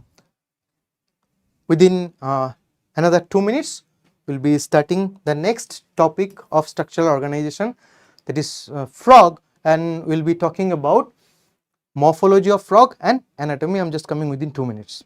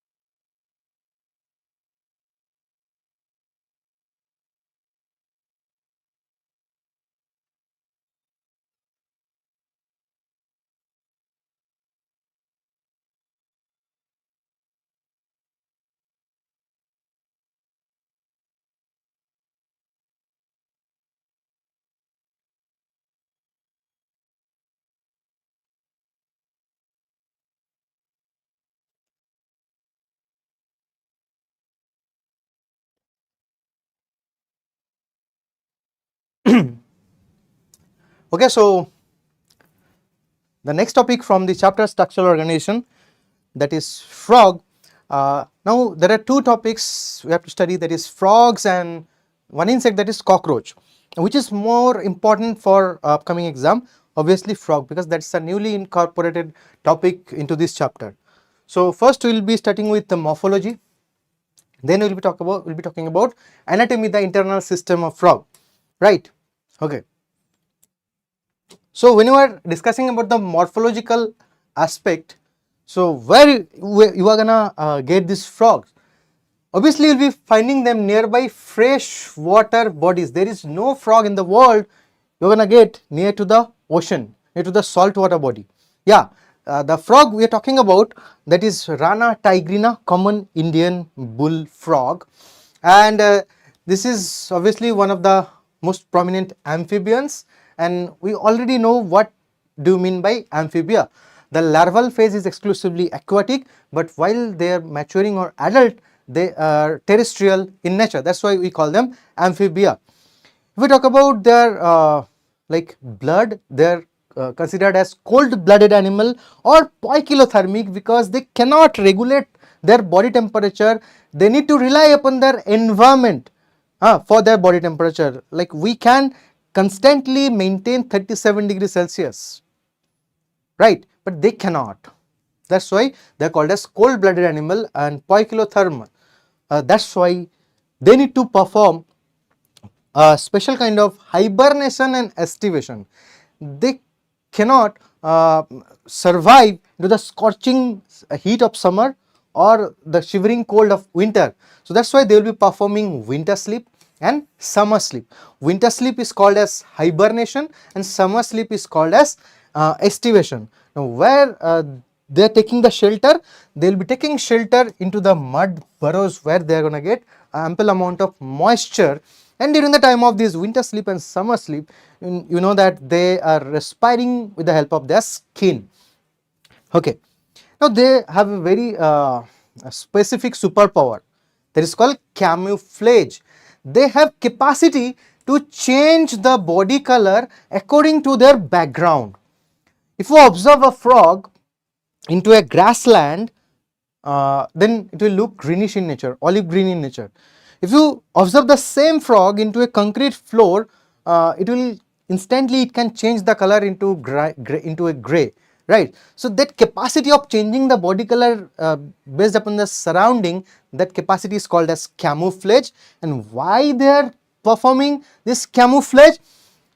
Because they want to hide themselves from the vision of their prey or predator, and that is called protective coloration, and that phenomena is named as mimicry. So what is the difference between camouflage and mimicry? Frogs can change their body color. That phenomena is called as camouflage.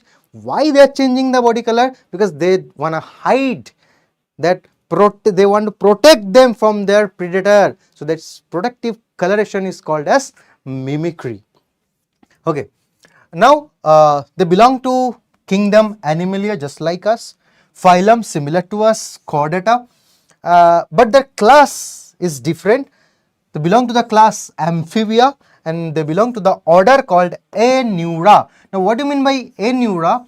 They don't have tails. If you observe adult frog, they don't have tails. So that's why tailless amphibians are called as Aneura. Okay, so this is our Rana tigrina, bro. And if you talk about their body is divided into two parts, head and trunk, right? And this they don't have a neck and tail. You need to remember this. They don't have neck and tail, and the absence of neck is helping them during the time of their jumping. Yes. So this is their bulging eyes with 3 eyelids. Each eye is having 3 eyelid, upper eyelid, lower eyelid, and a third eyelid called nictitating membrane. In front of their eyes, they have one pair of nostrils or external nares. This shape This elongated shape of mouth is called as snout, and just behind the eye they have their eardrum, that is called tympanum. Have you ever seen a frog with this ear pinna? Never, because this tympanum acting as their external ear. Okay, so this was all about their head. Now let's talk about their trunk, or their rest of the part of the body. Now if you check the skin, the dorsal skin is olive green in nature, olive green in color, and the ventral skin of the body, that is pale yellow in color. And this particular coloration helps them during the time of their camouflaging, right? And one more thing about their skin is smooth, moist, and glandular, and that is a very necessary feature of them. If you dry out the skin, probably they will die, because they are exchanging gases. They can exchange gases. Always they are exchanging gases with the help of their skin. And one more important interesting thing, they never drink water really, but they can absorb water with the help of their skin. Remember this, they absorb water with the help of their skin. They absorb water with the help of the skin, and they can respire. They can respire with the help of their skin. That is called cutaneous respiration. Okay. And these are the black patches. This is the black patches that's giving them tiger-like appearance. That's why they are named as Rana tigrina, due to the presence of these patches, right? Okay. Now, as because they are tetrapoda, they have 4 limbs. These 2 limbs are, their front pair of limbs are called as forelimb. And you know that 4 limbs, it has 4 digits into it, and the hind limbs are much larger and muscular in nature, and these hind limbs are used for jumping mainly, and these hind limbs are with 5 toes or 5 digits. And also one more thing, if you observe carefully, their digits are attached with each other, so that's called webbed digits. The digits are attached with each other. The digits are attached with each other with thin flap of skin, and that's called webbed digits, that will be helping them during the time of their swimming. So that's most of the important thing about their morphological aspect.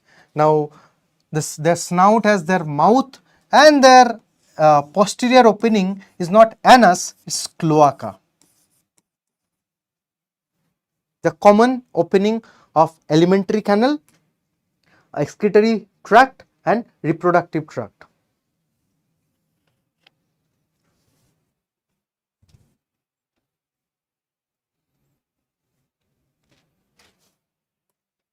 Okay, so already we were discussing the same thing. The body is divided into head and trunk, neck and tail is absent.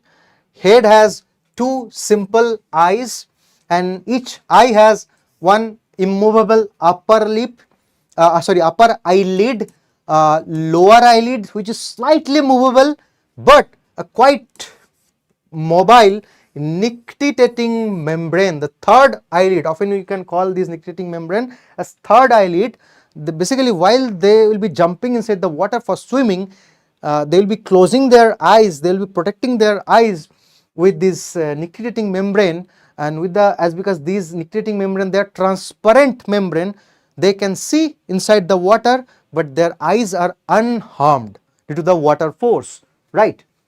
So if you are swimming, if you are doing scuba diving, you will be utilizing your water glass, right? Waterproof glass. They don't have your waterproof glass, they have natural waterproof glass called nictitating membrane. They have two nostrils present into their head region, one mouth, and the eardrum represent their external ear. We call it tympanum. The skin is smooth, slippery, and moist, and helps in respiration while inside the water or during the time of their summer sleep or winter sleep.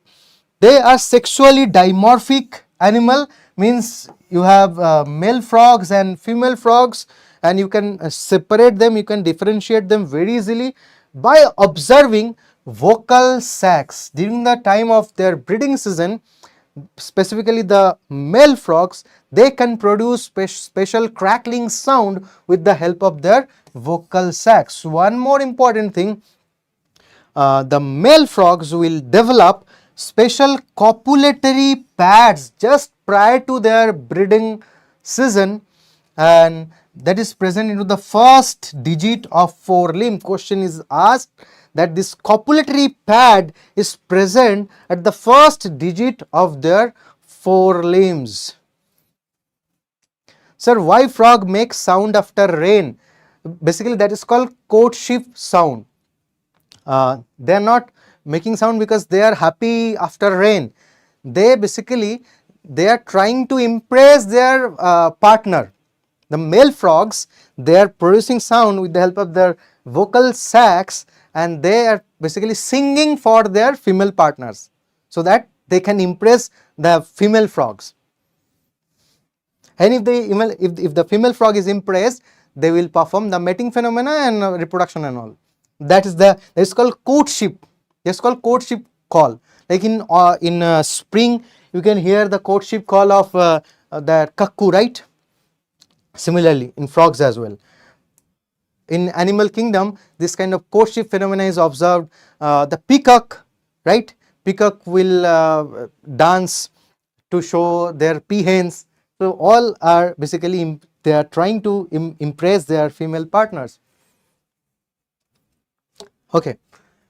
Now here I was talking about their nictitating membrane. If this is one eye of the frog, this is the upper eyelid, this is the lower eyelid, and barely they can move their upper eyelid and lower eyelid, but they have a very mobile nictitating membrane. This is a kind of transparent membrane, remember this, and while they are swimming inside water, the nictitating membrane helps them. Okay. So we are done with the morphological aspect of frog. Now we will be talking about the anatomy, and we will start with the digestive system.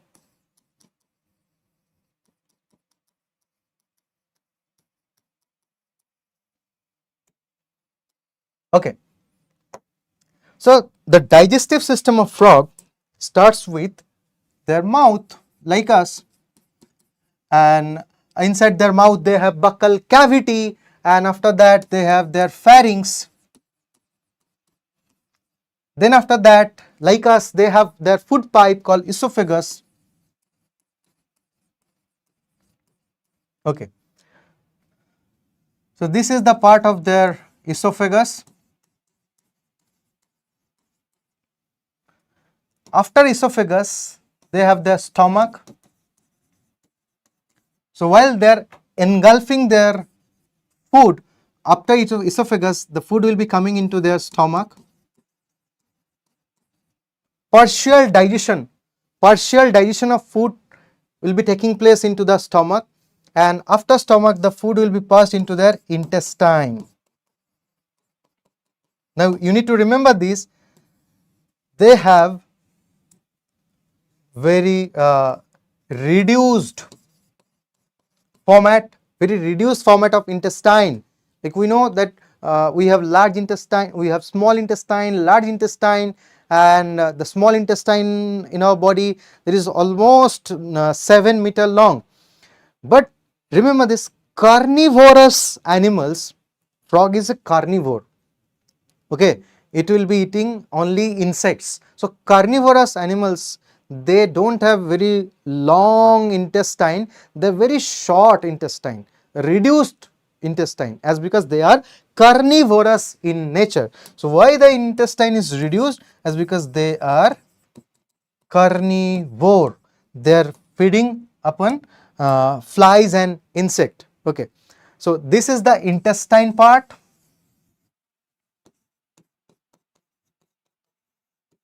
This is the intestine part, and this intestine will be opening into rectum. Rectum is a temporary storage of undigested food, right? And rectum will be open into a chamber called cloaca. Rectum is not opened through anus, rectum will be opened through cloaca, and ultimately they will pass their fecal matter or stool through cloacal opening or cloacal aperture. So our digestive system start with mouth, ends with anus. Digestive system of alimentary canal of frog start with mouth but ends with cloacal aperture. As I said, cloaca is a common chamber. Cloaca is a common chamber of their alimentary opening, common chamber of their excretory system and reproductive system, and this is their cloacal opening or cloacal aperture. Now, along with this is the main tube of alimentary canal. Along with this alimentary canal, they have some accessory glands, like we have liver, we have pancreas, right? We have salivary glands. They also have liver,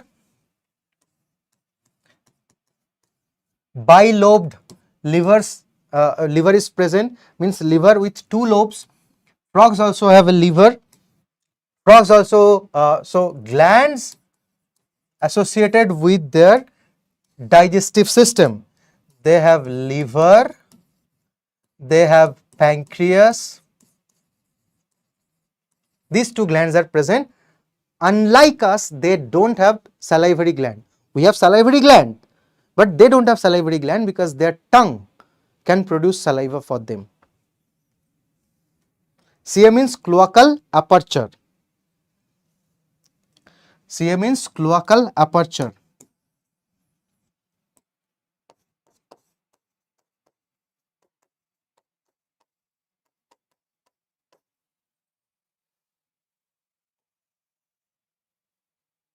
Okay. Now we are moving forward. After digestive system, we will be talking about their respiratory system.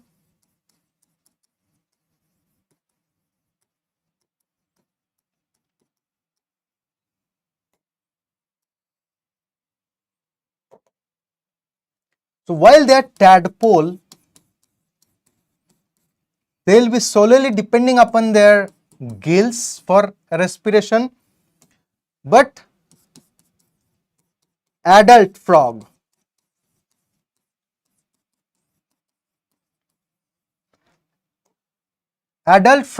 can respire through lungs. They have two lungs like us. They can respire through their skin, that is called cutaneous mode of respiration or respiration through skin. They can respire through their buccal cavity. Okay. Now, how they will be intaking air? They will be intaking air with the help of their nostril. Their nostril is directly connected to their buccal cavity, and after buccal cavity the air will enter into the lungs. So it's like this. When they are inhaling, first air will enter into the nostril. After nostril, it will air into the buccal cavity. From buccal cavity, the air enters into their lungs. So this is their respiratory passage, nostril to buccal cavity, then buccal cavity to lungs. So it's totally different. The respiratory passage is different from us. You need to remember this. Next, we'll be talking about the circulatory system.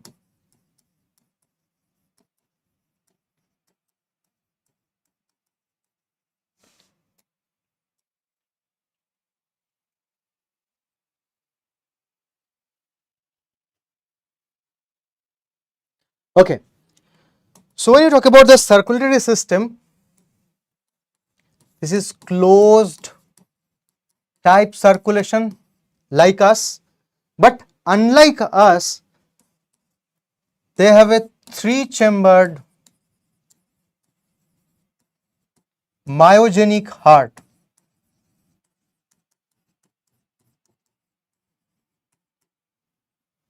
So what is the difference between the heart of human being and a frog? Our heart is 4-chambered, heart of frog is 3-chambered, right?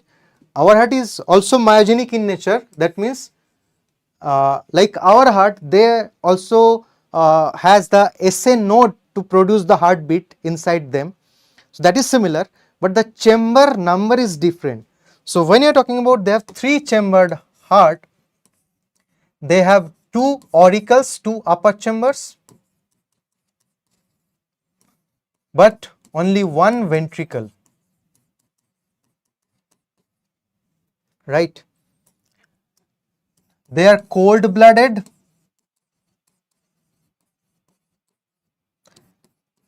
Their circulation is called as incomplete double circulation.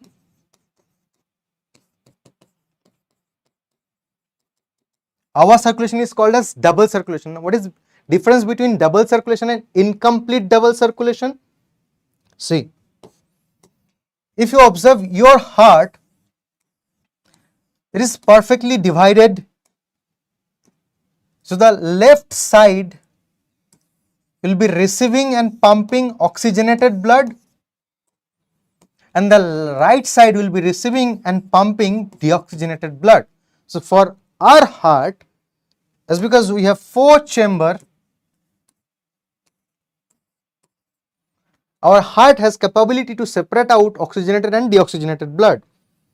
But for the heart of frogs, they have 2 auricles but 1 ventricle. Now what will happen here? Auricle will be receiving oxygenated blood, left auricle, right auricle will be receiving deoxygenated blood. So up to auricle, both the blood are separated. But when the blood will enter into the ventricle, both the blood will get mixed up into the ventricle. So no more the blood is pure. So that's why we are telling this is incomplete double circulation. They cannot separate out oxygenated and deoxygenated blood, right? So that is the most important thing of their circulatory system. And one more thing, if we talk about their the chambers of their heart, we need to remember these 2 special structure associated with their heart. One is called as sinus venosus, another is called as conus arteriosus.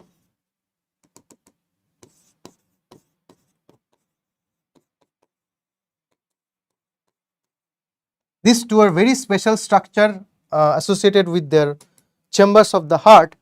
Now what is sinus venosus? Now if you think about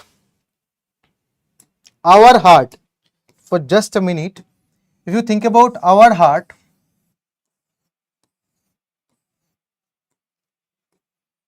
the right atrium is receiving deoxygenated blood. The right atrium is receiving deoxygenated blood from superior vena cava and inferior vena cava, right? The right atrium is receiving deoxygenated blood from superior vena cava and inferior vena cava.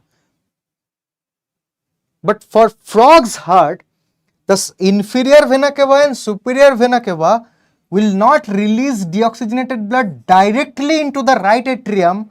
Rather, first the superior vena cava and inferior vena cava, inferior vena cava and superior vena cava will release the deoxygenated blood into a triangular chamber present just behind to their right atrium, that is called as sinus venosus.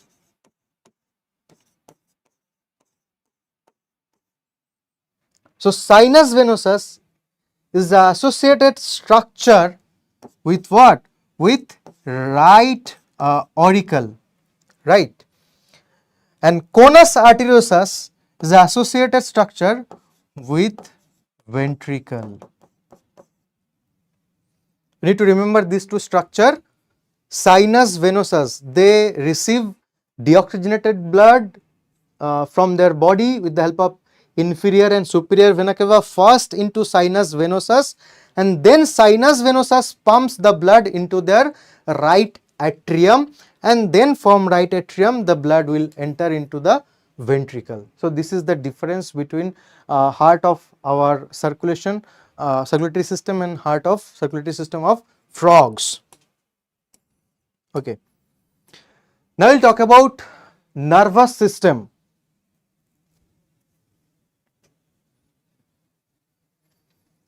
Yes, Dr. Ananya Malik, you wanted to ask something?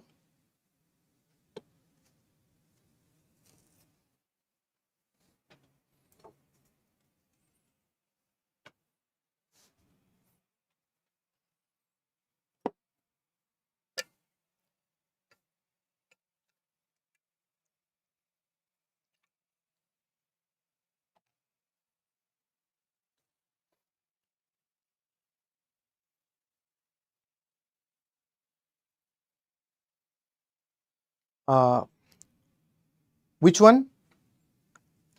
That heart part, right? Yes, I am repeating it again. See, so this is the design of the heart of frog.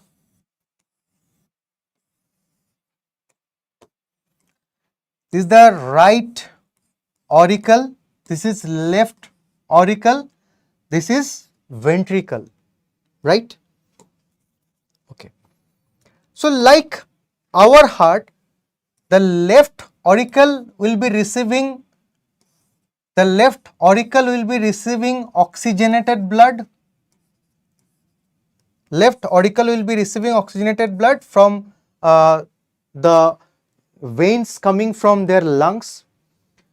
But for the heart of frog, for right auricle, behind right auricle they have a triangular structure that is called sinus venosus.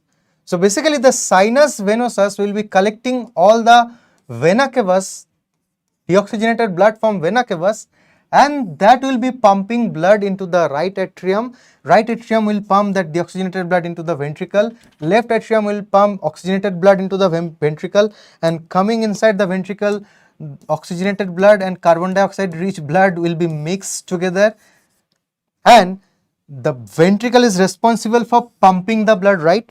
Ventricle is responsible for pumping the mixed blood. While the ventricle is pumping the blood, again it will pump the blood with the help of a triangular structure called as conus arteriosus.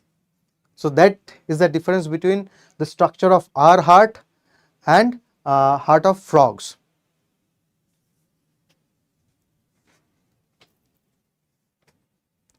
So what they have extra structure behind right atrium, we call it sinus venosus, that is receiving deoxygenated blood and pumping into the right atrium.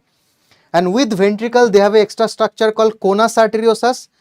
First ventricle will pump the blood into the conus arteriosus, then conus arteriosus, like aorta in our body, from conus arteriosus the blood will be pumped throughout the structures of different parts. NEET exam, you don't know about NEET exam? This on May, 3rd May. Okay. Now we'll talk about nervous system. So like our nervous system, frogs also have central nervous system CNS, peripheral nervous system PNS, autonomic nervous system ANS. It's similar, exactly similar. We have also CNS, PNS, ANS. Frogs also have CNS, PNS, ANS. Just like us, CNS contain brain and spinal cord. Frogs also have brain and spinal cord. For PNS, we also have cranial nerves and spinal nerves. The nerves which are originating from brain, we call them cranial nerves. The nerves which are originating from spinal cord, they are called as spinal nerves. But the number is different, right? For frogs, they have 10 pairs of cranial nerves as well as 10 pairs of spinal nerves. So the number is different from our human peripheral nervous system, but the name is same. We also have cranial nerves and spinal nerves. Frogs also do have same, but frogs have 10 pairs of cranial nerves and 10 pairs of spinal nerve. The number, the figure, you just have to remember this. And like our autonomic nervous system, frogs also have sympathetic nerves and parasympathetic nerve.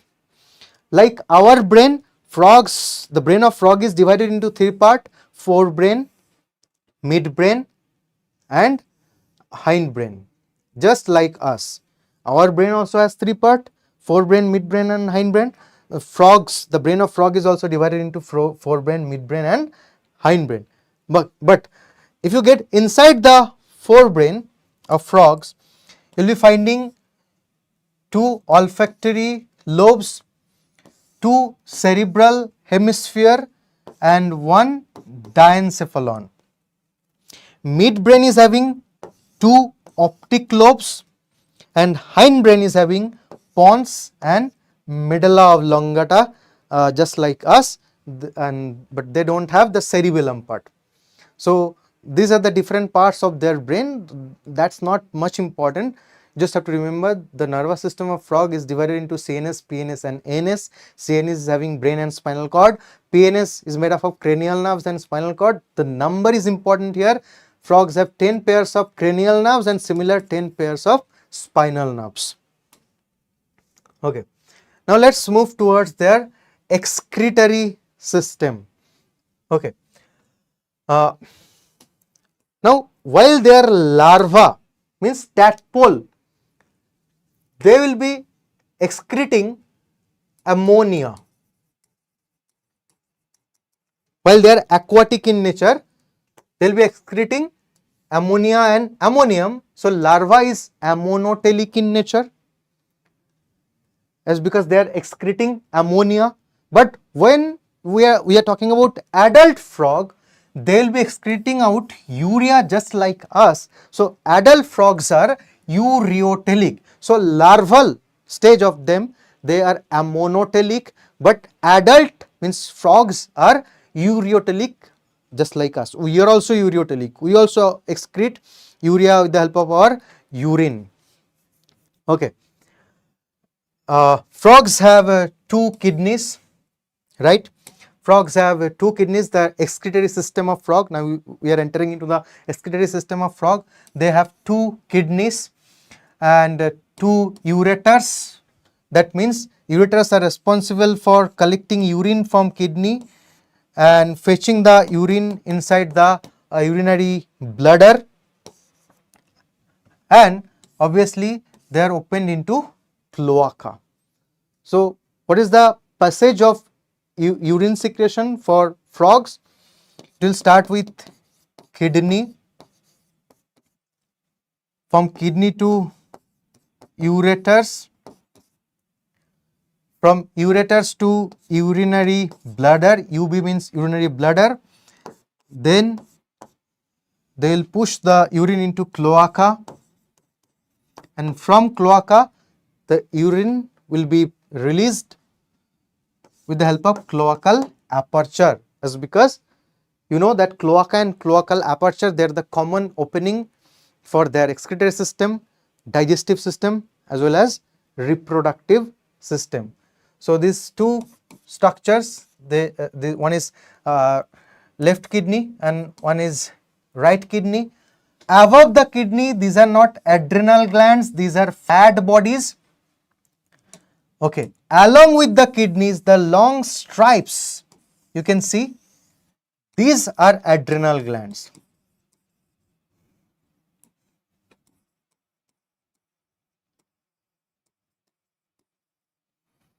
Kidneys, each kidney is having 2000 nephrons, right? Each kidney is having 2000 nephrons. We have nephrons in millions, but they have nephrons in thousands. Nephrons are responsible for production of urine, and ureter will be collecting the urine and accumulating into the urinary bladder, and when it's time for urination, urinary bladder will release the urine into cloacal chamber, and through cloacal aperture they will be urinating. So that was all about their excretory system. Now we'll be talking about their reproductive system. Yes, cloaca. What is cloaca? Cloaca, see, for you, you have a mouth and an anus, but for frog they have mouth, but the anal opening is basically common opening for their excretory system, digestive system and reproductive system. Satyam, you can take a break. I will be taking a break after completion of this chapter, right? So now I will start male reproductive system of frog.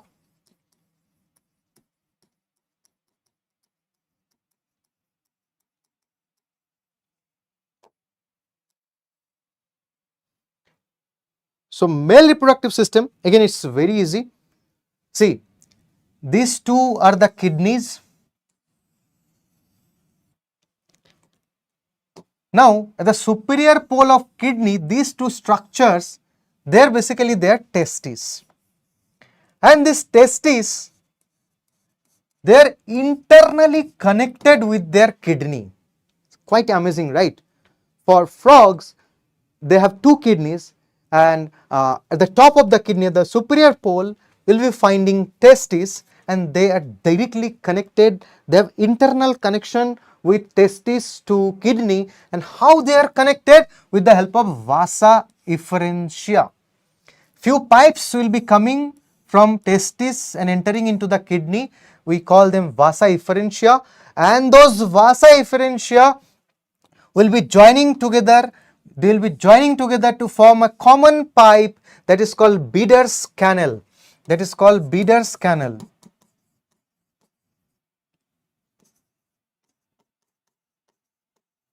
And this Bidder's canal will submit it into the ureters and will be forming urinogenital duct. And these ureters or urinogenital ducts will be opened into the cloacal chamber. So the passage is like this. The sperms will be produced inside their testes. From testes, the sperms are coming out with the help of vasa efferentia.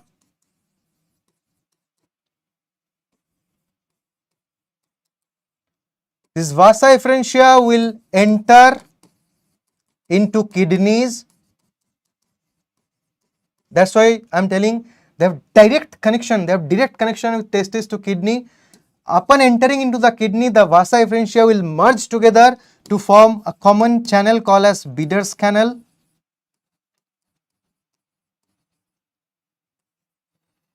Bidder's canal will merge with ureter. Remember this excretory system. From kidney, these pipes are ureter, right? But for male frog, the ureters are merged with this Bidder's canal, forming urinogenital duct.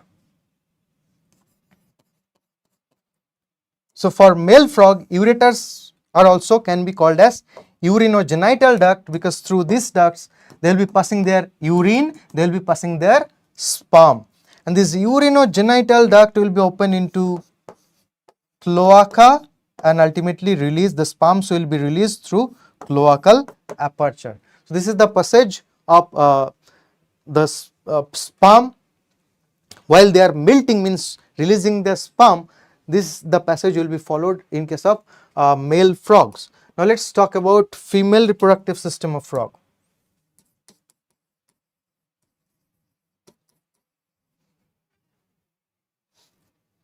No, adrenal glands are not inside.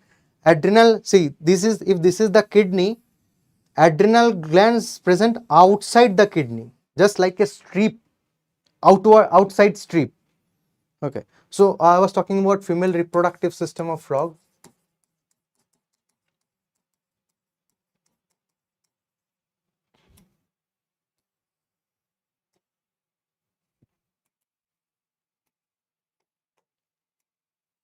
A female reproductive system is quite different from their male reproductive system, and these are the structures you can observe here. These are the ovaries. This is the left ovary, this is the right ovary. Though these ovaries are very much adjacent near to the kidneys, but unlike the testes, these ovaries are not directly connected to the kidney. So that's a totally different thing. For male frogs, testis directly connected to kidney, but ovaries, they are present near to the kidney, but there is no direct connection, though no internal connection with the kidneys. Okay, so how they will be operating? During the time of breeding season, these ovaries will be releasing eggs into their body cavity. These ovaries will be releasing eggs into their body cavity. Now these eggs will be captured by the special funnel-like part of their oviduct. These eggs will be captured by special funnel-like ampulla part of their oviduct, and oviduct will be carrying eggs, and at the end the ovaries, the ovums will be deposited into the cloacal chamber, and during the time of their external fertilization through the cloacal aperture, the eggs will be released out. So for female frog, inside ovary, eggs are produced, eggs are released into their body cavity,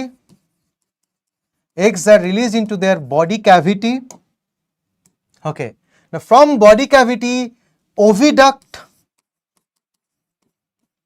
will be collecting the eggs.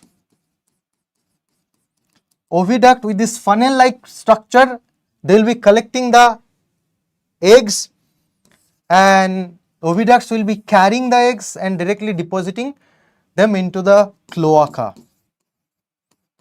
And when it's time for fertilization, external fertilization, they have to release the eggs outside the body. They will be throwing out the eggs with the help of cloacal aperture, and the process of releasing of eggs with the help of cloacal aperture is called as spawning.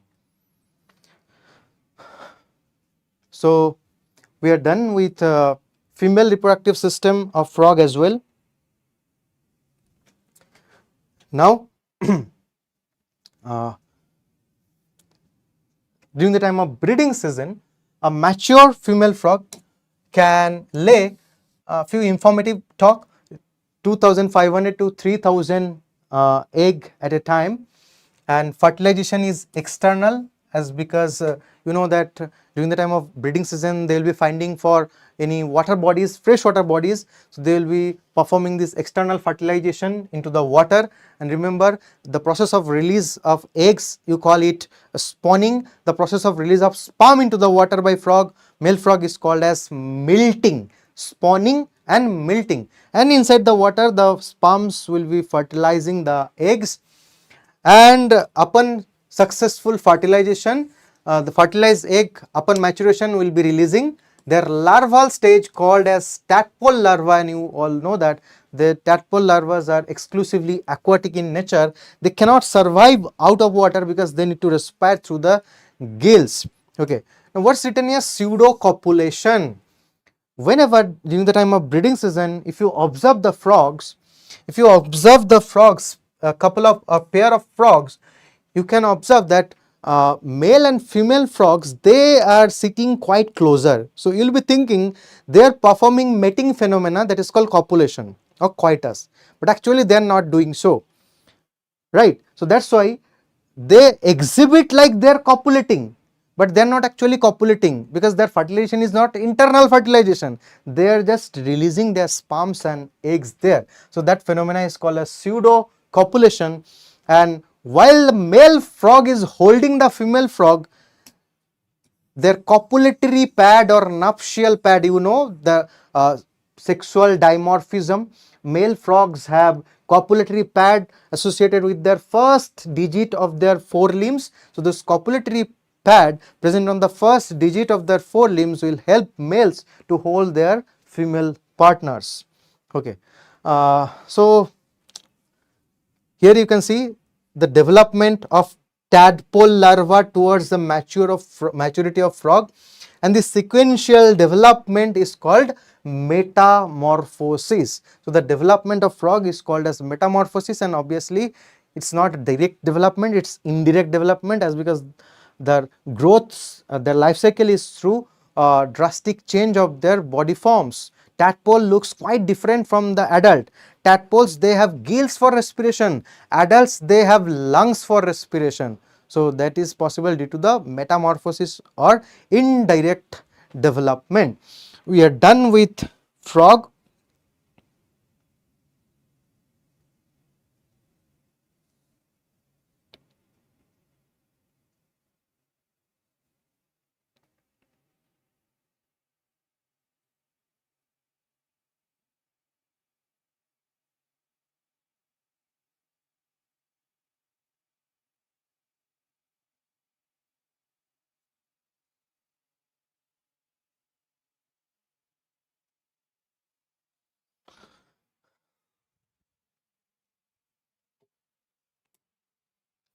Now we will talk about cockroach.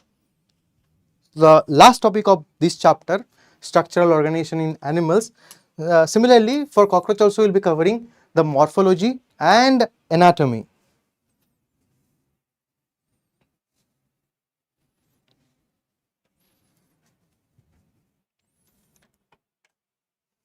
Just a minute.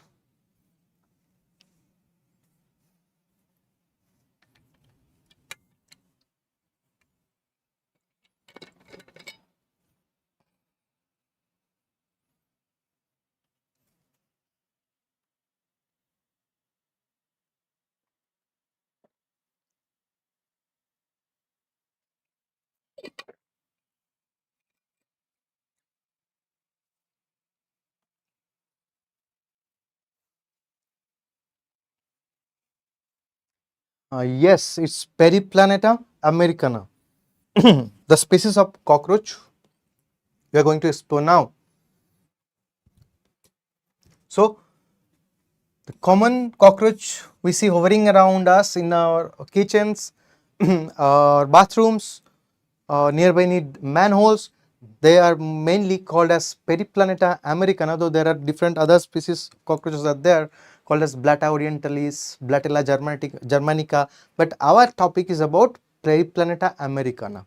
Okay, they belong to kingdom Animalia, Phylum Arthropoda, and their class is class Insecta. Who are insects? Arthropods who have 6 legs or 3 pairs of legs. They are called as insects, right? Okay. So if you talk about their color, they have brown or blackish color, and few oriental cockroaches, they can be yellow, red or green. But for our Periplaneta americana, they are mainly brownish or blackish. If we talk about the size, they can be 1/4 of an inch to 3 inch.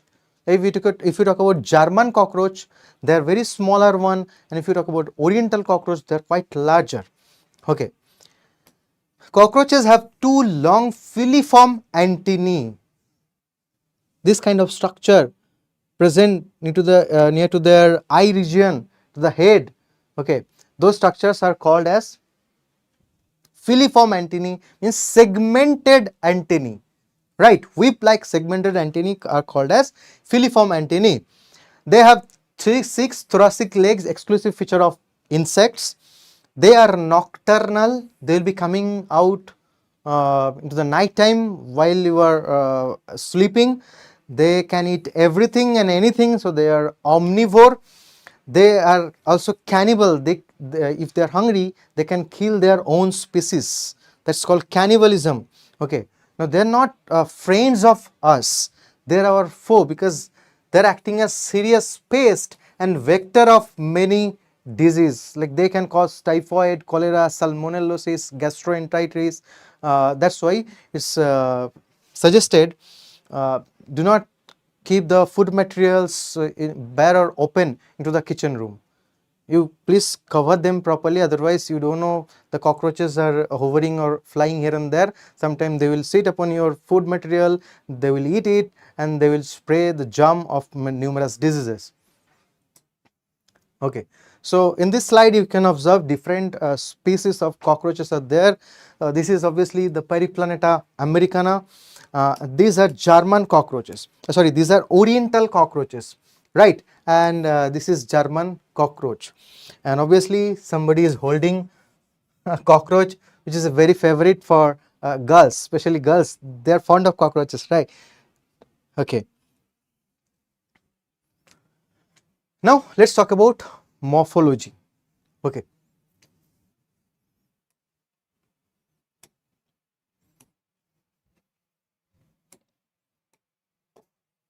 So their body is divided into three parts: head,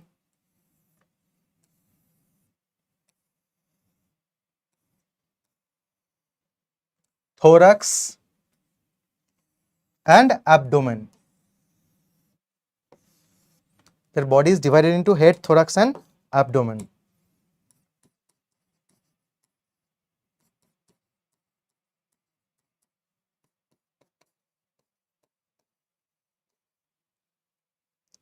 Head is having two compound eyes,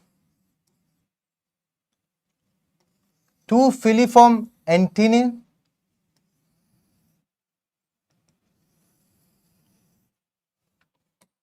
two simple eyes called ocellus, and mouth parts. These are the major structure present into head.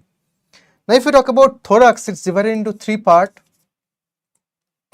The first part of thorax is called prothorax. Second part of thorax is called mesothorax. The last third part of thorax is called as metathorax. Each thoracic segment is having one pair of legs. Prothorax have prothoracic legs, mesothorax has mesothoracic legs, metathorax has metathoracic legs. So each thoracic segment is having one pair of legs. Okay, now let's talk about their wings. While we are talking about wings, prothorax is devoid of wings. There is no wing present into the prothorax. But for mesothorax, you can find association of four wings. Four wings are associated with their mesothorax. Four wings are associated with their mesothorax. So that's why four wings are also called as mesothoracic wing. And metathorax will give rise hind wings. Metathorax will give rise hind wings.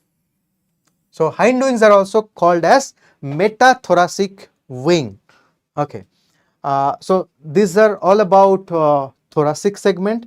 Now let's jump into the abdomen part. Abdomen is divided into 10 segment.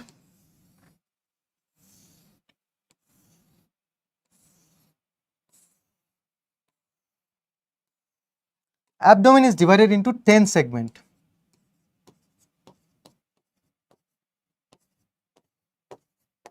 Both the male and female cockroaches, they have 10 abdominal segments, and at the 10th segment, both of them have this segmented antenna, smaller version of antenna kind of structure associated with the 10 segment, that is called as anal cerci.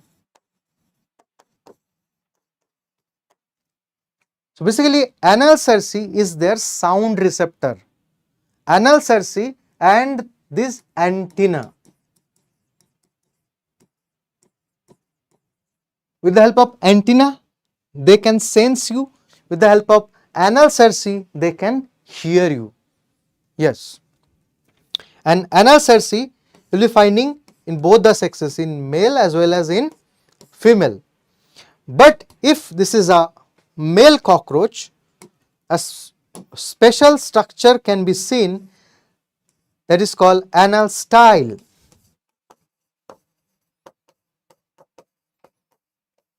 Anal style is only present into male cockroach, but anal style is absent in female cockroach.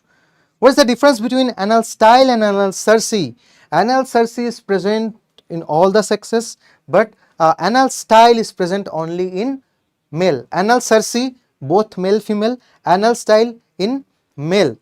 Anal cerci is originated from 10th segment, anal style is originated from 9th segment of their abdomen. So that was about morphological structure, morphology and structure of their body. And if we differentiate between forewing and hindwing, then it said that forewing, that is opaque in nature, you cannot see through the forewing, it's completely opaque, light cannot pass, it's tough and leathery, it's quite thick forewing, and with the help of forewing it cannot fly really, but with the help of the hindwing it can fly. So while a cockroach is flying, basically it's utilizing its hindwing, but while it's resting in a place, okay, with the help of forewing it's basically protecting the hindwings. So function of forewing is more like as a protector of hindwing, and function of hindwing helping the cockroach to fly. Appearance wise, hindwings are transparent in nature or translucent in nature, forewings are opaque in nature. Hindwings are membranous and thin, but forewings are leathery and thick in nature. Yes. So we are done with the primary discussion of the morphology of cockroach. Okay. Now another beautiful image of cockroach, and you can see this, the body of cockroach is covered by chitinous exoskeleton.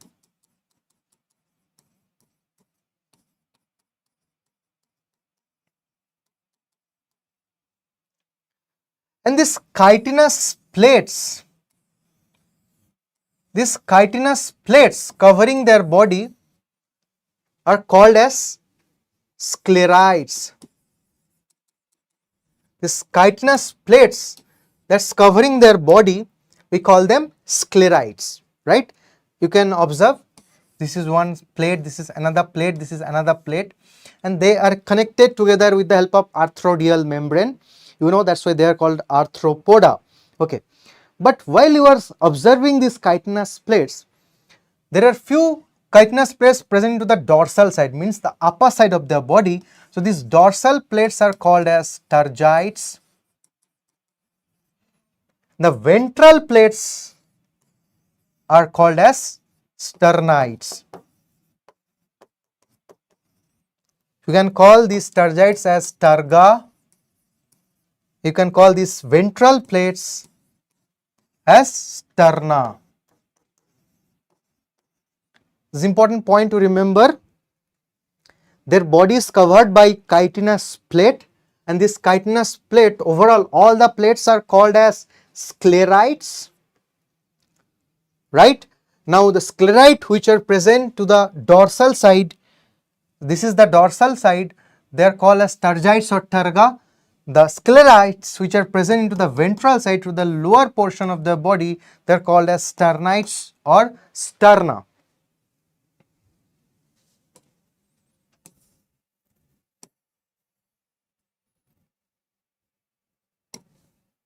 Okay. So now let's talk about their head. Head is triangular in shape and it lies anteriorly at the right angle to the longitudinal body axis. So if this is the body axis, head is present at the right angle. Head is present at the 90-degree angle to their body axis. So this kind of position of their head is, or the mouth is called as prognathus. The position of their head is called as prognathus position. You need to remember this line. Head is triangular capsule shaped and it's anteriorly at the right angle at the 90-degree angle to their longitudinal body axis, and that position of their head is called as hypognathus.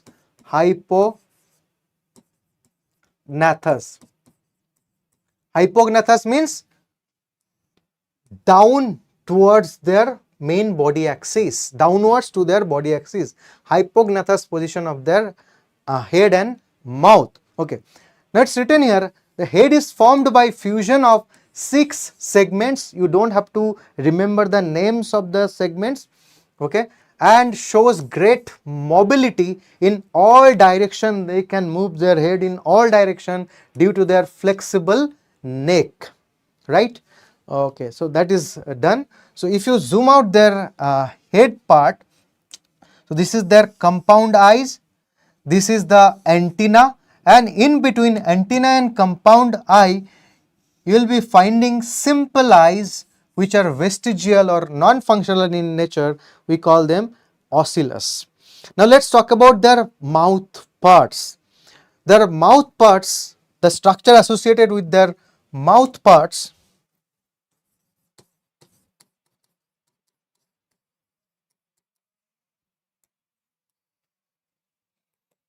they are labrum, labium, maxilla, mandible, and hypopharynx. These are different parts of their mouth. Remember, their mouth is biting type and chewing type. They will be biting, then they will be chewing their food. Okay. So labrum is their upper lip, labium is their lower lip. So you need to remember this. Labrum is their upper lip, labium is their lower lip. With the help of mandible, they grind food. Also one of the important point, with the help of their mandible, this is the mandible part, with the help of their mandible they will be grinding their food. And if you see the structure of their mandible, it's quite heavy part of mouth. This is the structure of a mandible. The mandible is having cutting edge. With this part, with this edge of mandible, they will be cutting the food, and this, with this part of mandible, they will be grinding the food. Okay. They have a tongue-like structure called as hypopharynx. So hypopharynx is basically their tongue or tongue-like structure, and this hypopharynx is present inside buccal cavity, inside their mouth. So that was all about mouth parts of cockroach. Okay. Now here we got a beautiful diagram.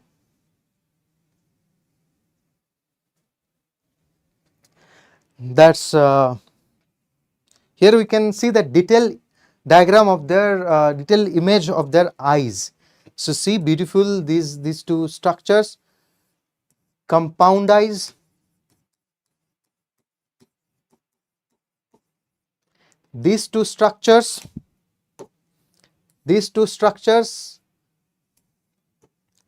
their simple eyes,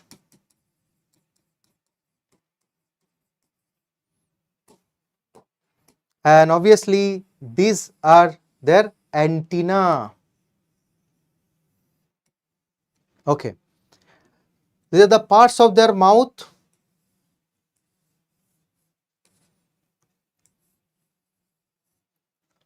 And if you zoom their eye under a special lens, then you can observe their eyes are basically made up of, one eye is made up of 2000 units. One eye is made up of 2000 units, and that's why we call it as compound eyes, and these units are called as omatidia.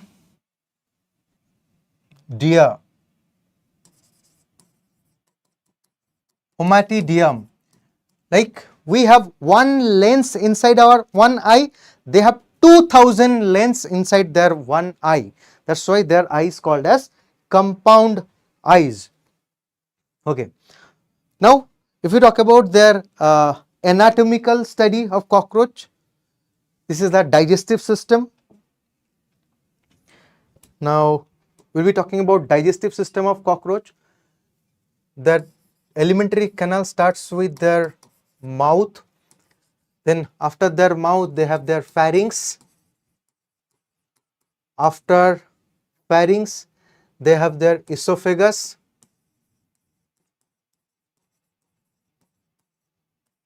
After esophagus, they have a reservoir of food that is called as crop.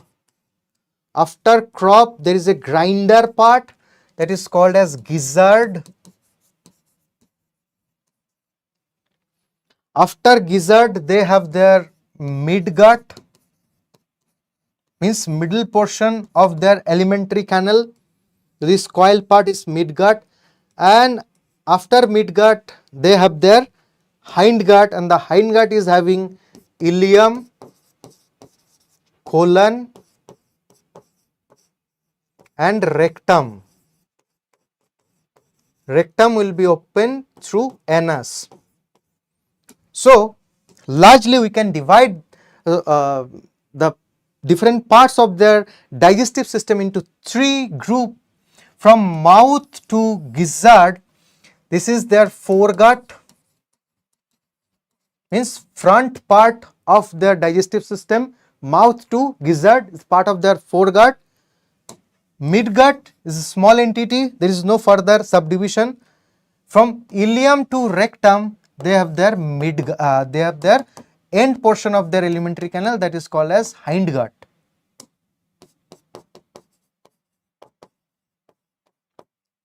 So, you can say that the digestive system of cockroach is divided into three parts: foregut, midgut, and hindgut.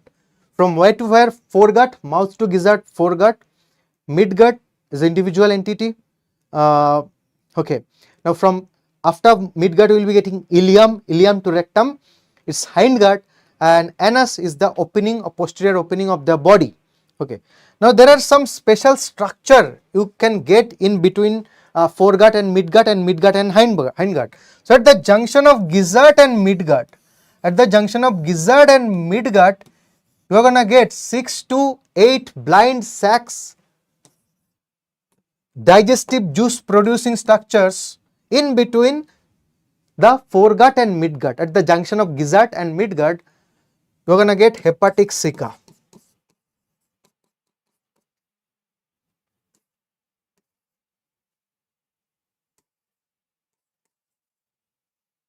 Okay.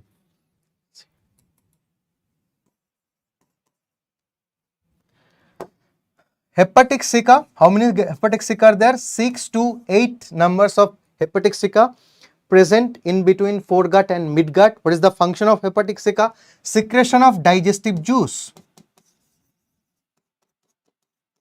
Secretion of digestive juice, digestive enzymes are secreted by hepatic ceca. Okay. Now, at the junction of midgut and ileum, means at the junction of midgut and hindgut, 100 to 150 yellowish fibrous structures are present. These are called Malpighian tubules.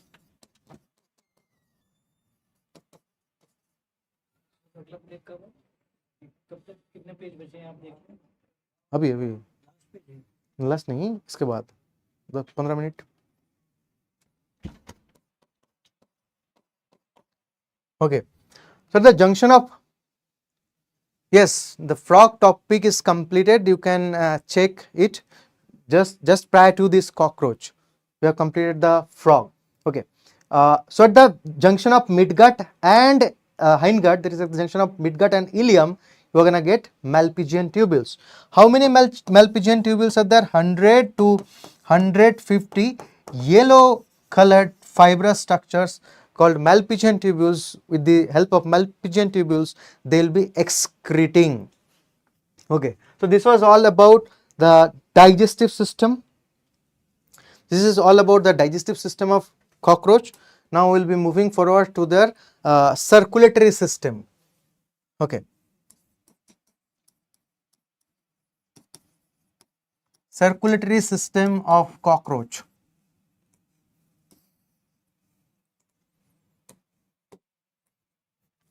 Now it's very easy to remember circulatory system of cockroach. Cockroaches, they do not have blood vessels. So if there is no blood vessels, that means they have open circulation. That means body cavity is filled with their colorless blood. But they have heart. They have dorsal 13 chambered heart.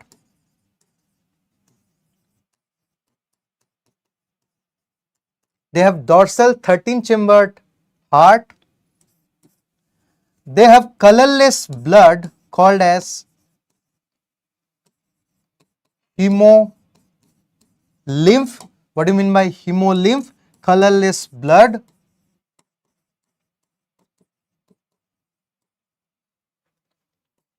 And their body cavity, that is filled with this colorless blood, you can call this as, their body cavity is called as hemocoel.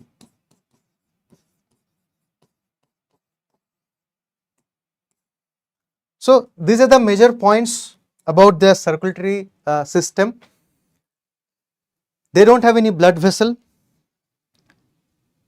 Their body cavity is full with colorless blood.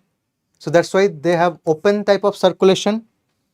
Dorsal part of their body, upper part of their body is having a 13 chamber tubular heart, right? And this heart is attached with their roof, dorsal roof. The heart, the chambers of heart, they are attached with dorsal roof with the help of special muscles called as alary muscles.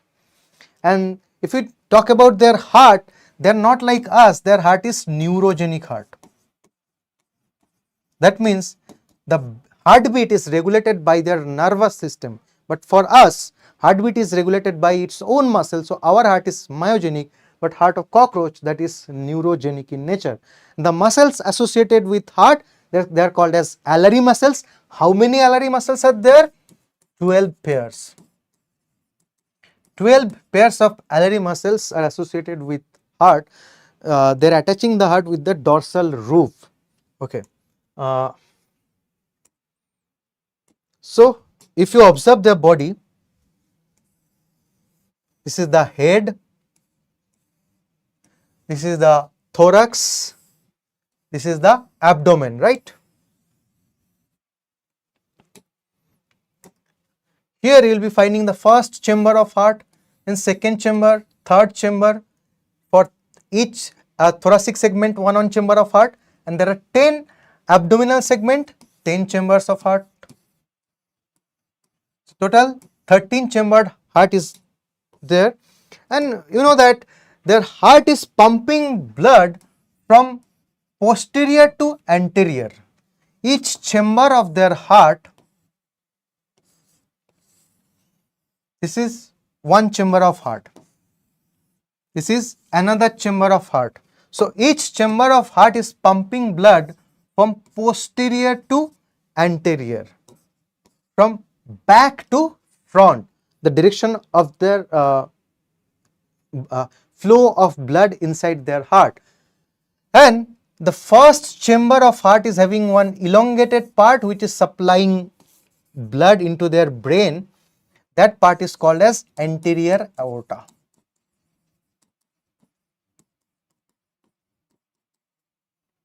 Now the blood will be moving here and there into their body cavity, and again the blood will be entering into the heart chambers. The heart will be pumping the blood, and that's how the circulation, the open circulation is getting inside the body. I'm not going into much detail. Now we'll be talking about the respiratory system.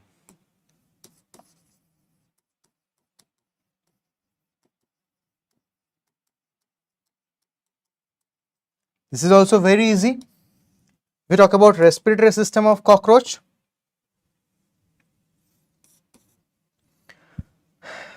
They exhibit tracheal respiration.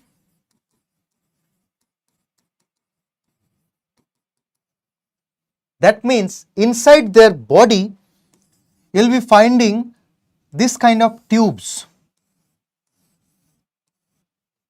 This kind of branched tubes are there present inside their body. So these tubes are called as trachea.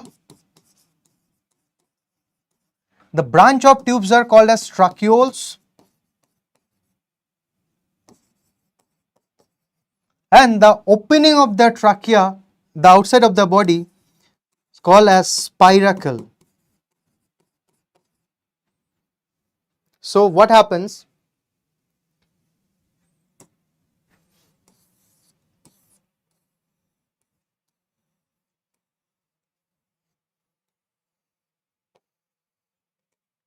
They have 10 pairs of spiracles, 2 pairs into their thoracic regions and 8 pairs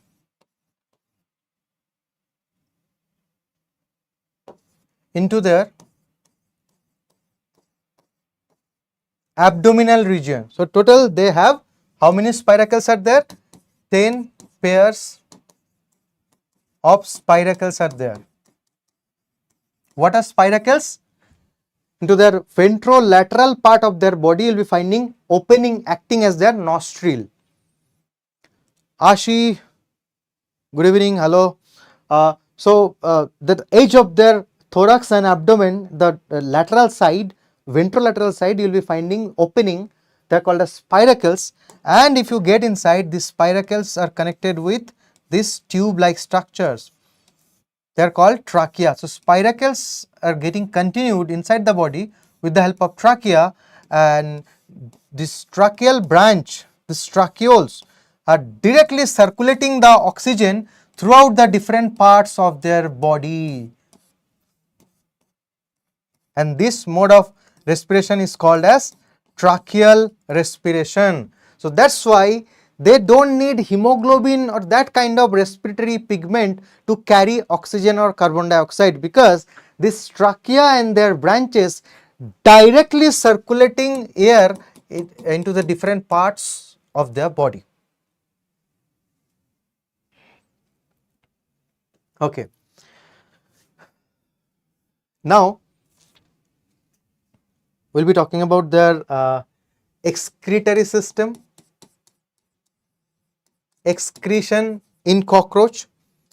So we know that they are releasing uric acid, and the crude form of uric acid produced inside their body.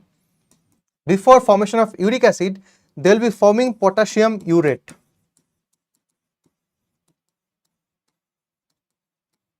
Though it's not given in NCERT, but a PYQ is there. They will be producing their excreta in the form of potassium urate inside their body. Then Malpighian tubules will be converting them into uric acid. So as because they are excreting out uric acid, they are uricotelic in nature. They are uricotelic in nature. Okay. What are the excretory parts prime excretory structures, they are Malpighian tubules.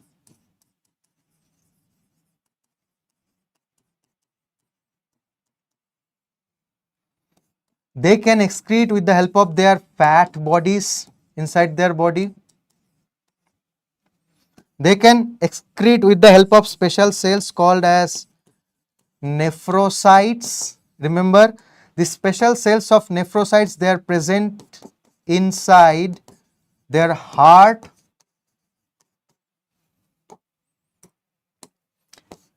They can excrete with the help of uricose gland that is found in male cockroaches. Male cockroaches can excrete with the help of uricose gland, and these uricose glands are basically part of their mushroom gland. So different structures, they can even excrete with the help of their chitinous exoskeleton.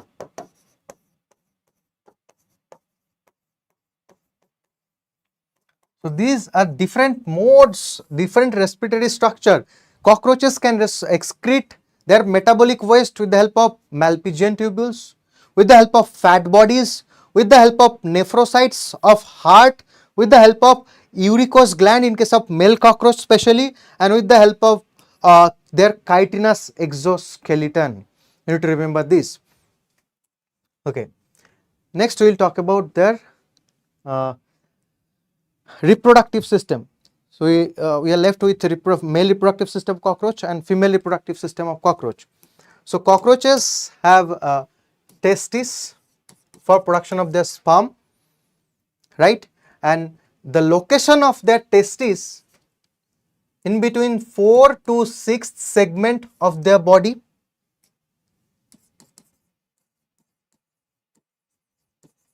The location can be asked, the location of their testes in between 4th segment to the 6th segment of their body.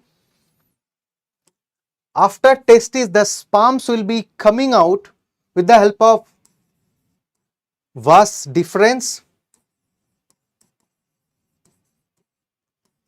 Then from the vas deferens, the sperms will be temporarily stored here inside seminal vesicles.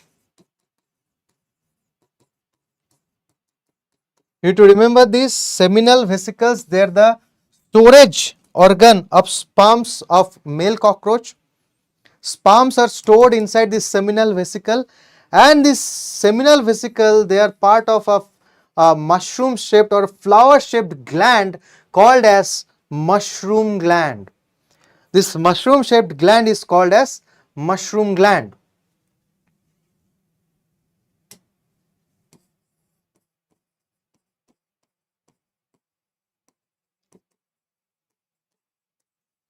Okay. Behind mushroom gland, another club shaped gland is present, that is called phallic gland. So you need to remember the name of these two glands, mushroom gland and phallic gland. There is a part of mushroom gland that is called as seminal vesicle, that is acting as a reservoir of sperm. Okay. Now when the sperms are quite matured to release, they will be releasing out the sperm from seminal vesicle with the help of ejaculatory duct.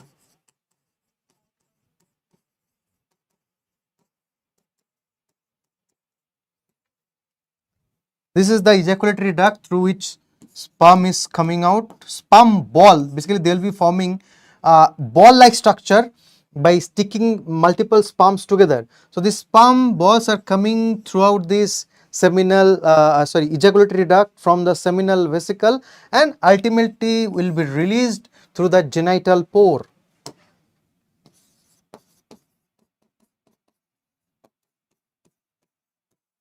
So this is the pathway of sperm ejection, starting from testis to vas deferens, from seminal vesicle to ejaculatory duct, then coming out through their genital opening called genital pore. Okay. Now parallelly to the ejaculatory duct, you are getting another duct like structure.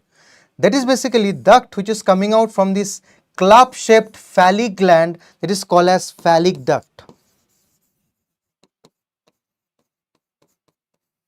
just beside the ejaculatory duct, you will be finding another duct that is called as phallic duct, and the secretion of the phallic gland is helping in formation of the outer coating of this sperm ball. We call it spermatophore. Through the genital pole, they are not they are not ejecting semen like human being. They are releasing a ball of sperm. We call it spermatophore.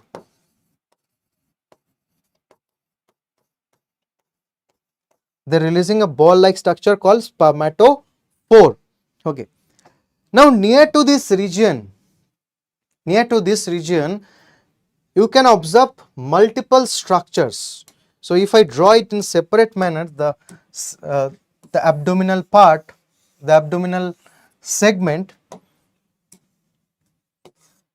multiple structures can be seen here.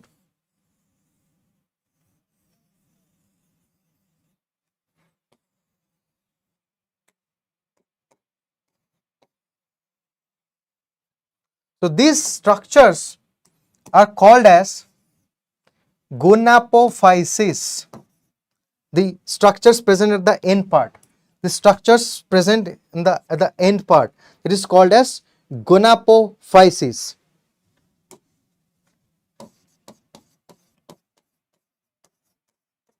How many gonapophyses are there? 3 gonapophyses are there. 1, 2, 3. 3 gonapophyses are there. This is the gonapophysis is also called as phallomere. Gonapophysis, this extra structure present to the end part of their abdomen, you can call it as a gonapophysis or phallomeres. This is the left phallomere.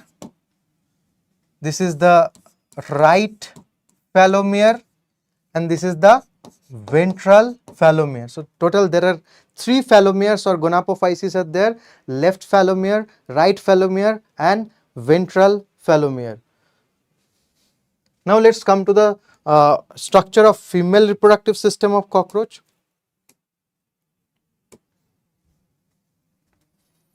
These 2 structures, these 2 garlic-like structure, looking like garlic, right?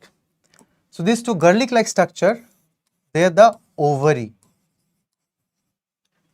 and each ovary is divided into multiple parts. In 8 parts, each ovary is divided into 8 parts, and these parts, the units of ovaries, are called as ovarioles. Each ovary is having how many ovarioles? Each ovary is having 8 ovarioles. So total they have 16 ovarioles.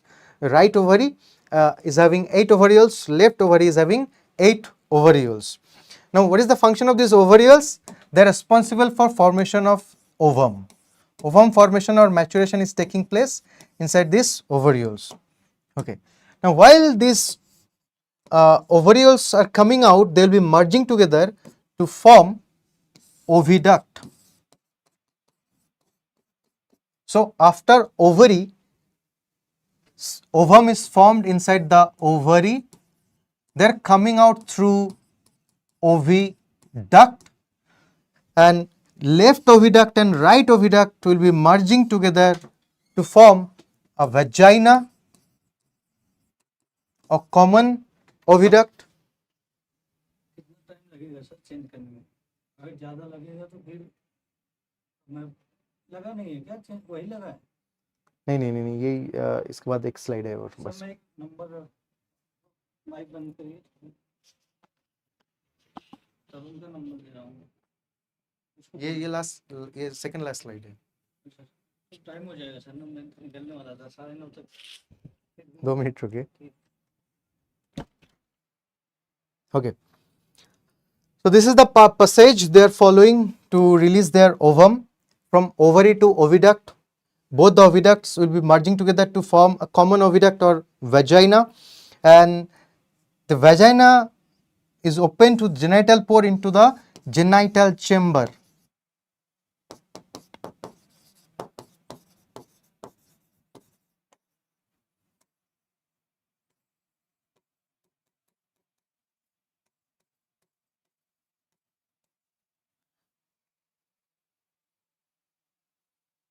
and the structure surrounding this genital chamber, it is called genital pouch. Inside this genital pouch, after copulation, fertilization of sperm and ovum will be taking place, and near to these particular structures, near to this particular genital pouch, this branched tree-like structure you are finding here, these are called as collateral gland.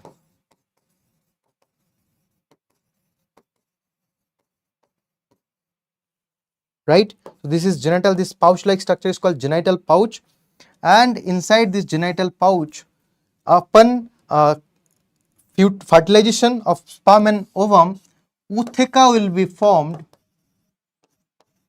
into the oothecal chamber. So basically inside the female reproductive part, when male cockroach is depositing the sperms, first they will be stored inside some special structure called as spermatheca. Question is asked, which is the structure present in female reproductive system of cockroach, which is acting as a storage of sperm inside female body. That's spermatheca. So first sperms will be stored into this spermatheca. During the time of fertilization, sperms will be released into the genital chamber. Fertilization will take place and ootheca will be formed. Ootheca basically is a bag which is holding the fertilized egg, and from this genital chamber, ootheca will be released. Each ootheca is containing 14 to 16 fertilized egg. And this is how, when female cockroaches are releasing ootheca, this is how they will be releasing ootheca. Ootheca basically is a chitin made purse like structure containing fertilized egg. They will be releasing ootheca or pasting ootheca into crack or crevice. They will be finding for a safe place, and they will be releasing their ootheca. Inside the purse, inside the bag, fertilized eggs are maturing, and upon maturation, the stage that will be hatching out from their egg, we will be naming them nymph. We will be naming them nymph. So basically they lay eggs. Egg upon hatching, we call the stage nymph. Remember, these nymphs are not larval phase. These nymphs are just like miniature version of cockroaches, right? Upon 13 molting stage, upon 13 metamorphosing or molting stage, basically they whenever they are growing their size, they are just shed off or release their old chitinous covering, that is called molting. So how many times they will be molting? They will be changing their chitinous exoskeleton 13 times. So upon performing 13 molting, they will become adult. And remember, if this is the stage after 12th molting, means next to last molting, just prior to 13th molting, they don't have wings but wing kind of structure, we call it wing pad. Question is asked, which stage of nymph, which nymphal stage is having wing pad? So it's 12th stage of nymphal stage, means the nymphal stage which is prior to the 13th molting, that phase is having wing pad, and after 13th molting that will become an adult cockroach. So we are done with cockroach. Now if you check, if you can answer this question, in male cockroaches sperms are stored in which structure? You can comment to the comment section. So I am taking a break of 10 minutes, and after that I will be coming with another chapter, that is biomolecules.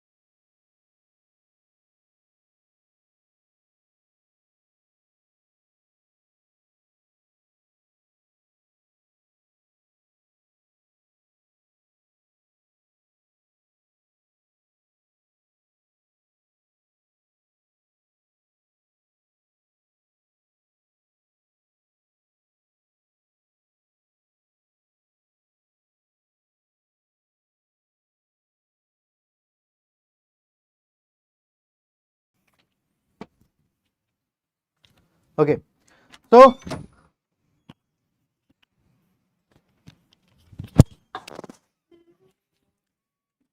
hello, check. Hello.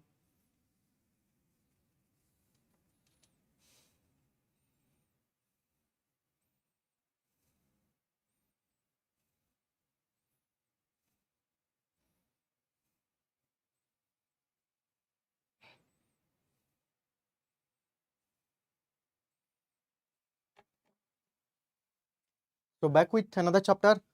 There is biomolecules, one of the most basic and fundamental chapter of biology. So let's start.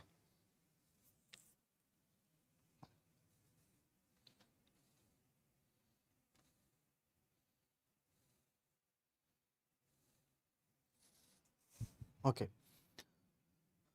So first we'll start with the definition of biomolecule.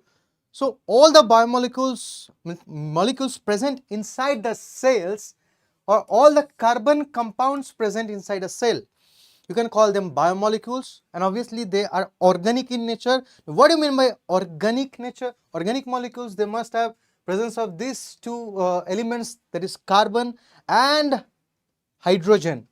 Okay. Now there are two types of biomolecules. Now, first question, that why do we need to study biomolecules? Because while we start biology, we start with cytology or cell biology, and gradually if we jump or dive deep inside, we have to study genetics, we have to study molecular biology, we have to study biotechnology. So the basis, the nave of all those application based biology is made by biomolecules, right? This is a punch of biology with chemistry. This is the nave of biochemistry. So biomolecules are of two types, biomacromolecules and biomicromolecules, based upon their molecular size. Okay. So when you talk about biomacro, means they have large size. So their molecular size, usually they cross 10,000 Dalton, but any biomolecule which is crossing 800 to 1000 Dalton even, you can call them as biomacromolecule. And the molecular weight of a molecular organic carbon compound present inside the cell is as smaller as 18 to 800 Da, means Dalton. We will be considering those molecules as biomicromolecule. Okay. So how to study those biomolecules? Gradually, from tissue level to cell, from cellular level to inside the cell, we have to check inside what are the components present. For that, we have to perform elemental analysis. Now here, with a keen interest, we have to study, we want to know that whatever food we are eating or gathering every day inside our body, the source of food is earth. Our body is made up of panch tattva, right? Our body is made up of water, air, fire, whatever we are saying, right? And we are gathering energy from this environment. So we think that it's our ancient mythological scripture. They are saying that whatever components are present into earth, the similar kind of components are present into our body. So biologically we want to prove that. So for that, we have taken plant tissue, we have taken animal tissue, and we have taken a paste of microbe, and we will be sending to the chemical laboratory to a chemist to check what are the elements present in them. Its living world is highly diversified, right?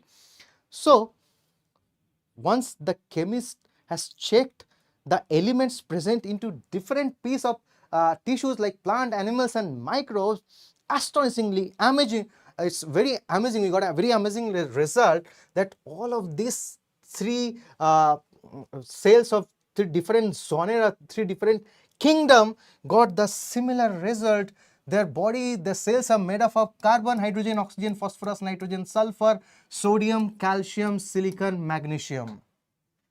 Right. Now we have to check. The components of the elements present into earth crust.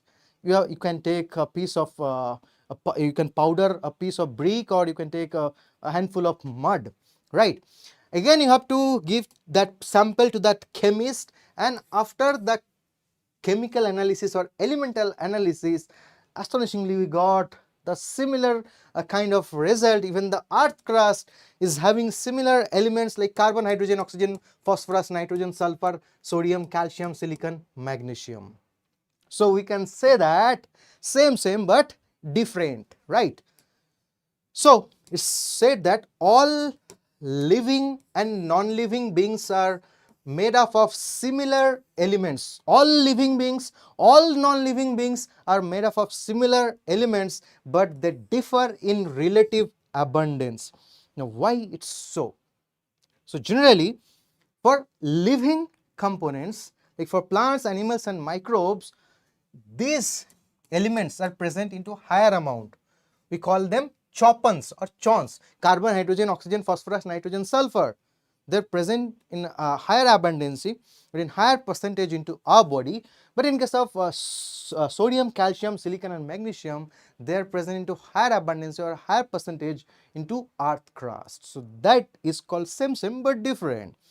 All the elements are present in our body as well as in earth crust. Few elements are present in a higher percentage in earth, and few elements are present higher percentage in us. That's the different.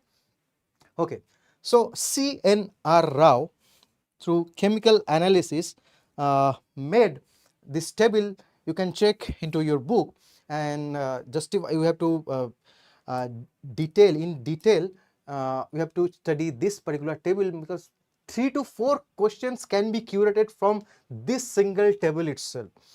So here we'll be differentiating between the percentage of those elements present into earth crust and present into our body. So let's check. So when you talk about carbon in earth crust, the abundance is 0.03%, but for human body it's 18.5%, quite high. Hydrogen in earth crust 0.14%, for human body it's 9.5%. Now for this data you have to check the new NCERT. There is a updation in old NCERT for the data of hydrogen. Oxygen in earth crust 46.6%, in human body even higher, 65%.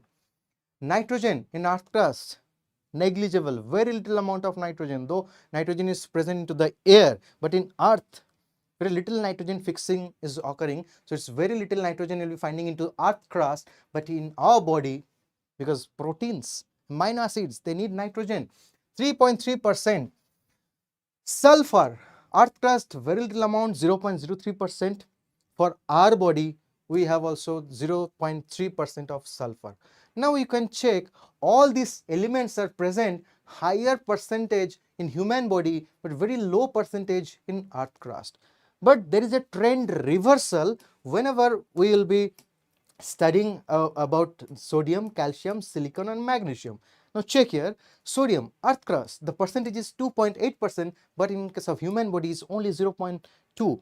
Calcium for earth crust 3.6%, but for our body it's 1.5%, quite lower. Silicon, second most abundant element in earth crust, 27.7%, but for us it's quite less, negligible. Magnesium in earth 2.1%, in our body only 0.1%.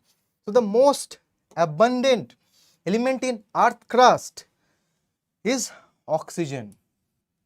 After that it's silicon, 27.7%, and after that it calcium, after that it's sodium. So this is the rank wise arrangement of abundancy of different elements in earth crust. Now let's talk about human body. For us the most abundant element is obviously oxygen. After oxygen the second most abundant is carbon for us. Third most abundant is hydrogen for us, and the fourth most abundant is nitrogen for us. So we need to remember. No, Lokesh, this channel is NEET English channel. This is exclusively for English speaking students. You can listen as because we PW we have different other channels for Hindi or English. So this is dedicated channel only for English. That's the reason. Okay. So this is how the question can be asked. The most abundant and the least abundant element. Most abundant element of earth crust, oxygen. Most abundant element of human body, oxygen. Least abundant element of earth crust, nitrogen. Least abundant element of human body, that is silicon. Okay, so that's how question can be curated, and this is how we need to study this table given by C.N. Rao. Okay, so CHONS, chons or cons, they are present into our body in larger percentage. So for us it's major, they are called as major elements, and as because sodium, calcium, magnesium, silicon present in very negligible, very less amount inside our body, they are considered as minor elements. Okay, now we have to perform chemical analysis of tissue.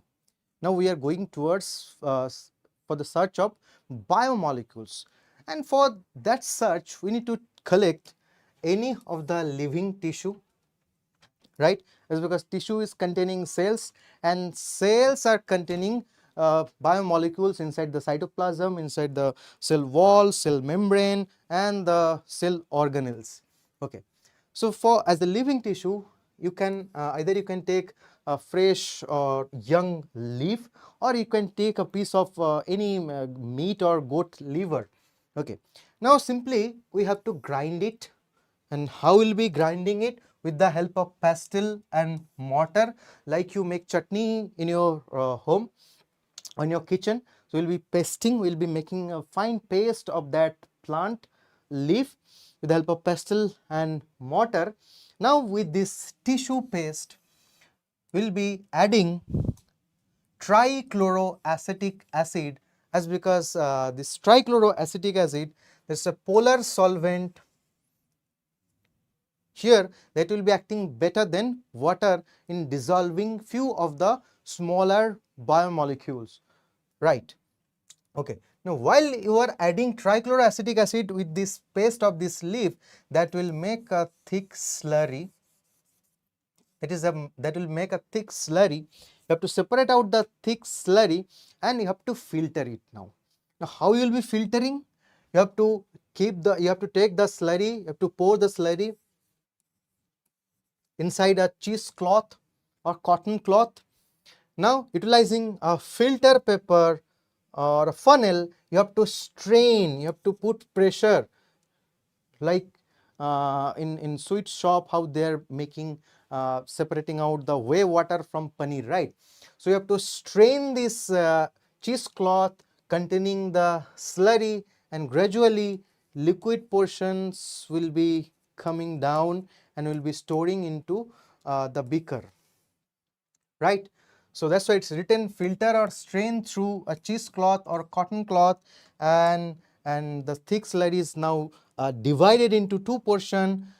Solidified portion still present inside this cotton cloth, and the liquid portion has already came down into this beaker. So this liquid portion is called as filtrate or acid soluble pool, and the portion which is stuck inside this cotton cloth, that is called retentate or acid insoluble fraction. Now why filtrate is called as acid soluble and retentate is called as acid insoluble? It's very easy. While you are making tea at your home, so what you are doing? You are taking a beaker, putting water, sugar and tea leaves and milk, right? Whatever you are doing, you are putting milk, tea leaves, and with the help of a strainer or sieve, you are separating out, so that the water or the tea which you are taking, that is basically acting as a filtrate, and the tea leaves which you are separating by using a strainer or sieve, that is acting as a retentate. Now as because few of the smaller components of cell, they are already dissolved into this polar solvent called trichloroacetic acid. We call this part as acid soluble pool, and the larger components or the non-polar components which are unable to dissolve into this trichloroacetic acid, they will be stuck into this cheesecloth. We will be calling it retentate and acid insoluble fraction. Okay.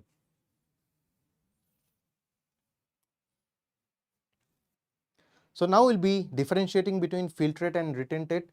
So basically, in filtrate and retentate, all the molecules, they are parts of cell, because we have, if you zoom out this leaf, we are gonna get cells, and while we are grinding by using pestle and mortar, we have broken the cells into different pieces, right? Now filtrate will be containing all smaller and polar cytoplasmic components. Filtrate contains smaller and polar cytoplasmic components. Why polar is important? Because trichloroacetic acid is a polar solvent, and polar solvent can only dissolve polar solute. Polar solvent cannot dissolve non-polar solute, right? So here in retentate, all larger and non-polar cytoplasmic cell organelles, cell membrane, cell wall and nuclear components are present. So different kinds of statement based question can be asked into a twisted manner. So if you are getting this statement, all the cytoplasmic components are present into filtrate, so that's a wrong statement. Few of the cytoplasmic components present into filtrate and few of the cytoplasmic component present into retentate. Okay. Now if you are getting this statement, filtrate contains only cytoplasmic component, now that's gonna be a true statement. Now the cellular parts you are gonna get inside retentate, few cytoplasmic content, parts of cell organelles, parts of cell membrane, parts of cell wall and parts of nucleus. Okay.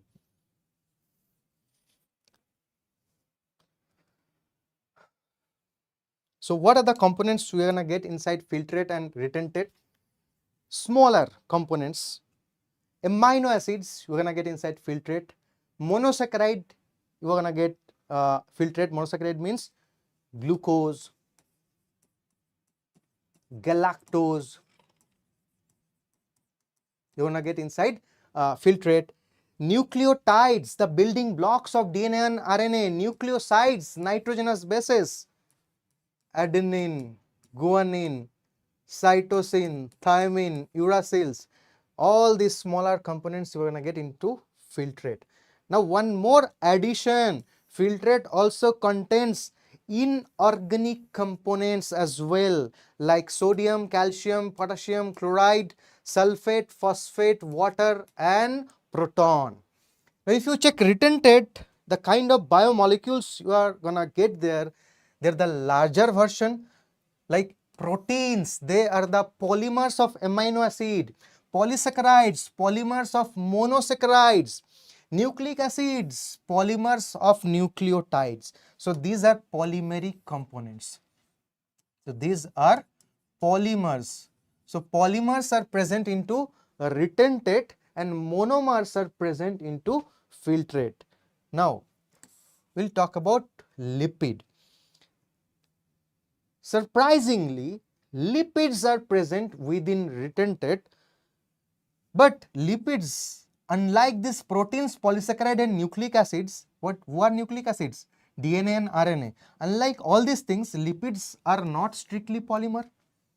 Lipids are not polymer, but still they are present into retentate, right? And not a biomacromolecule. See, proteins, large molecule, biomacromolecule, polysaccharide, nucleic acids, they are biomacromolecule. Amino acids, monosaccharides, nucleotides, nitrogen base, these are biomicromolecule. Lipid is like, if you consider their molecular weight, the weight of lipid molecules are less than 800 Daltons. but still lipids are present into retentate. Lipids are not polymer, lipids are not biomacromolecule. But why lipids are present into retentate? The reason is here, lipids will exhibit aggregation property and lipids are hydrophobic in nature. Remember, retentate is having only non-polar substances. So lipid molecules are non-polar, lipid molecules are hydrophobic but lipophilic. Lipid molecules are hydrophobic. So hydrophobic means it's non-polar, right? Lipid molecules will be showing aggregation property. Now, if you take one glass of water and put a few drops of oils, so what you are going to observe? Obviously, the oil will be floating on the surface of water, and after some time, this oil drops, the drops of oils will be attracting each other because they will be exhibiting lipophilic nature, and gradually they will form a large lipid vesicle, and this is called aggregation property of lipids. Due to the aggregation property and hydrophobic nature, you won't be finding lipids into filtrate, you are going to get lipids into retentate, though lipids are biomicromolecule. Lipids are not biomacromolecule. So question can be asked that filtrate contains biomacromolecules or biomicromolecules? Filtrate contains biomicromolecules. Retentate contains biomacromolecules as well as biomicromolecule. Filtrate contains only monomers. Retentate contains polymers as well as non-polymers, right? Inorganic components are present into filtrate or retentate. Inorganic components are present into filtrate as because these ions are very smaller in size. Okay. So that's how we were differentiating between filtrate and retentate.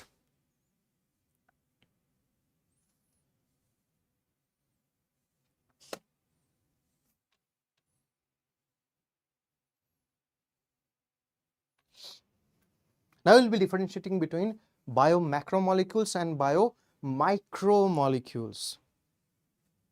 Now already we know about their molecular weight. For biomacromolecule, molecular weight is gradually more than 1,000 Dalton or 800 Dalton. Biomicromolecules, their molecular weight is in between 18 to 800 Dalton. Okay, some examples of biomicromolecules, mostly they are polymeric substance, proteins, polysaccharides, nucleic acids like DNA and RNA. Examples of biomicromolecule: amino acids, monomer; monosaccharides, monomer; nucleotide, nucleosides, nitrogen base, all of them are monomeric substance, and lipids are also considered under biomicromolecular group.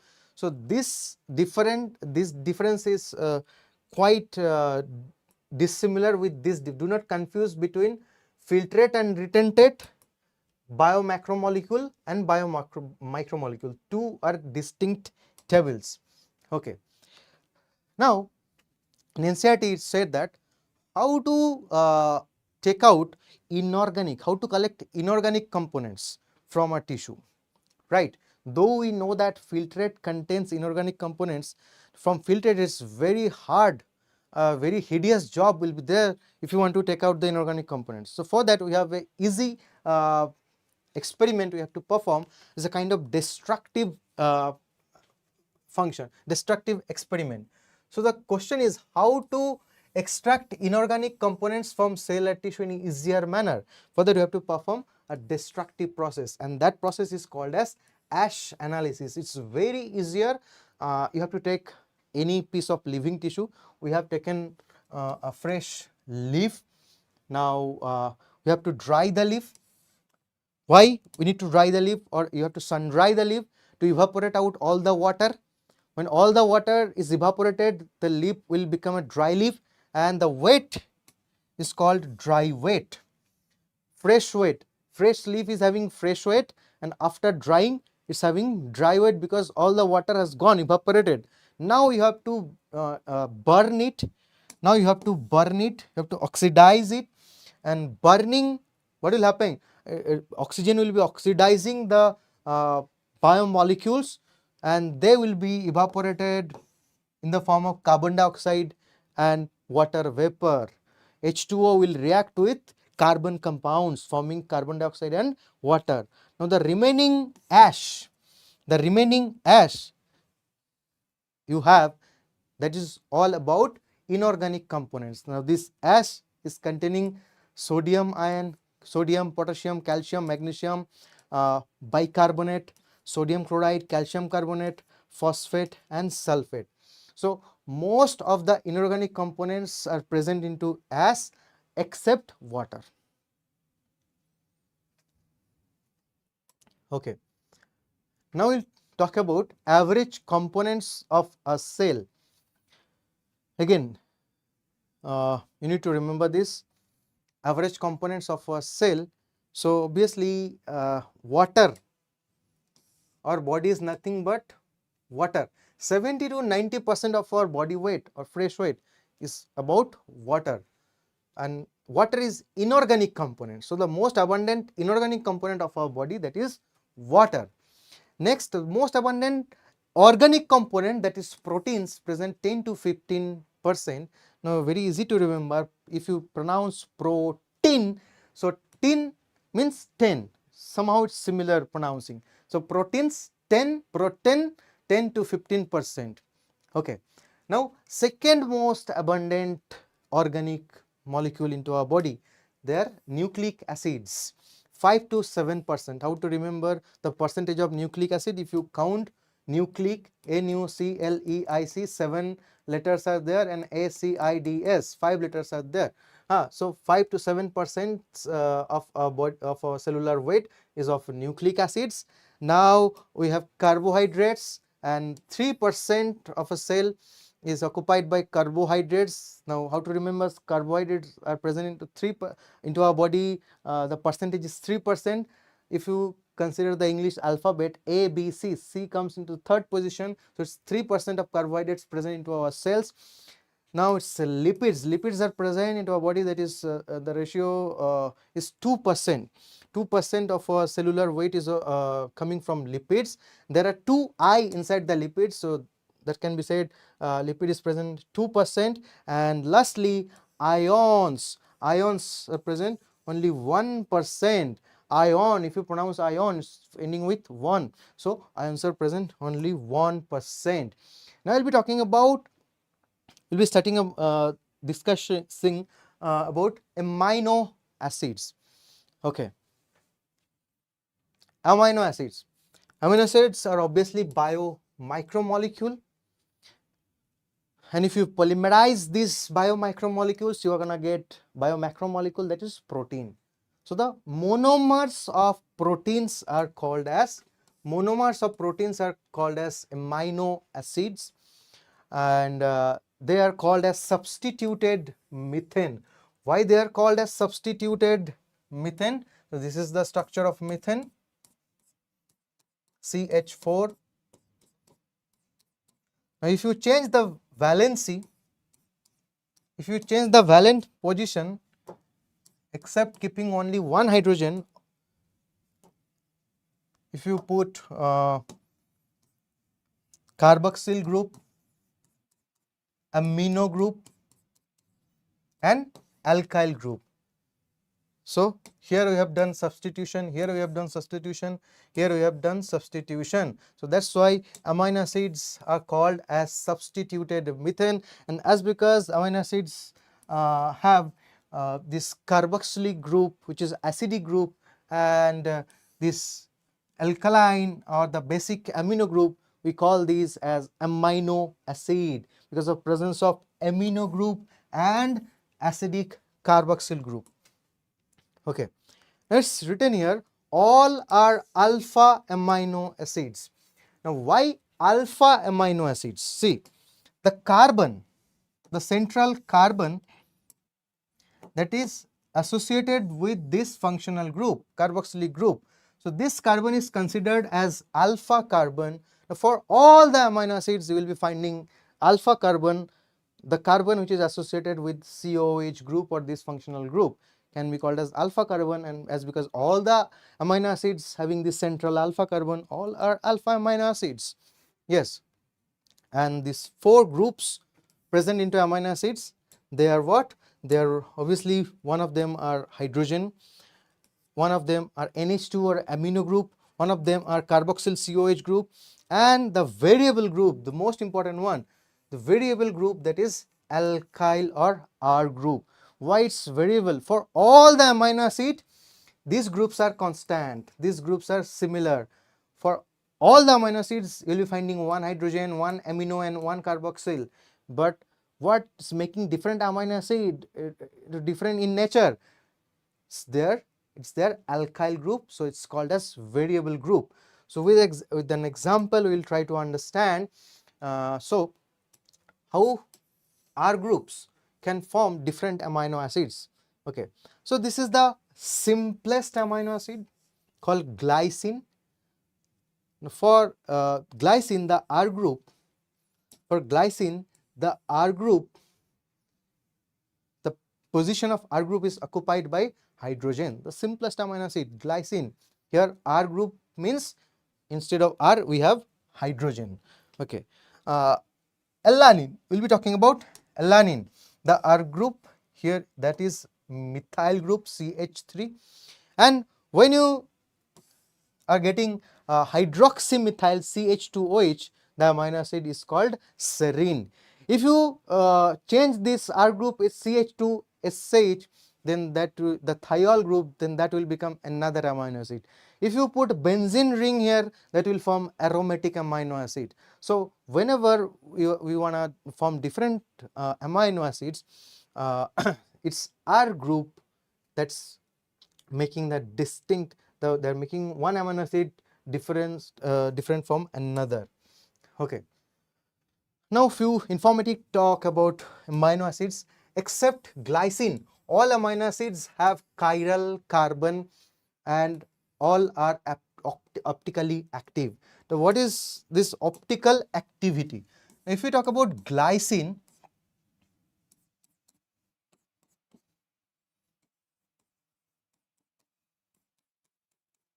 it has two hydrogen group, right? So that's why the carbon cannot be said as chiral carbon. If a carbon, the 4 valent position is occupied by 4 different groups, then we can call this carbon as chiral carbon. But for glycine, as because we got 2 similar groups here, so it's not qualified for chiral carbon, and that's why it will not be exhibiting any optical activity. But if you observe this amino acid, alanine, see, 4 different valent positions are occupied by 4 different groups. So it's a chiral carbon, and said that this amino acid is having optical activity. So except glycine, all of them will be exhibiting optical activity and all of them have chiral carbon. Okay. So glycine, that's why it said that glycine is the simplest amino acid, but tryptophan is the most complex amino acid. This is the structure of tryptophan. Okay. Now in nature there are more than 500 amino acids, but we'll be talking about only 20 amino acids as per NCERT. Why these 20 amino acids? Because inside our cell, while we are studying about the central dogma and the protein synthesis, right? So only 20 amino acids are required for protein synthesis. So these are called proteinogenic or proteinaceous amino acids. That's why you need to study only about 20 amino acids. But nowadays there are addition of 2 more amino acids, but though NCERT is not telling about them, we will not be studying about them. Yes. Sir, what is D and L form? Is dextrorotatory form. and lever rotatory form. It's simply like this. Suppose I am holding this pen with my right hand, right? So it will be said as my dexterorotatory form. If I change my hand position, if I am holding the next moment, if I am holding this pen with my left hand, so this will be said this is my lever rotatory form. So it's a very simple explanation, but while you are going into stereochemistry, you are gonna get into detailed explanation. But for biology, that's enough for you. Okay. Now, very important question can be asked here, that physical and chemical properties of amino acids depends upon their what? Depends upon their amino groups, depends upon their carboxyl group, and obviously R group. So you may get multiple choice question.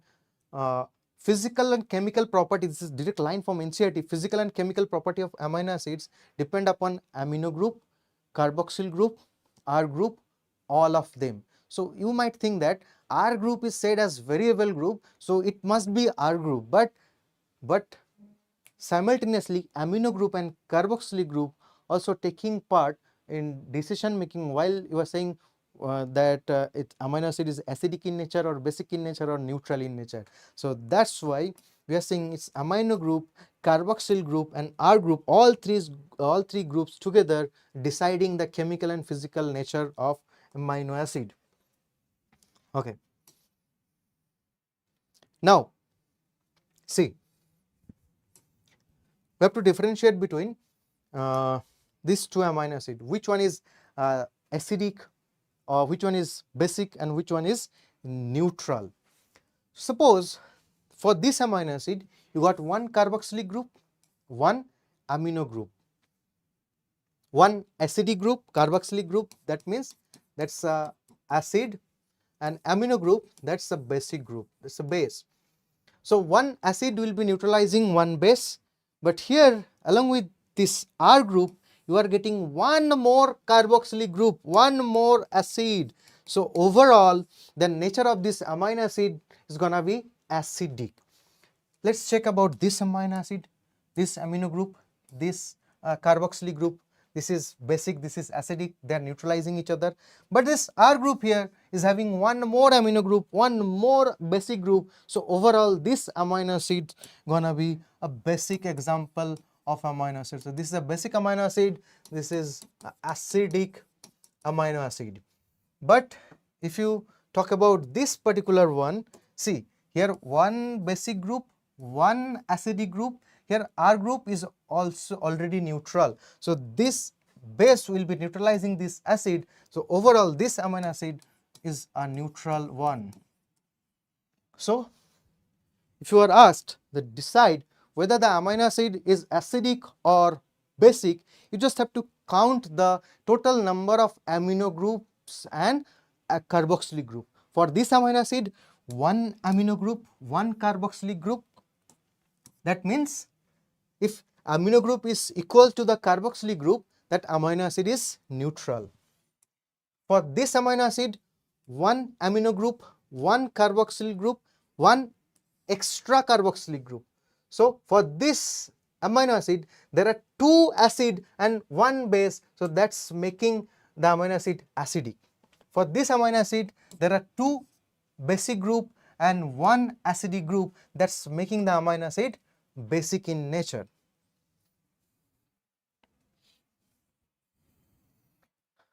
Okay.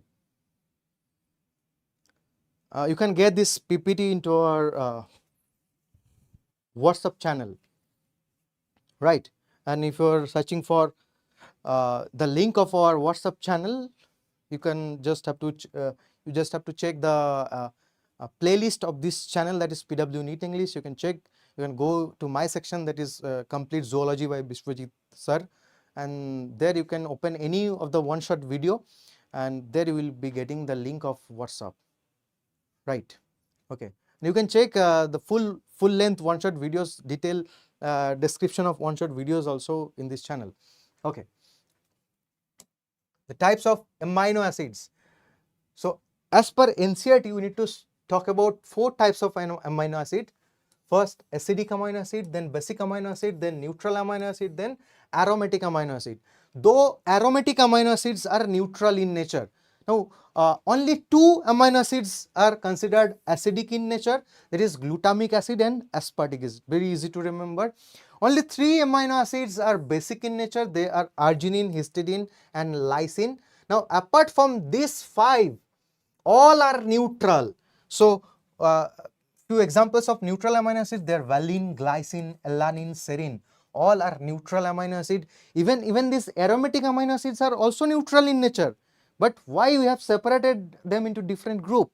As because while we are studying their structure, we will be finding this benzene ring associated with their R group, and that's making them aromatic in nature. So which are aromatic amino acids? They are tyrosine, phenylalanine and tryptophan. These 3 are considered as aromatic amino acid, and this is the structure of phenylalanine. If you put one hydroxyl group here, hydroxide OH, then this will become tyrosine.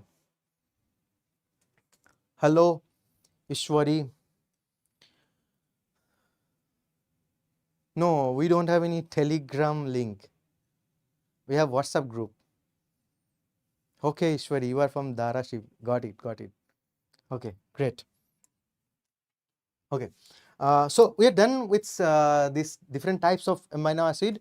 Now I'll be talking about ionizable nature. The most tricky and difficult student face in this topic. What is ionizable nature of amino acid? Actually, it's a very easy topic. Very easy topic. Why it's easy? What do you mean by ionizable nature? See, suppose my name is Biswajit, and to my wife I am her husband, but to my parents I am their son, right? To my younger brother I am his elder brother. So my relationship will be changing irrespective to different person. So similarly, if you are keeping an amino acid into different solution, one solution is acidic, one solution is neutral, another solution is basic. So for different solution, one particular amino acid will be behaving in a different way. That is called the ionizable nature. See, so when you are keeping an amino acid into acidic solution, overall the amino acid will behave like a positive ion. Why? See, acidic solution are always keen to donate H plus ion, and this H plus ion will be donated to this basic group, right? So that's why instead of NH2 you are finding NH3 plus. That's making the nature of amino acid, overall amino acid, the nature it will be acting as a positive ion. So that's why in acidic solution amino acid behave like a positive ion, right? But if you keep the same amino acid into a neutral solution or isoelectric point, then what will happen? Then the amino acid will behave like a dipolar form, right? Like here it will be, the amino group will become NH3 plus, and the carboxyl group in case of neutral solution, as because carboxylic group is the acid that will release the H plus, and by releasing H plus ion that will become COO minus. Now in this neutral solution or isoelectric point, the same amino acid is behaving like a dipole. It's having plus end, it's having minus end, and this form is called as Zwitter ionic form. Now what do you mean by Zwitter ion? Basically that's a German word, right? In German word, or positive can be considered as male, negative can be considered as female, and Zwitter can be considered as bisexual or hermaphrodite. So this positive ion, we can say this is the male form of amino acid. The negative, this is the female form of amino acid, and Zwitter, that means the NH3 plus and CO minus is having plus and minus end, that's acting as a bisexual form of amino acid.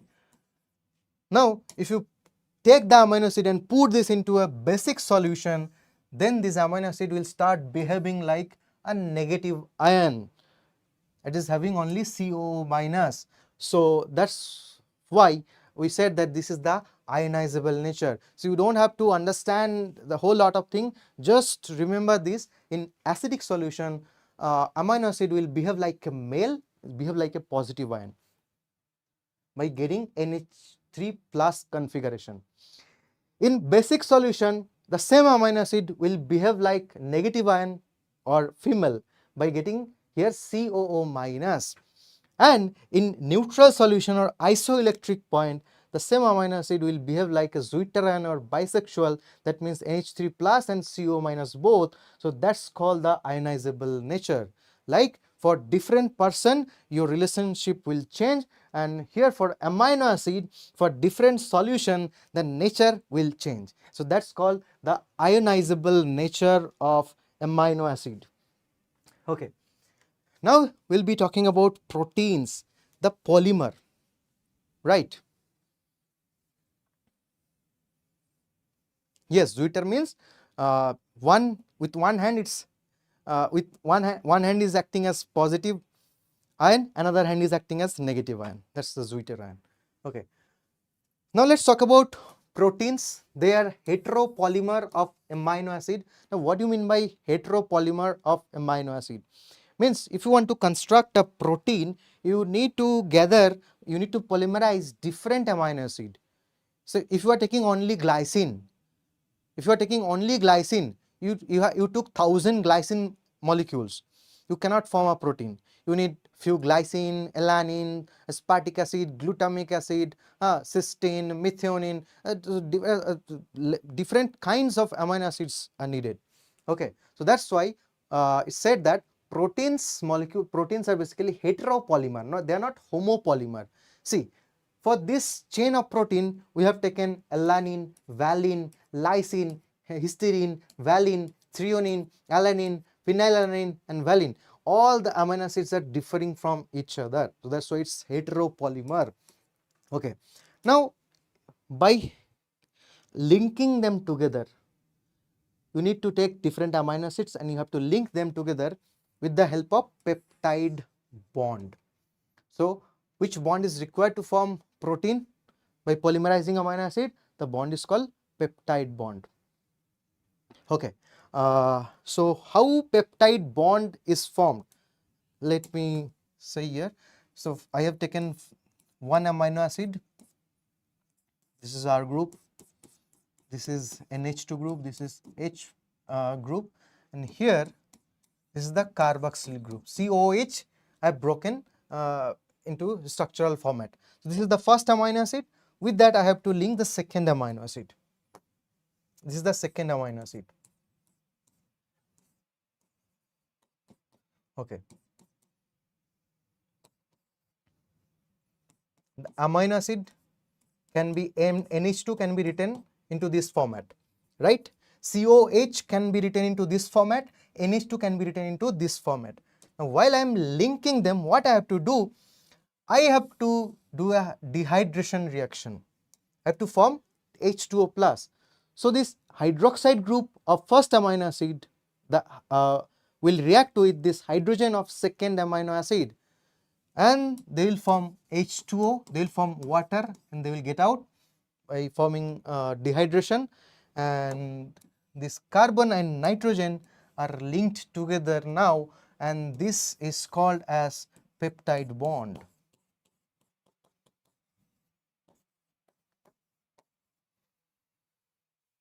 So similarly, you need multiple peptide bonds to form a long chain of polypeptide chain or protein chain. And you see, in the chain of a protein, the left hand side, the amino group is unused, so that's why we call it N-terminal. In the right hand side, the carboxylic group is unused, that is not taking part in forming peptide bond, and that is called as C-terminal. So for the protein chain, right hand side is called as C-terminal due to the presence of free COOH, and the left hand side due to the presence of amino group, we call it N-terminal.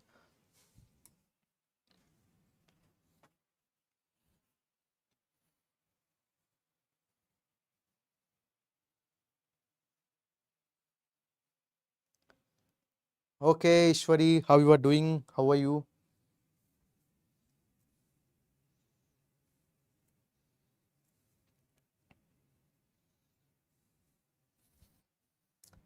Okay. Now, if you are asked, if you are given a dipeptide, how many amino acids are present into a dipeptide? Two amino acids are present into dipeptide and they are connected by one peptide bond.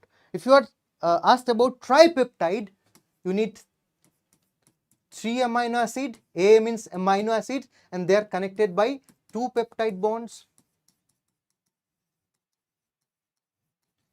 If you are said to form pentapeptide, you need 5 amino acids and they are connected by 4 peptide bonds.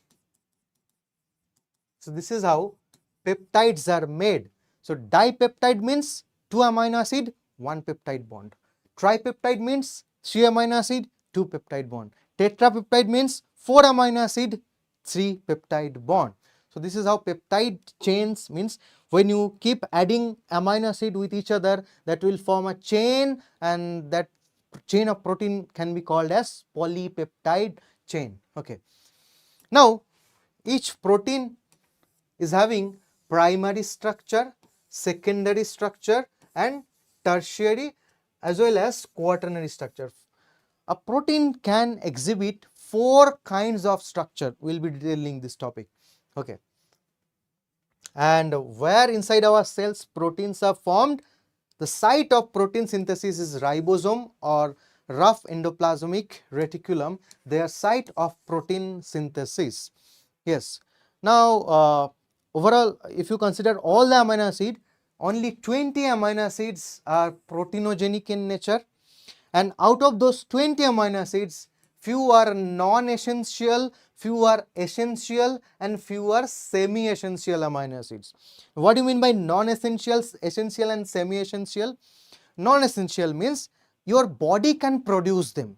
If your body can produce internally, that then these they are called as non-essential amino acid. But there are 8 amino acids, your body cannot produce inbuilt manner. Your body is not having that property to produce those 8 amino acid inside you. So that's why you need to take them through your dietary protein. You need to take them from outside. So they are called as essential amino acids. So we take through dietary proteins. And who are called semi-essential amino acids? Only 2 amino acids are semi-essential. Now semi-essentials are arginine and histidine. These 2 amino acids are considered as semi-essential. Why? Because we don't need them, but our kids, infants, only infants needs those amino acid, and infants or kids cannot make arginine and histidine inside their body. So that's about different types of amino acids or proteinogenic amino acid. Now if you are asked about essential amino acid, how many essential amino acids are there? 8 amino acids, 8 essential amino acids are there. So a trick is there to remember. TV, you are watching TV till 8 p.m. Okay, so TV for threonine and valine, till tryptophan, isoleucine, lysine, leucine, till 8, there are total 8 amino acid, PM, phenylalanine and methionine. Who are semi-essential amino acid? 2 are semi-essential amino acid, arginine and histidine. Sometimes this question can be asked, which amino acids contain sulfur into their R group? Sulfur containing amino acids are 2, cysteine and methionine. You need to remember their name. Yes, VJ Krishnan, you can ask your question.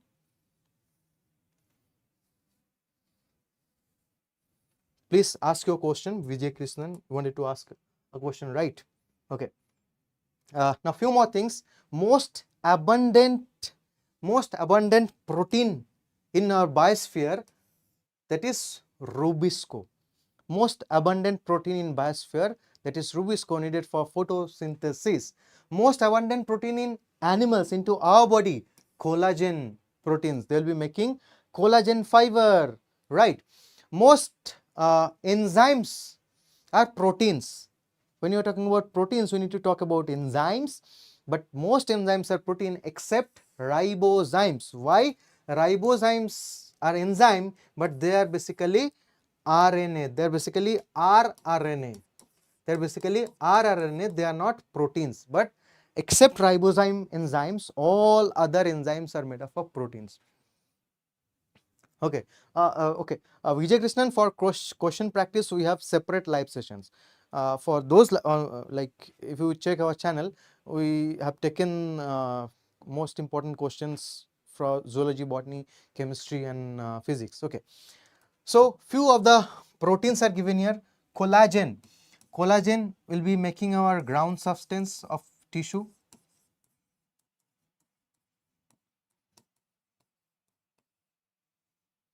Trypsin. Trypsin, a protease enzyme or protein digesting enzyme. Insulin is a hypoglycemic hormone. That means it's a hormone which can reduce your blood glucose. That is why I have written hypoglycemic hormone, insulin. Antibodies, they are gamma globulins. They are kind of globulin proteins, antibodies. You can also call them Ig, immunoglobulins. Immunoglobulins. And how many immunoglobulins are there? Remember this term GUMD. GUMD, GUMD, GUMD. Immuno IgG, IgA, IgM, IgD, IgE. And IgG is the most abundant amino acid, most abundant antibody. Then second rank is of IgA, third most abundant IgM, fourth most abundant IgD, and the least abundant antibodies into our body, that is IgE, or the rarest antibody. Okay. Receptors present into the with the cell membranes, and GLUT4 is basically glucose transport protein, glucose transporter protein.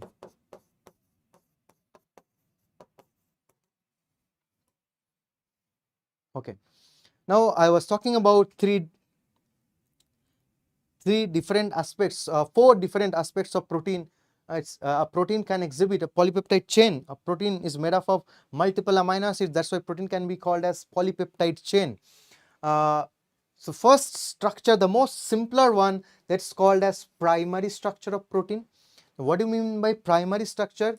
If you polymerize different amino acids, you are gonna get a linear line, a linear structure of many amino acids together, having one N terminal, having a C terminal.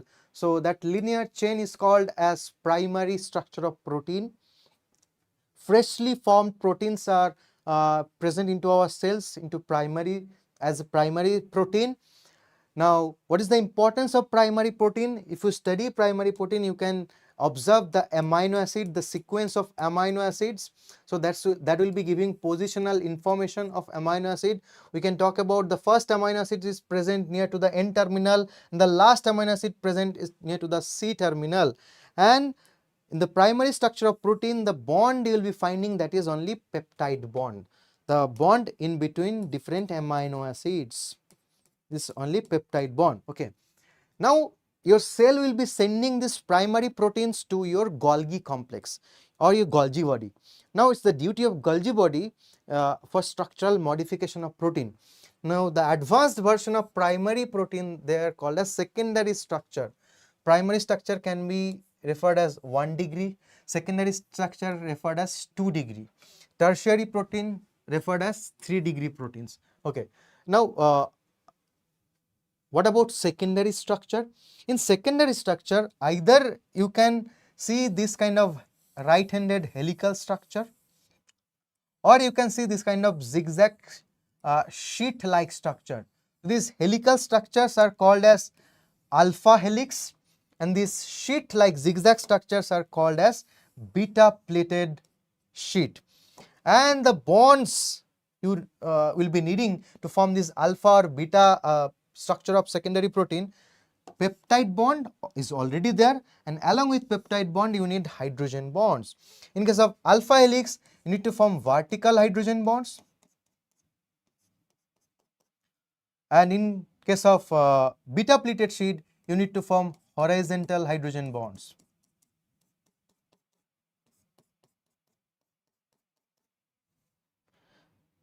Now, more advanced version of secondary protein will be tertiary protein. Now, whenever your Golgi complex is processing a protein, the active version of a protein gonna be present into your cell in tertiary format. Most of the protein are inactive in primary and secondary structure. Basically, your cell is making the protein more and more complex. Okay, so tertiary structure will look like a woolen ball, more complex. Here you are gonna get alpha structure, beta structure inside this woolen ball, and many other bonds are required. Already you have a peptide bond and hydrogen bond, and along with you have disulfide bond, ionic bond, and hydrophobic bonds. Many different kinds of interaction force will be acting in between the amino acids. Tertiary structure is quite stable structure, it's active structure of protein and functional form of polypeptide chain, whereas primary structure is non-functional form of a protein or polypeptide chain. Okay. Now, what after tertiary? We'll get quaternary structure, the most stable structure of protein. Okay. Now, here question can be asked, what can be the most complex format of a single polypeptide chain? Then the answer will be tertiary structure. If you are asked, what can be the most complex format of multiple polypeptide chain? Then the answer will be quaternary structure, because if you want to form quaternary protein, then you need more than one tertiary protein and you need to bind them with the help of different kinds of bonds. So, more than one tertiary polypeptide chains will be forming quaternary structure. Like if you talk about insulin, they are connected A chain and B chain. A and B tertiary chains will be forming insulin. If you talk about hemoglobin, there are two alpha chains and two beta chains connected together to form a hemoglobin, right? So, this is how when you are forming quaternary protein, you need more than one tertiary structure of proteins. Yes, Mr. Okay, Bindu Kumari, you wanted to ask something?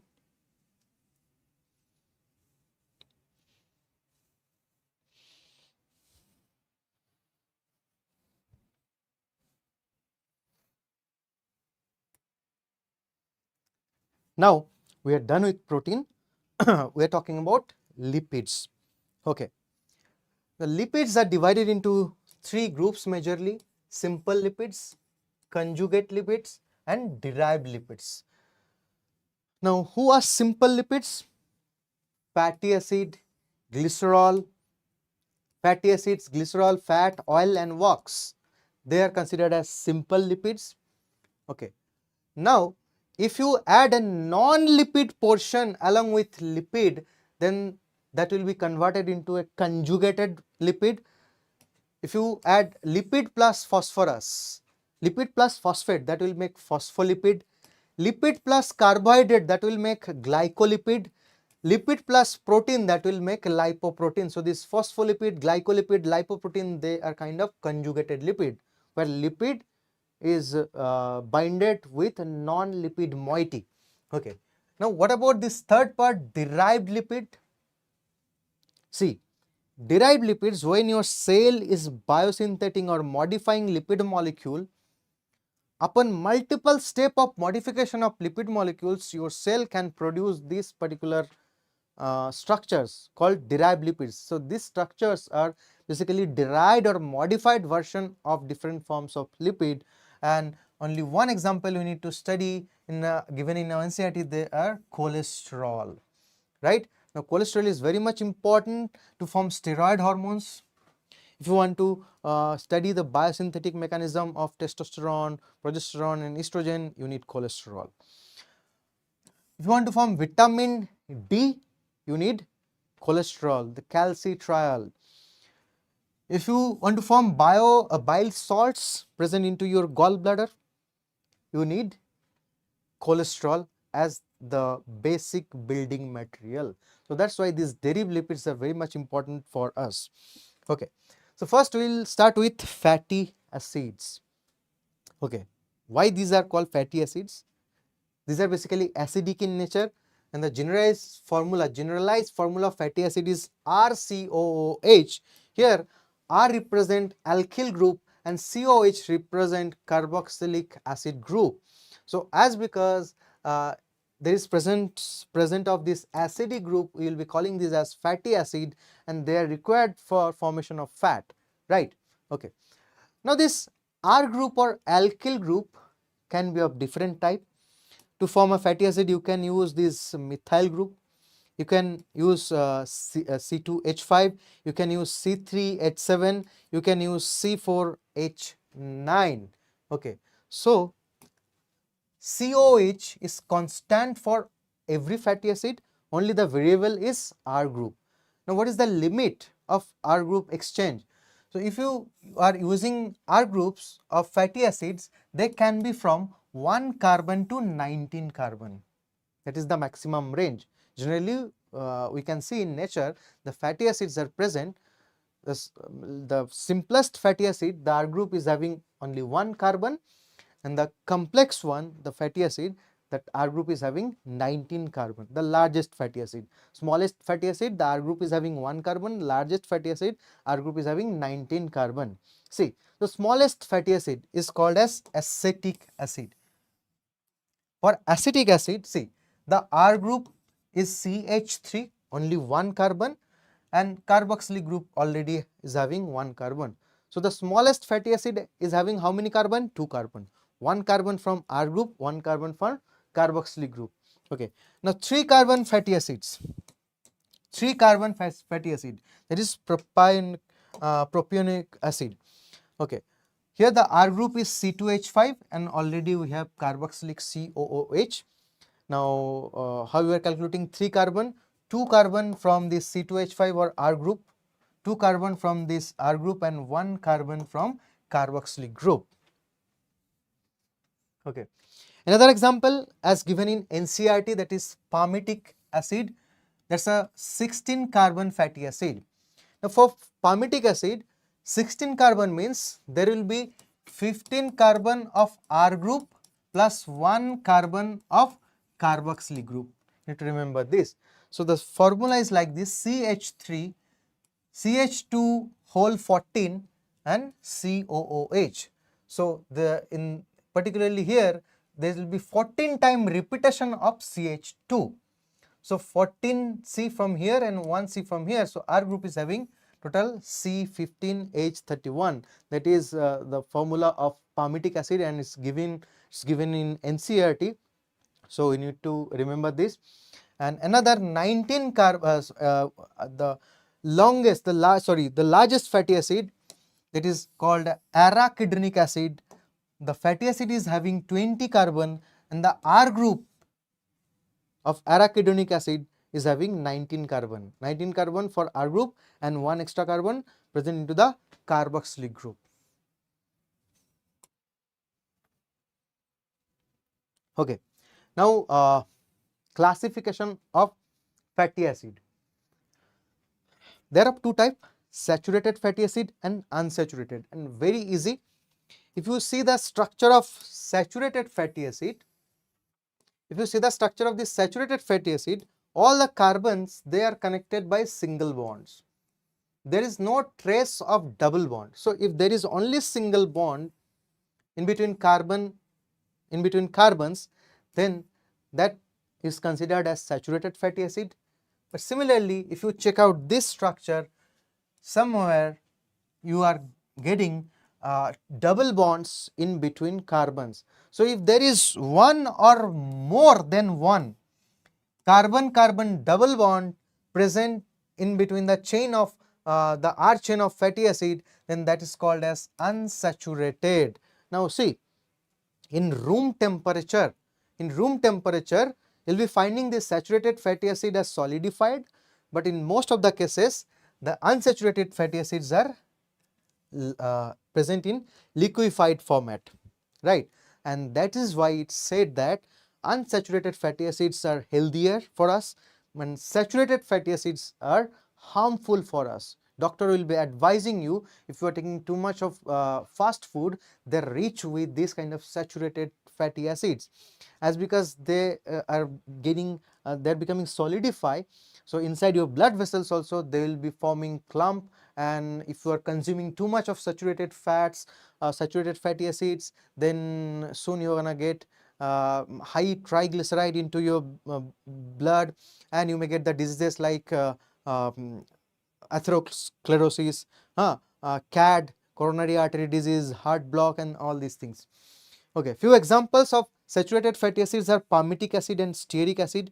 You know about palm oil, very bad one for us, that is rich with palmitic acid, saturated. Now if you want to know about some unsaturated fatty acids, they are arachidonic acid, oleic acid, linolenic acid. These are some examples of unsaturated fatty acids. Hello Ram. Okay.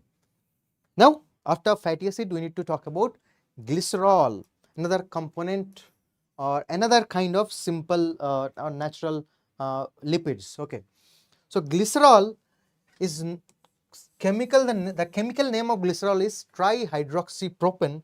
The formula is C3H8O3. So this is the structure of glycerol, and here you can see that there are 3 hydroxide groups are present.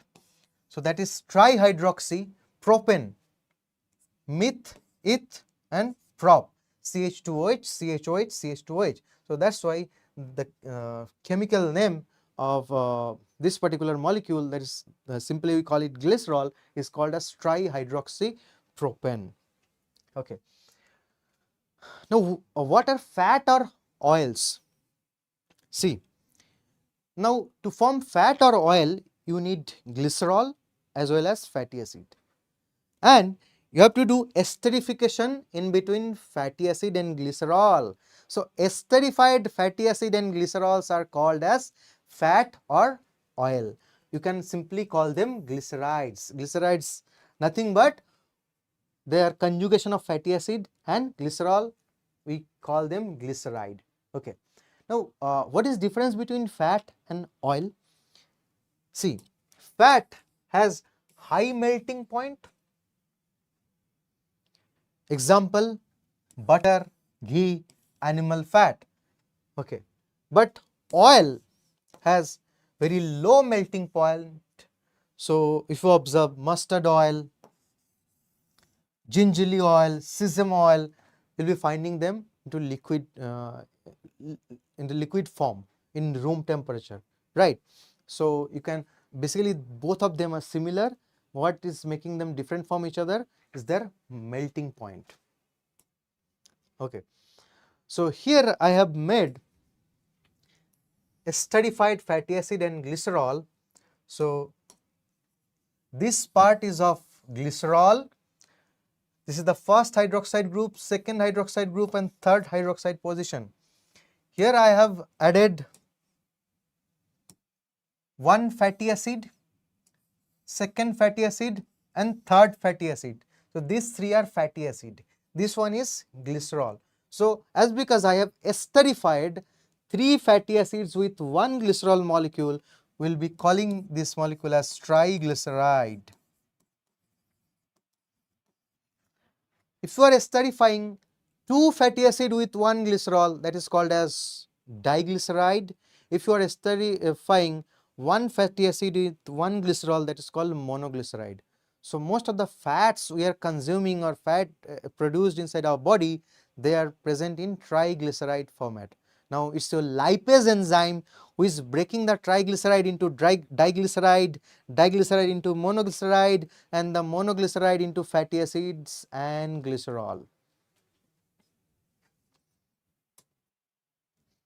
Okay, so let me show how you can form glyceride. This is glycerol, CH2OH, CHOH, CH2OH. Now you have to esterified what? You have to esterify fatty acid. So COOH, RCOOH, I have written into this manner, RCOOH, this is fatty acid. So what I have to do? I have to perform esterification, means a dehydration reaction, simply. So I have to perform a dehydration reaction here. So this H will react with this OH and will form H2O, and that will get out from here. So if these are gone, this oxygen will form as ester bond with this fatty acid molecule. So now we can say this molecule, this is the molecule of a monoglyceride. If you add one more fatty acid here, then that will be called as diglyceride. If you add the third fatty acid here, that will be called as triglyceride. Okay. Now let's talk about conjugated lipids. Okay. The most famous example of conjugated lipids that's given in NCERT, that is phospholipid, and we all know that you'll be finding phospholipid into cell membrane, and the most famous phospholipid is lecithin. This is the molecular, simplified molecular structure of phospholipid. This is called head, this is called tail, this is called neck. Now how it looks like if you elaborate the structure? See, in NCERT already the structure of phospholipid is given. You will be asked, you will be given this structure, and you have to identify which biomolecule is this. So it's very easy to identify. You just have to check out for this phosphate group. So if there is a phosphate group inside a triglyceride molecule, right, along with this choline group, this CH2, N plus CH3, CH3, this is called as choline group. So if there is a phosphate group and choline group, so simply this a phospholipid molecule.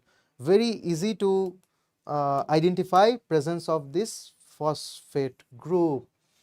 Whenever you are finding this phosphate inside the molecule of glyceride, then blindly you can say this is a phospholipid molecule, right?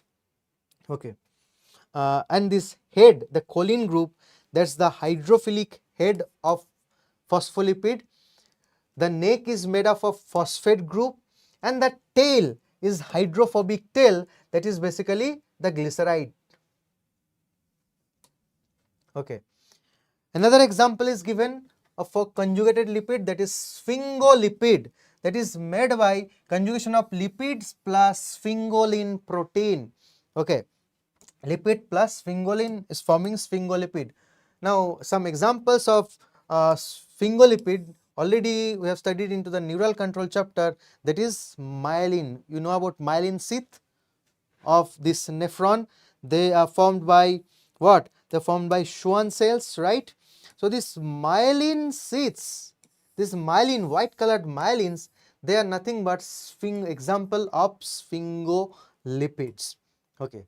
Now the last lipid we need to study, that is derived lipid or lipid derivatives.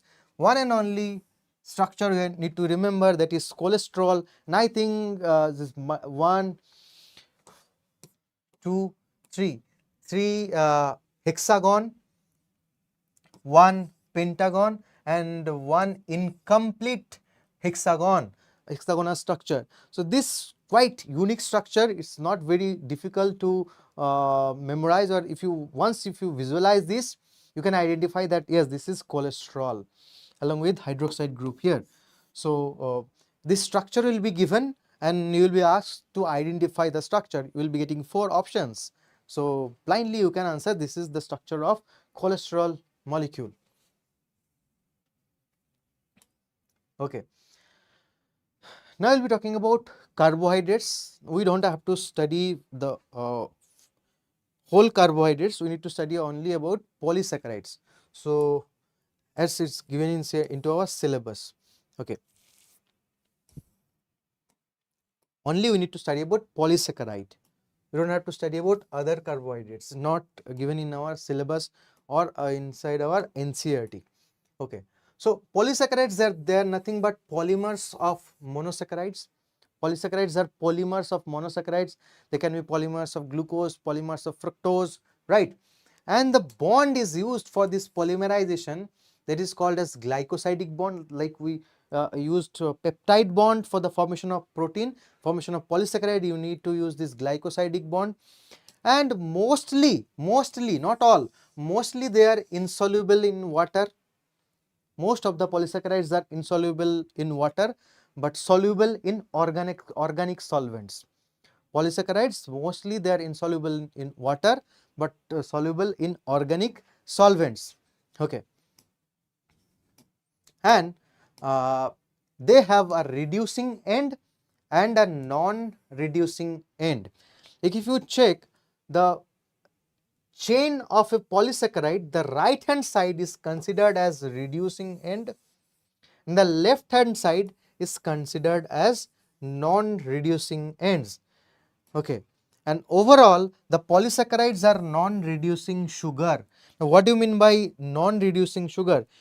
If you are taking Phylum solution or if you are taking toluene solution or toluene reagent, if you are taking toluene reagent that is containing copper, and if you are adding polysaccharide or if you are adding carbohydrate or sugar into that, and if is able to oxidize the solution, able to change the color of the toluene reagent, then it will be said that if that is reducing, sorry, not oxidizing, if that is able to reduce the solution by changing the color, then said that the sugar or the carbohydrate is reducing in nature.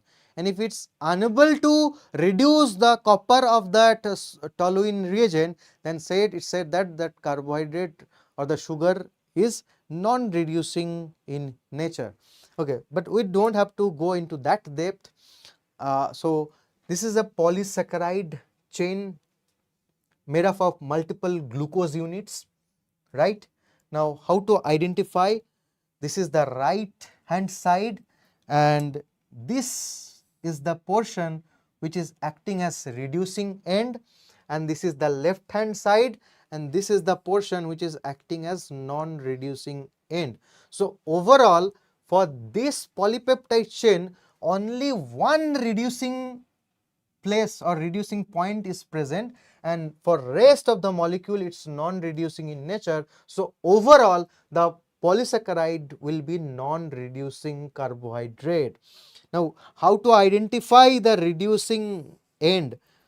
You have to find out for this hemiacetal or hemiketal group. You have to check out for hemiacetal and hemiketal group. Now if you want detailed explanation of this, you can check the biomolecule, one shot of biomolecule into the playlist section of PW NEET English channel. Okay.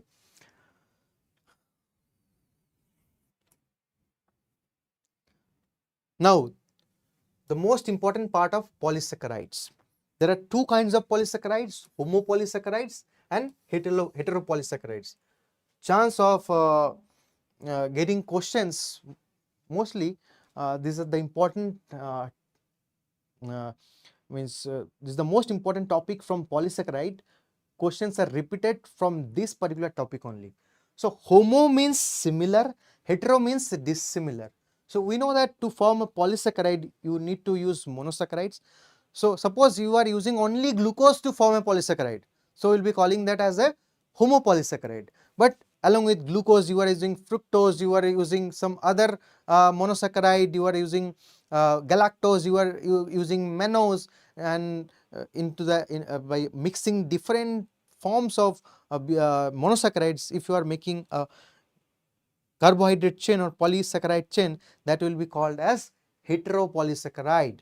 Okay, so that's why it's written here. For homopolysaccharides similar types of monosaccharides are used. For heteropolysaccharide different types of monosaccharides are used.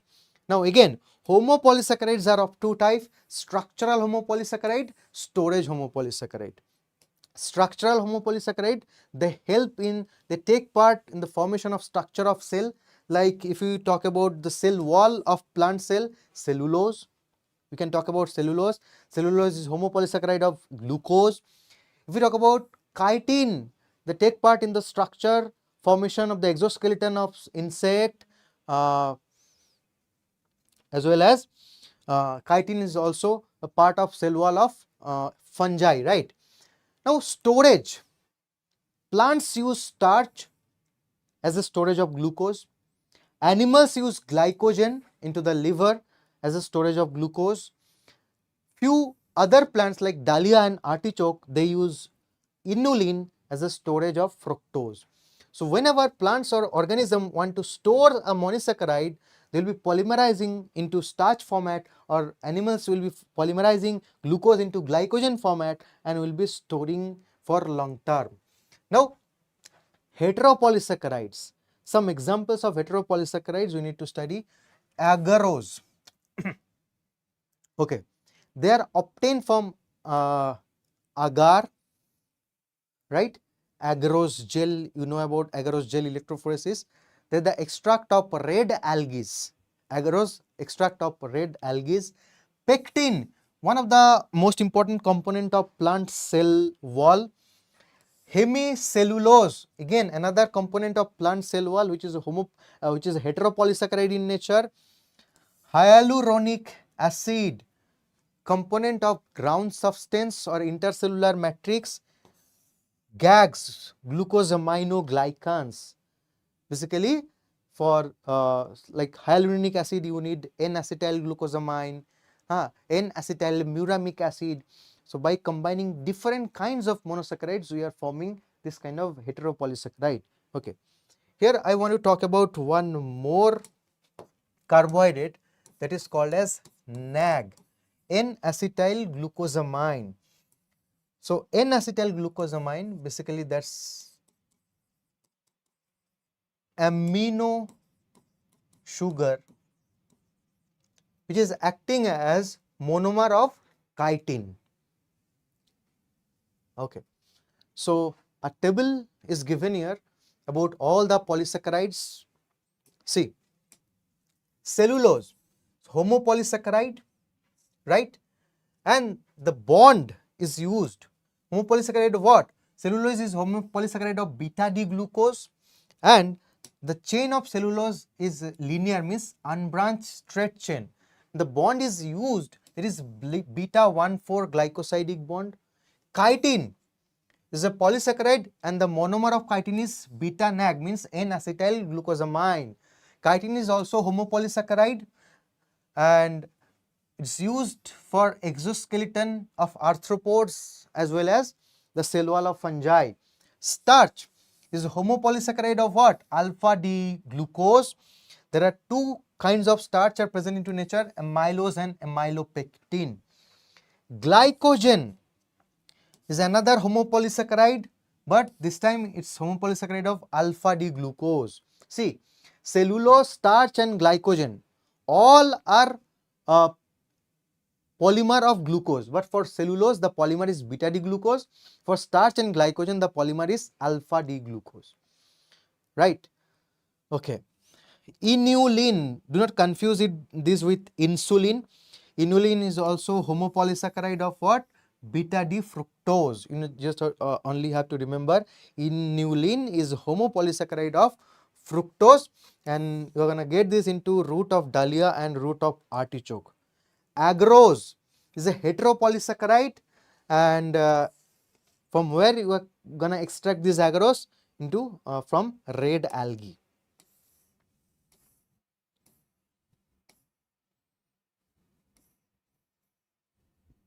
Okay.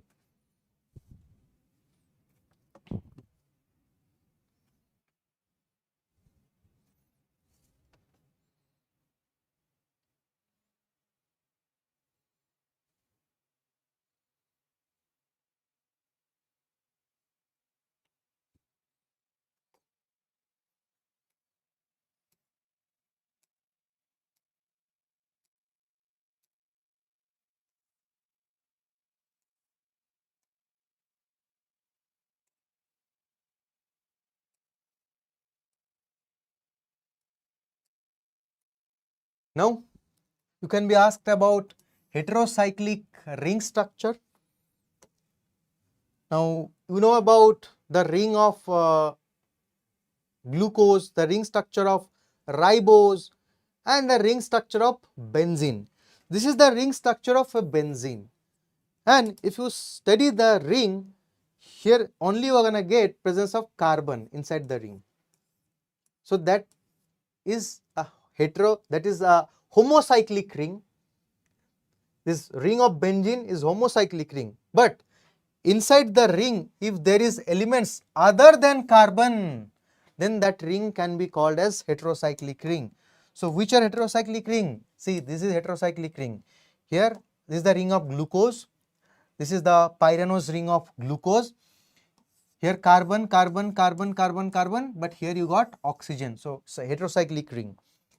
Heterocyclic ring of ribose. Along with carbon, you are getting oxygen inside the ring. So that is also heterocyclic ring. Okay, check this. This is heterocyclic ring of purine, heterocyclic ring of pyrimidine. In the heterocyclic ring of purine, along with carbon, you have nitrogen. Similarly, with pyrimidine as well. So, if you are studying a ring structure of a biomolecule and along with carbon you are getting oxygen, nitrogen or some other element, so those kind of rings are called as heterocyclic ring. But if you talk about this benzene ring, a ring which is having only carbon inside, like benzene ring, which is having only carbon, that is called as homocyclic. So this is not a heterocyclic ring, this is homocyclic, rest all are heterocyclic ring. See, ring of glucose, ring of ribose, ring of purine, ring of pyrimidine, these are purine pyrimidine, nitrogen based ring. So all are considered as heterocyclic ring. Okay. So for today I am ending the class here only. Now rest of the part I will be completing into the next class. Okay. Thank you everyone, and good night. Stay safe, take care, and prepare hard and hit the exam hard for and well wishes for your upcoming NEET. And those who are studying in class 11th and 12th, please enjoy your life and study and stay focused.